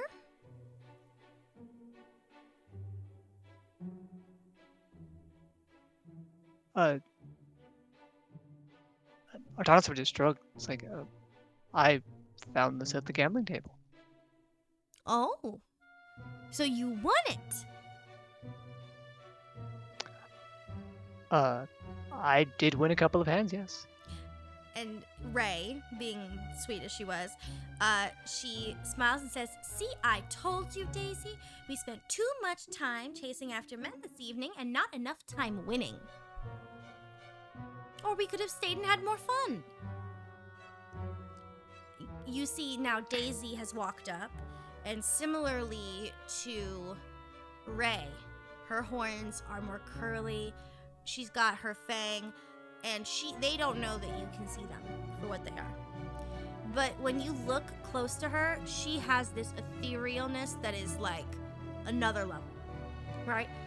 And if you'd like, you could make an Arcana check, and you could, now that you've seen them, you could now guess. Yeah, I will do that. No time for guidance. Arcana straight. D20 plus 3. That's going to be 17. I will say that now that you have seen everything and you've got more information, you now will know that Claire, Ray, and Daisy are all succubus. Yep, that's with meta knowledge of the player. It's like, oh, he looks so much better. That dude looks sick, and they looked amazing. They sucked something, and it was generally soul energy. Yeah, they are So- succubuses. And from what you are able to think, Daisy and Ray came here to find husbands or men to drain to stay beautiful. Claire actually likes Zog, and so she spent and came to the party not to be like Daisy and Ray to drain men. She came to talk to Zog, to actually try and be with Zog. Okay, so that was a good check pulled there. Ooh, I'm glad I could use that too. That's cute. Yeah, if you Uh, had failed that check, you would have been charmed by Daisy off the bat, and you would have been brought to the pleasure rooms as soon as you had gotten to the party. And I probably would have been wrecked at least a little bit. Okay, so they're there, but I'd wish them a good night. Perhaps next time they can stay longer. I don't know how this. They mentioned next time winning. Mm-hmm. I have a vague idea of how this works, but I'll just you ladies have a lovely night. See you the next time, I suppose.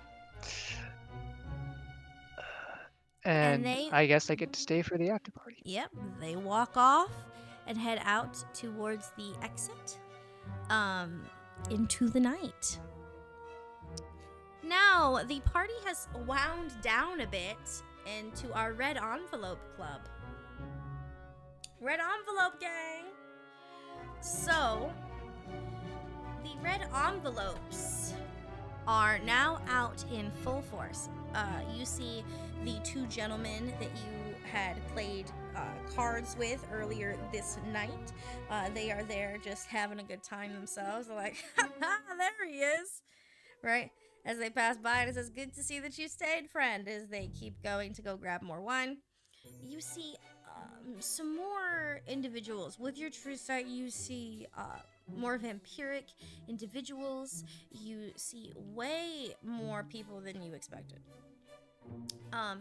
But one of the very big things you notice is that they are moving the tables off of the floor. And inside the floor, even though there is that gold swirling pattern that's similar to the invitation, you now see that underneath the main area seems to be some kind of circular pattern. I'm about to really be happy I had advantage against being charmed. This is gonna be great. Circular pattern. So I'm assuming it like matches the pattern on the card. Similar to it. It seems like the circular version of what's on that card. Okay. I take no action. Please continue. As we continue onwards, we see that Claudia is being led out into the main floor by her father, as well as her mother. She stands inside the middle of that circle as there proceeds to be people finalizing some form of event that is about to happen. And as this begins, Hell yeah. there begins to be people playing a waltz. Claudia begins to dance in the middle of the circle as others appear to dance along. Would you like to join the dance? I would. Let's see. You find a partner.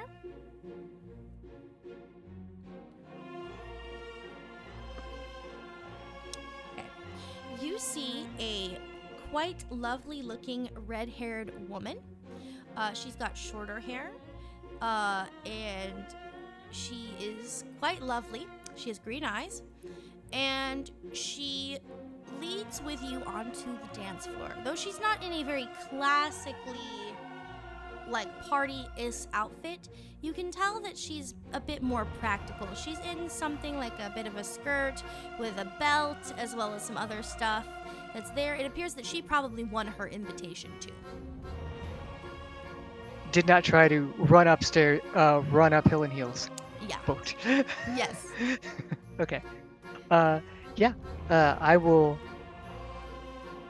Oh, that's right. It's not choreography. It's just dance. So, if she will have me, I will dance with her. Wonderful.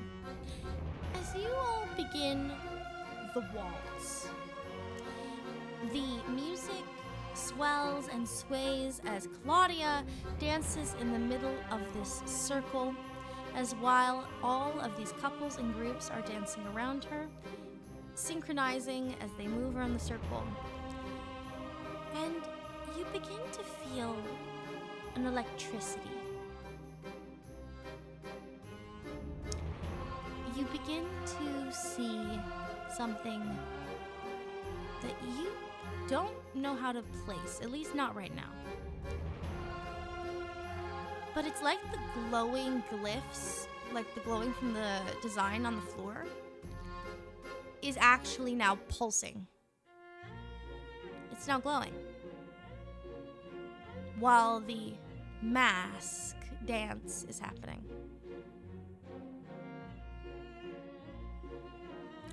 The more the music swells and sways, the floor begins to pulse with an energy. I need you to roll me a d20.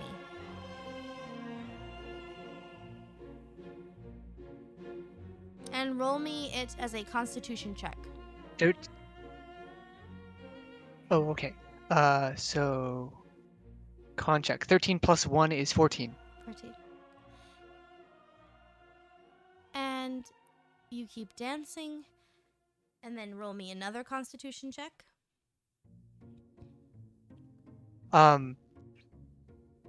Ready, action. If I start feeling weird, I want to get the hell off those designs. Okay. Con check. 10. You do feel a slight weakness, like a fatigue, but your partner seems to be feeling a bit more than you do. Though, Like she's feeling worse? like as if she's looking a little lightheaded. But as you go to move off the circle, roll me a 20.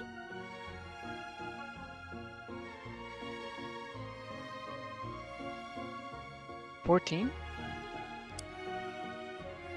You try to move off the golden glyphs, and your feet will not stop dancing.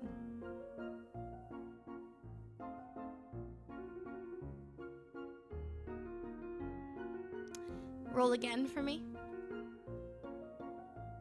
Constitution.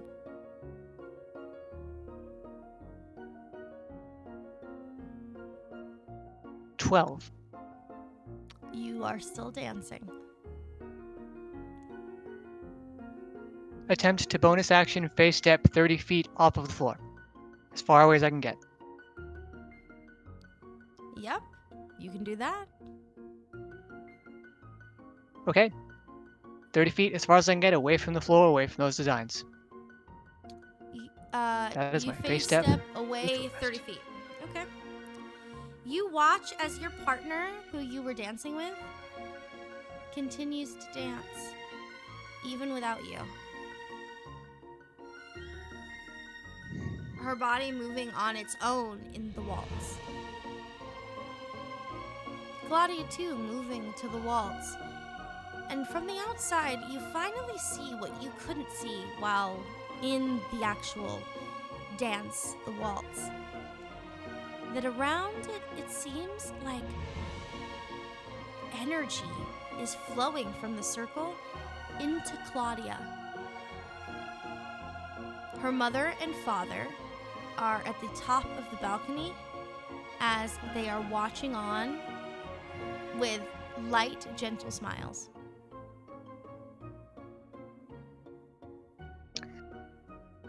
Can I get an approximate head count of the people that are currently dancing, please?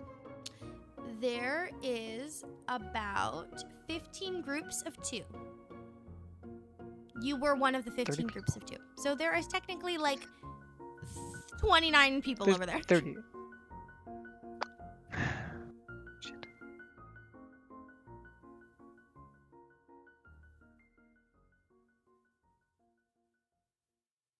You see that Claudia does not appear to be in any pain.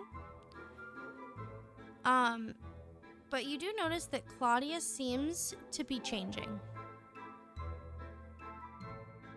Changing how? You see that when Claudia awakened from the doll, her hair was kind of short, like a doll's haircut, right? Except her hair is now growing. And Claudia's eyes are no longer just like a purple color.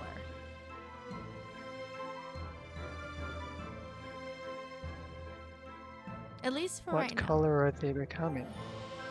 Is that something I can tell? It looks like a mix of like the purple eyes, the lavender eyes she has, with this red hue around them. And she looks utterly happy.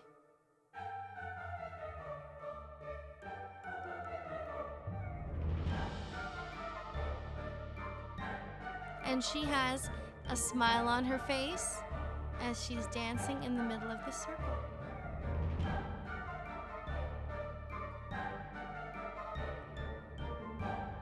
Would you like to do anything? Burn a second level spell. Cast invisibility on myself. Does it resolve? Yes, it does. You are now invisible. You see, as this ritual continues, Claudia is changing. Like I mentioned, her hair is growing longer.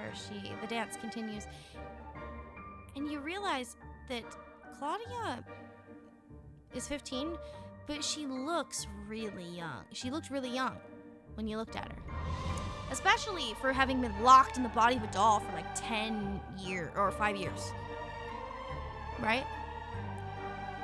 I'm guessing due to the enhancement of the spell, it made her look older, but she was locked in the doll for 5 years, so she went in there when she was 10. You watch now as Claudia is getting older. She now is slowly looking from a 15-year-old to a 17-year-old to a 20-year-old. And as she's dancing and dancing, finally, as it gets to the crescendo, the music stops.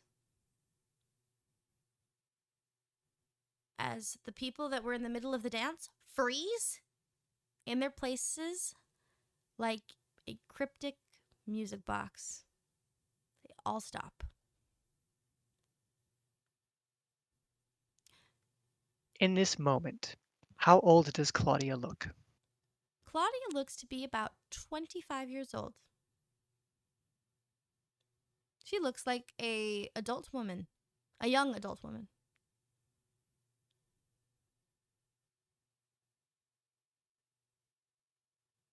This is what happens when I burn my own face tap. Uh, I want to start sneaking towards the exit while keeping an eye on Claudia as best I can. Yes. You start sneaking towards the exit as you hear her mother and father.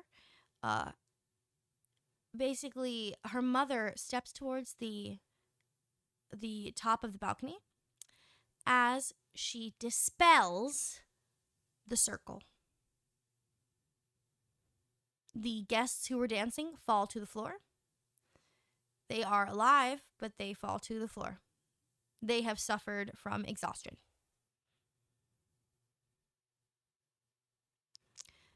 Claudia now steps out from the middle of the circle as she comes out of her daze to realize that she is older than when she went in.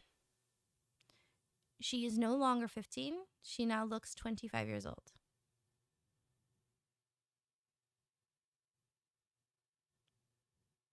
She looks at her mother and her father, and there are some people that were not part of the dance. They were there with the red envelopes. They were not part of the dance. The people that watched it. They once again thank so many of them for coming to Claudia's coming of age ceremony.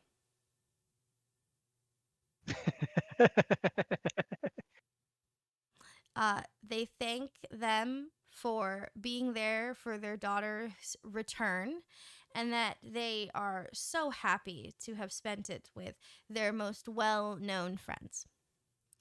And thanking them for supplying the dealers with envelopes for them to be able to complete tonight's ceremony.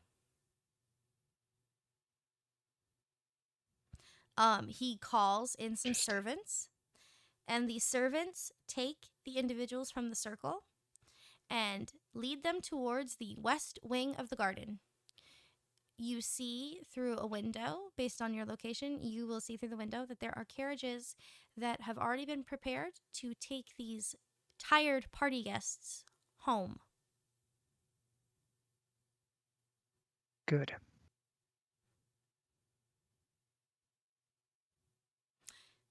All right. What would you like to Well, do? I am not one of those tired party guests, and I didn't come in a carriage. What would you like to do?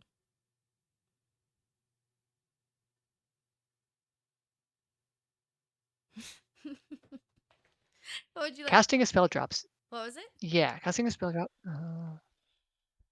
There aren't that many people there, but I'm gonna sneak off into a side hallway, Okay. drop in Viz, Okay.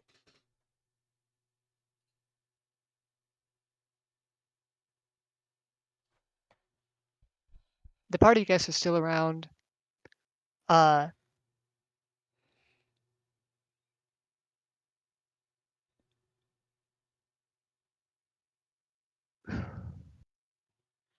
Are you just kind of watching and waiting? cast message targeting Claudia. Okay.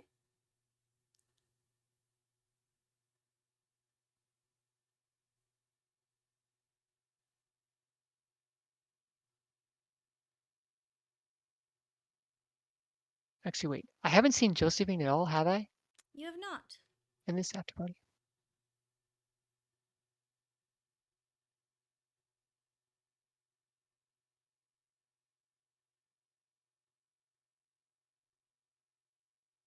Quote.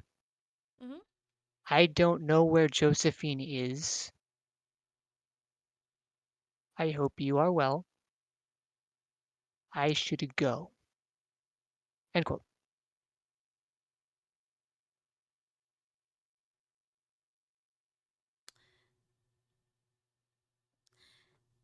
Claudia responds,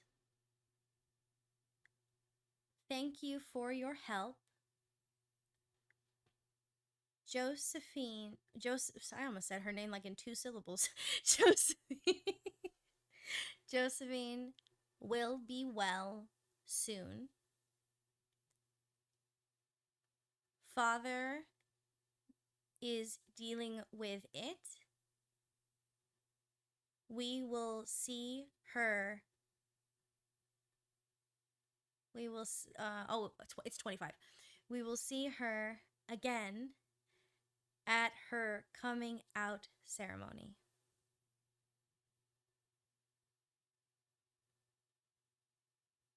Dun dun dun. Um, this is not part of any message spell, but I have a feeling I should not turn that one. I'm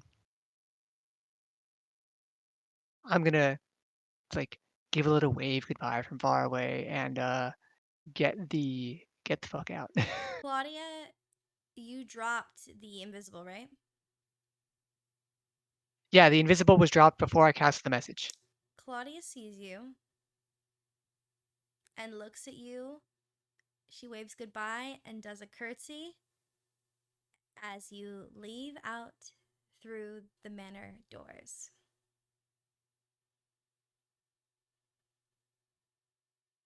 And I can still get I can go around the maze and out and go down and go back home. Actually, you notice that as the party is over, the walls to the maze are now straight. Oh, that makes sense. The party's over. There's no real need to do that. So you can technically walk in a straight line right through the hedges and out the door. Yeah, I've had enough excitement for one night. I'm going home.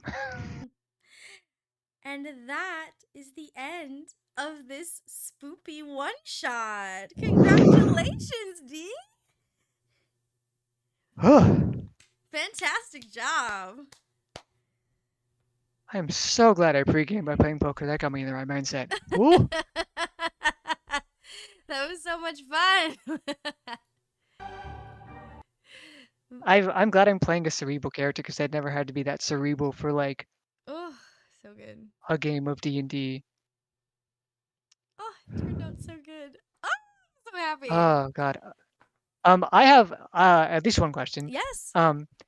If I didn't go for the dispel magic, if I let the party carry on through its natural course of like fighting and whatever the heck, would would she have come out normally? Would the spell have ended till like it was supposed to? So, what's so funny about it is that I put like 3 conditions that would have to be met for Claudia to be released, right? So, by all accounts, she's a malevolent spirit. And so, one of the things I put was a cleric. Technically, there is a cleric or a vampire hunter hiding in the party, right? Oh. You happened to speak to mostly women this evening. And so, you never interacted with him. His name was Elias. He was in there, but nobody spotted him, so he was not there. So that interaction, he could have helped you get rid of the malevolent spirit from the doll, and it would have unleashed Claudia, right? Okay. The way you did it technically also unleashed Claudia. Or her mother would have done something different to unleash Claudia. Based on her mother's guilt, Claudia's mother would have taken Josephine and put her in the body of the doll instead. Oh God. So, because Josephine's magic did it, only Josephine could fix it. And since Josephine can't fix it, the only thing the mother can do is kind of change the rules. A soul has to go in the doll. You inhabit this now. This is yours. Yes, This is your doll. It was made for you. exactly. But you Okay, so I'd have been technically in some way saved both girls in some way.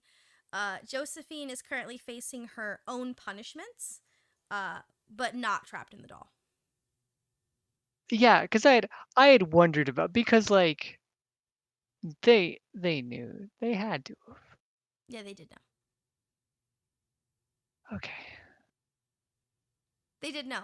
The dad has been containing his anger and his rage about it for quite some time. But the mom felt personally responsible, which is why Josephine was clinging to the mom, because she knows that her mom is going to keep her safe and to help her. And she was entrusted to take care of Claudia because Claudia is a doll because of her.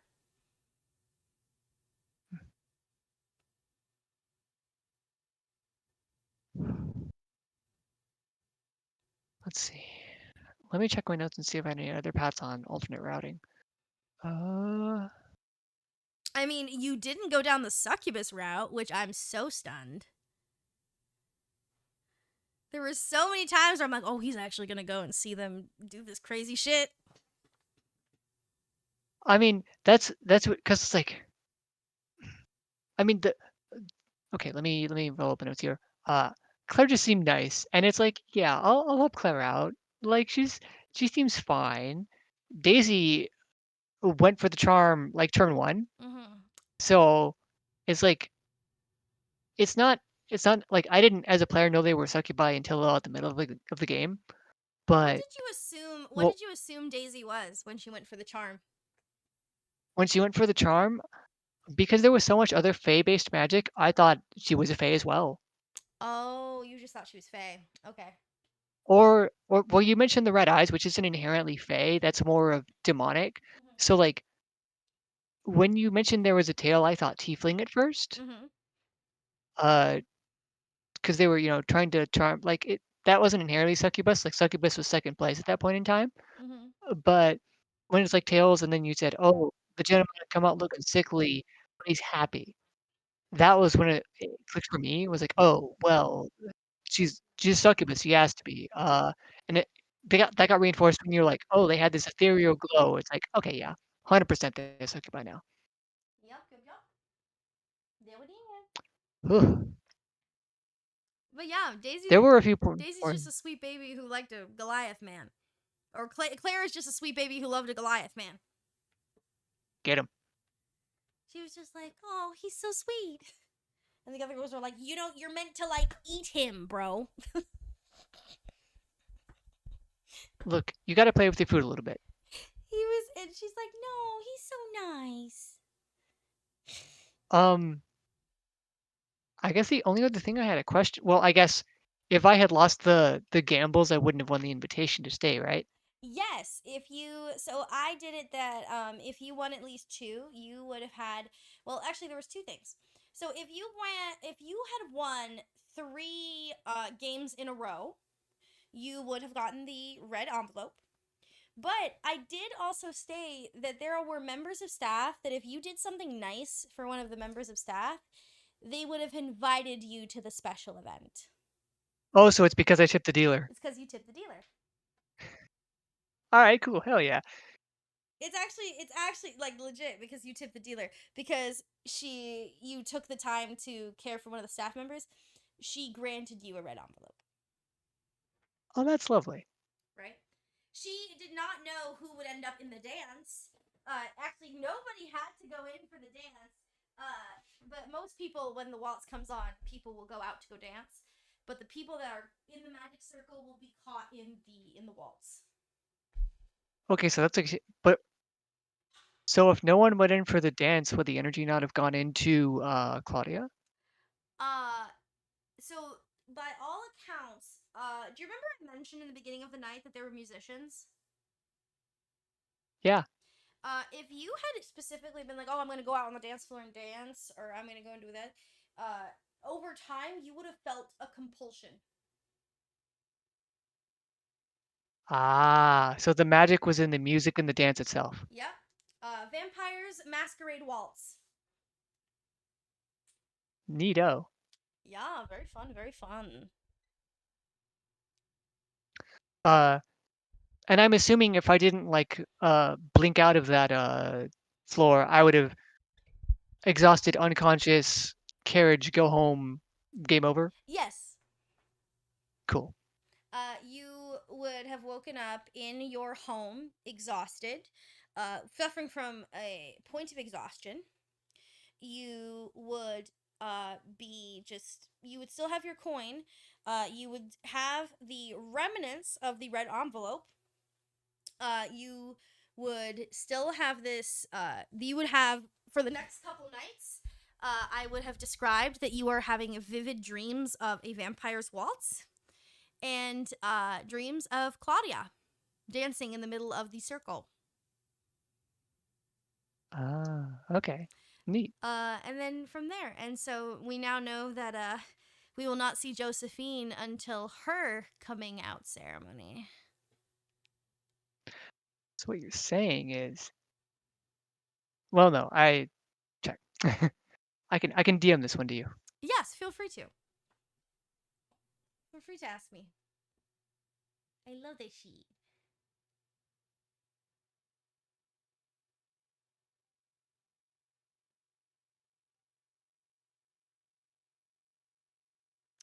Possibly. Who knows? Who knows? Right? But Josephine is she's it's a little bit of a thing. If She's- you had decided to like try and look through the Countess's room, you would have found Josephine. Okay. Because I wondered, and I'm not sure if I actually asked if there were like windows that she could have like snuck out of or something. She did not sneak out the windows. Josephine is trapped. Okay, so they actually like. Okay, so they actually did discipline them as parents should, and weren't just like, "Haha, crazy demon girl works," and like, "Haha." Yeah. So I originally wrote it up that there would be a couple options, and so I rolled for it prior to the stream. So the big thing I mentioned, if need be, Josephine would have been the thing to convert into the doll. Right, the soul switch. Soul switch.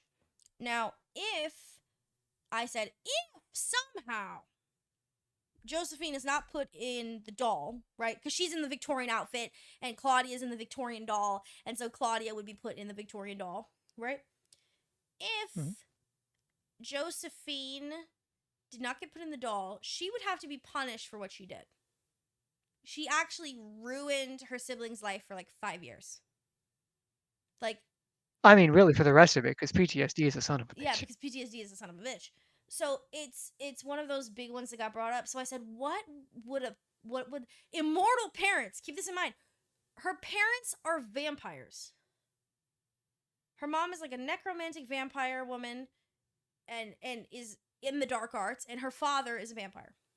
So, what do you think is an appropriate timeout for a 5-year-old? For an immortal.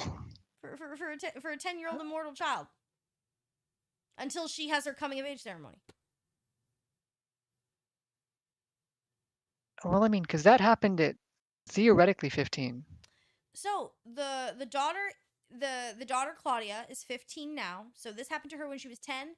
This happened to the girl when she was 5. And because Claudia was already stuck in the doll, the parents really could not think about doing something or locking away Josephine at the idea that they would lose another child. But Right. when Claudia came back and everything was back to normal, and Claudia said, well, what are you going to do with the fact that she locked me in here for 5 years? Now they felt it was an appropriate time to punish her for what she'd done. Yeah, and okay. I got really lucky on a few of those. I mean, I don't mean like the stealth checks are really high, but I'm just like, I'm really glad the charm person that she failed that, Yeah. because I have to touch someone for cure wounds, and she's scared to death. Like, she doesn't know I just saved her. Yeah. That was wild. Yeah. It's weird. To explain the whole thing of how I built per se Claudia, right? Claudia, I use the concepts of the living doll from the Wild Beyond the Witchlight. That's a monster in Wild Beyond the Witchlight. I use the base of that to describe her doll form of what she is allowed to do.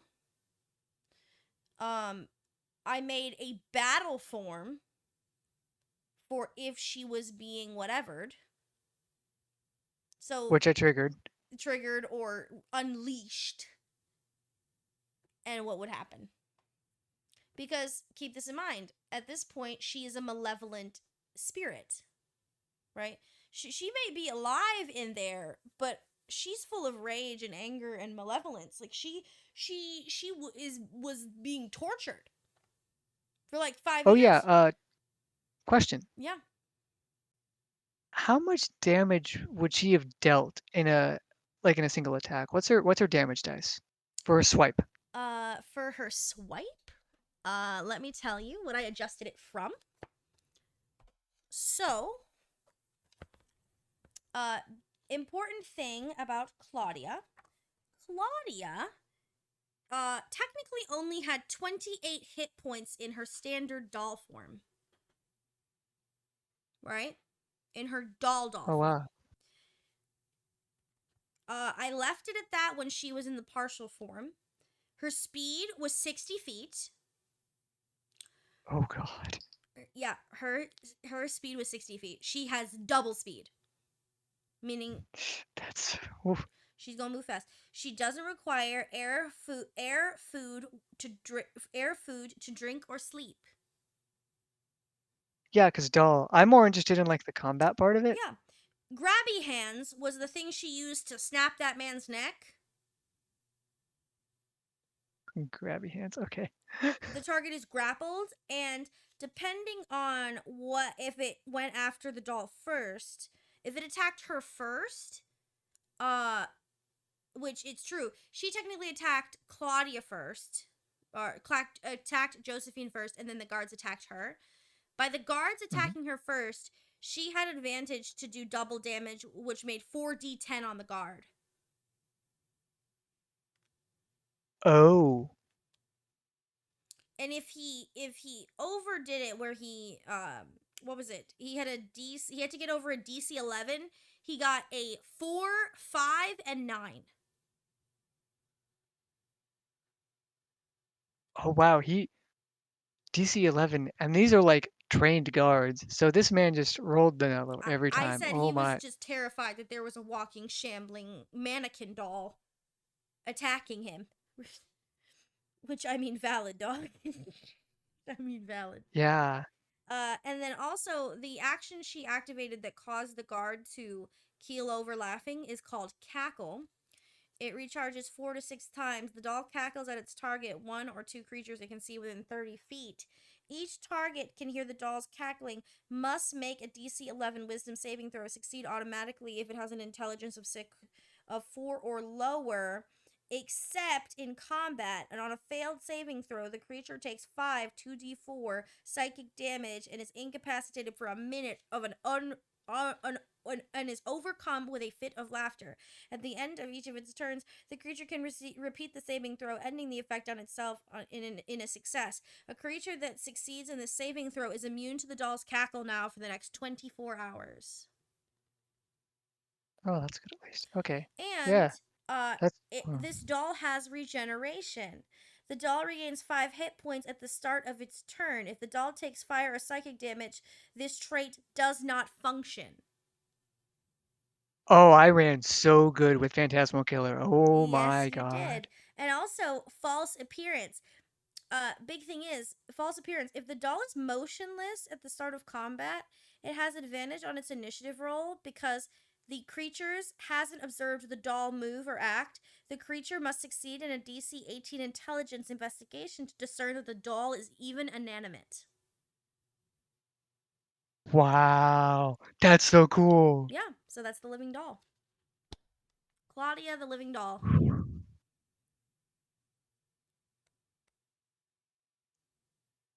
Okay. And you were suspicious of that doll from the start, and it made me laugh. I was like, oh, he gonna get it. He gonna get it real quick. He's gonna know exactly what's going on. I've seen enough horror movies. You should have seen Michi's face when I was pulling out the blocks for this. He said, dude, you're evil. And I said, I'm like, bro, I got a story to tell today. I've got a story today. Well, thank God for being a 10th level bard. I had 63 hit points. So I could have maybe done a little something. But I just stayed from the back and nuked the brain. Jesus Christ. The brain. That's right. I mean, it was a crazy, crazy time. But I think we are going to end the live stream here. So thank you guys so much for watching. It's been an absolute delight to spend my evening with you guys tonight. Thank you so much. You guys are fantastic. It's been amazing, and I appreciate you guys so much. Thank you so much to Dee for participating in tonight's stream. Thank you for donating and winning the contest. And I appreciate you all. And remember, Gemini loves you. Keep on adventuring. Bye-bye. Have a good night, everybody.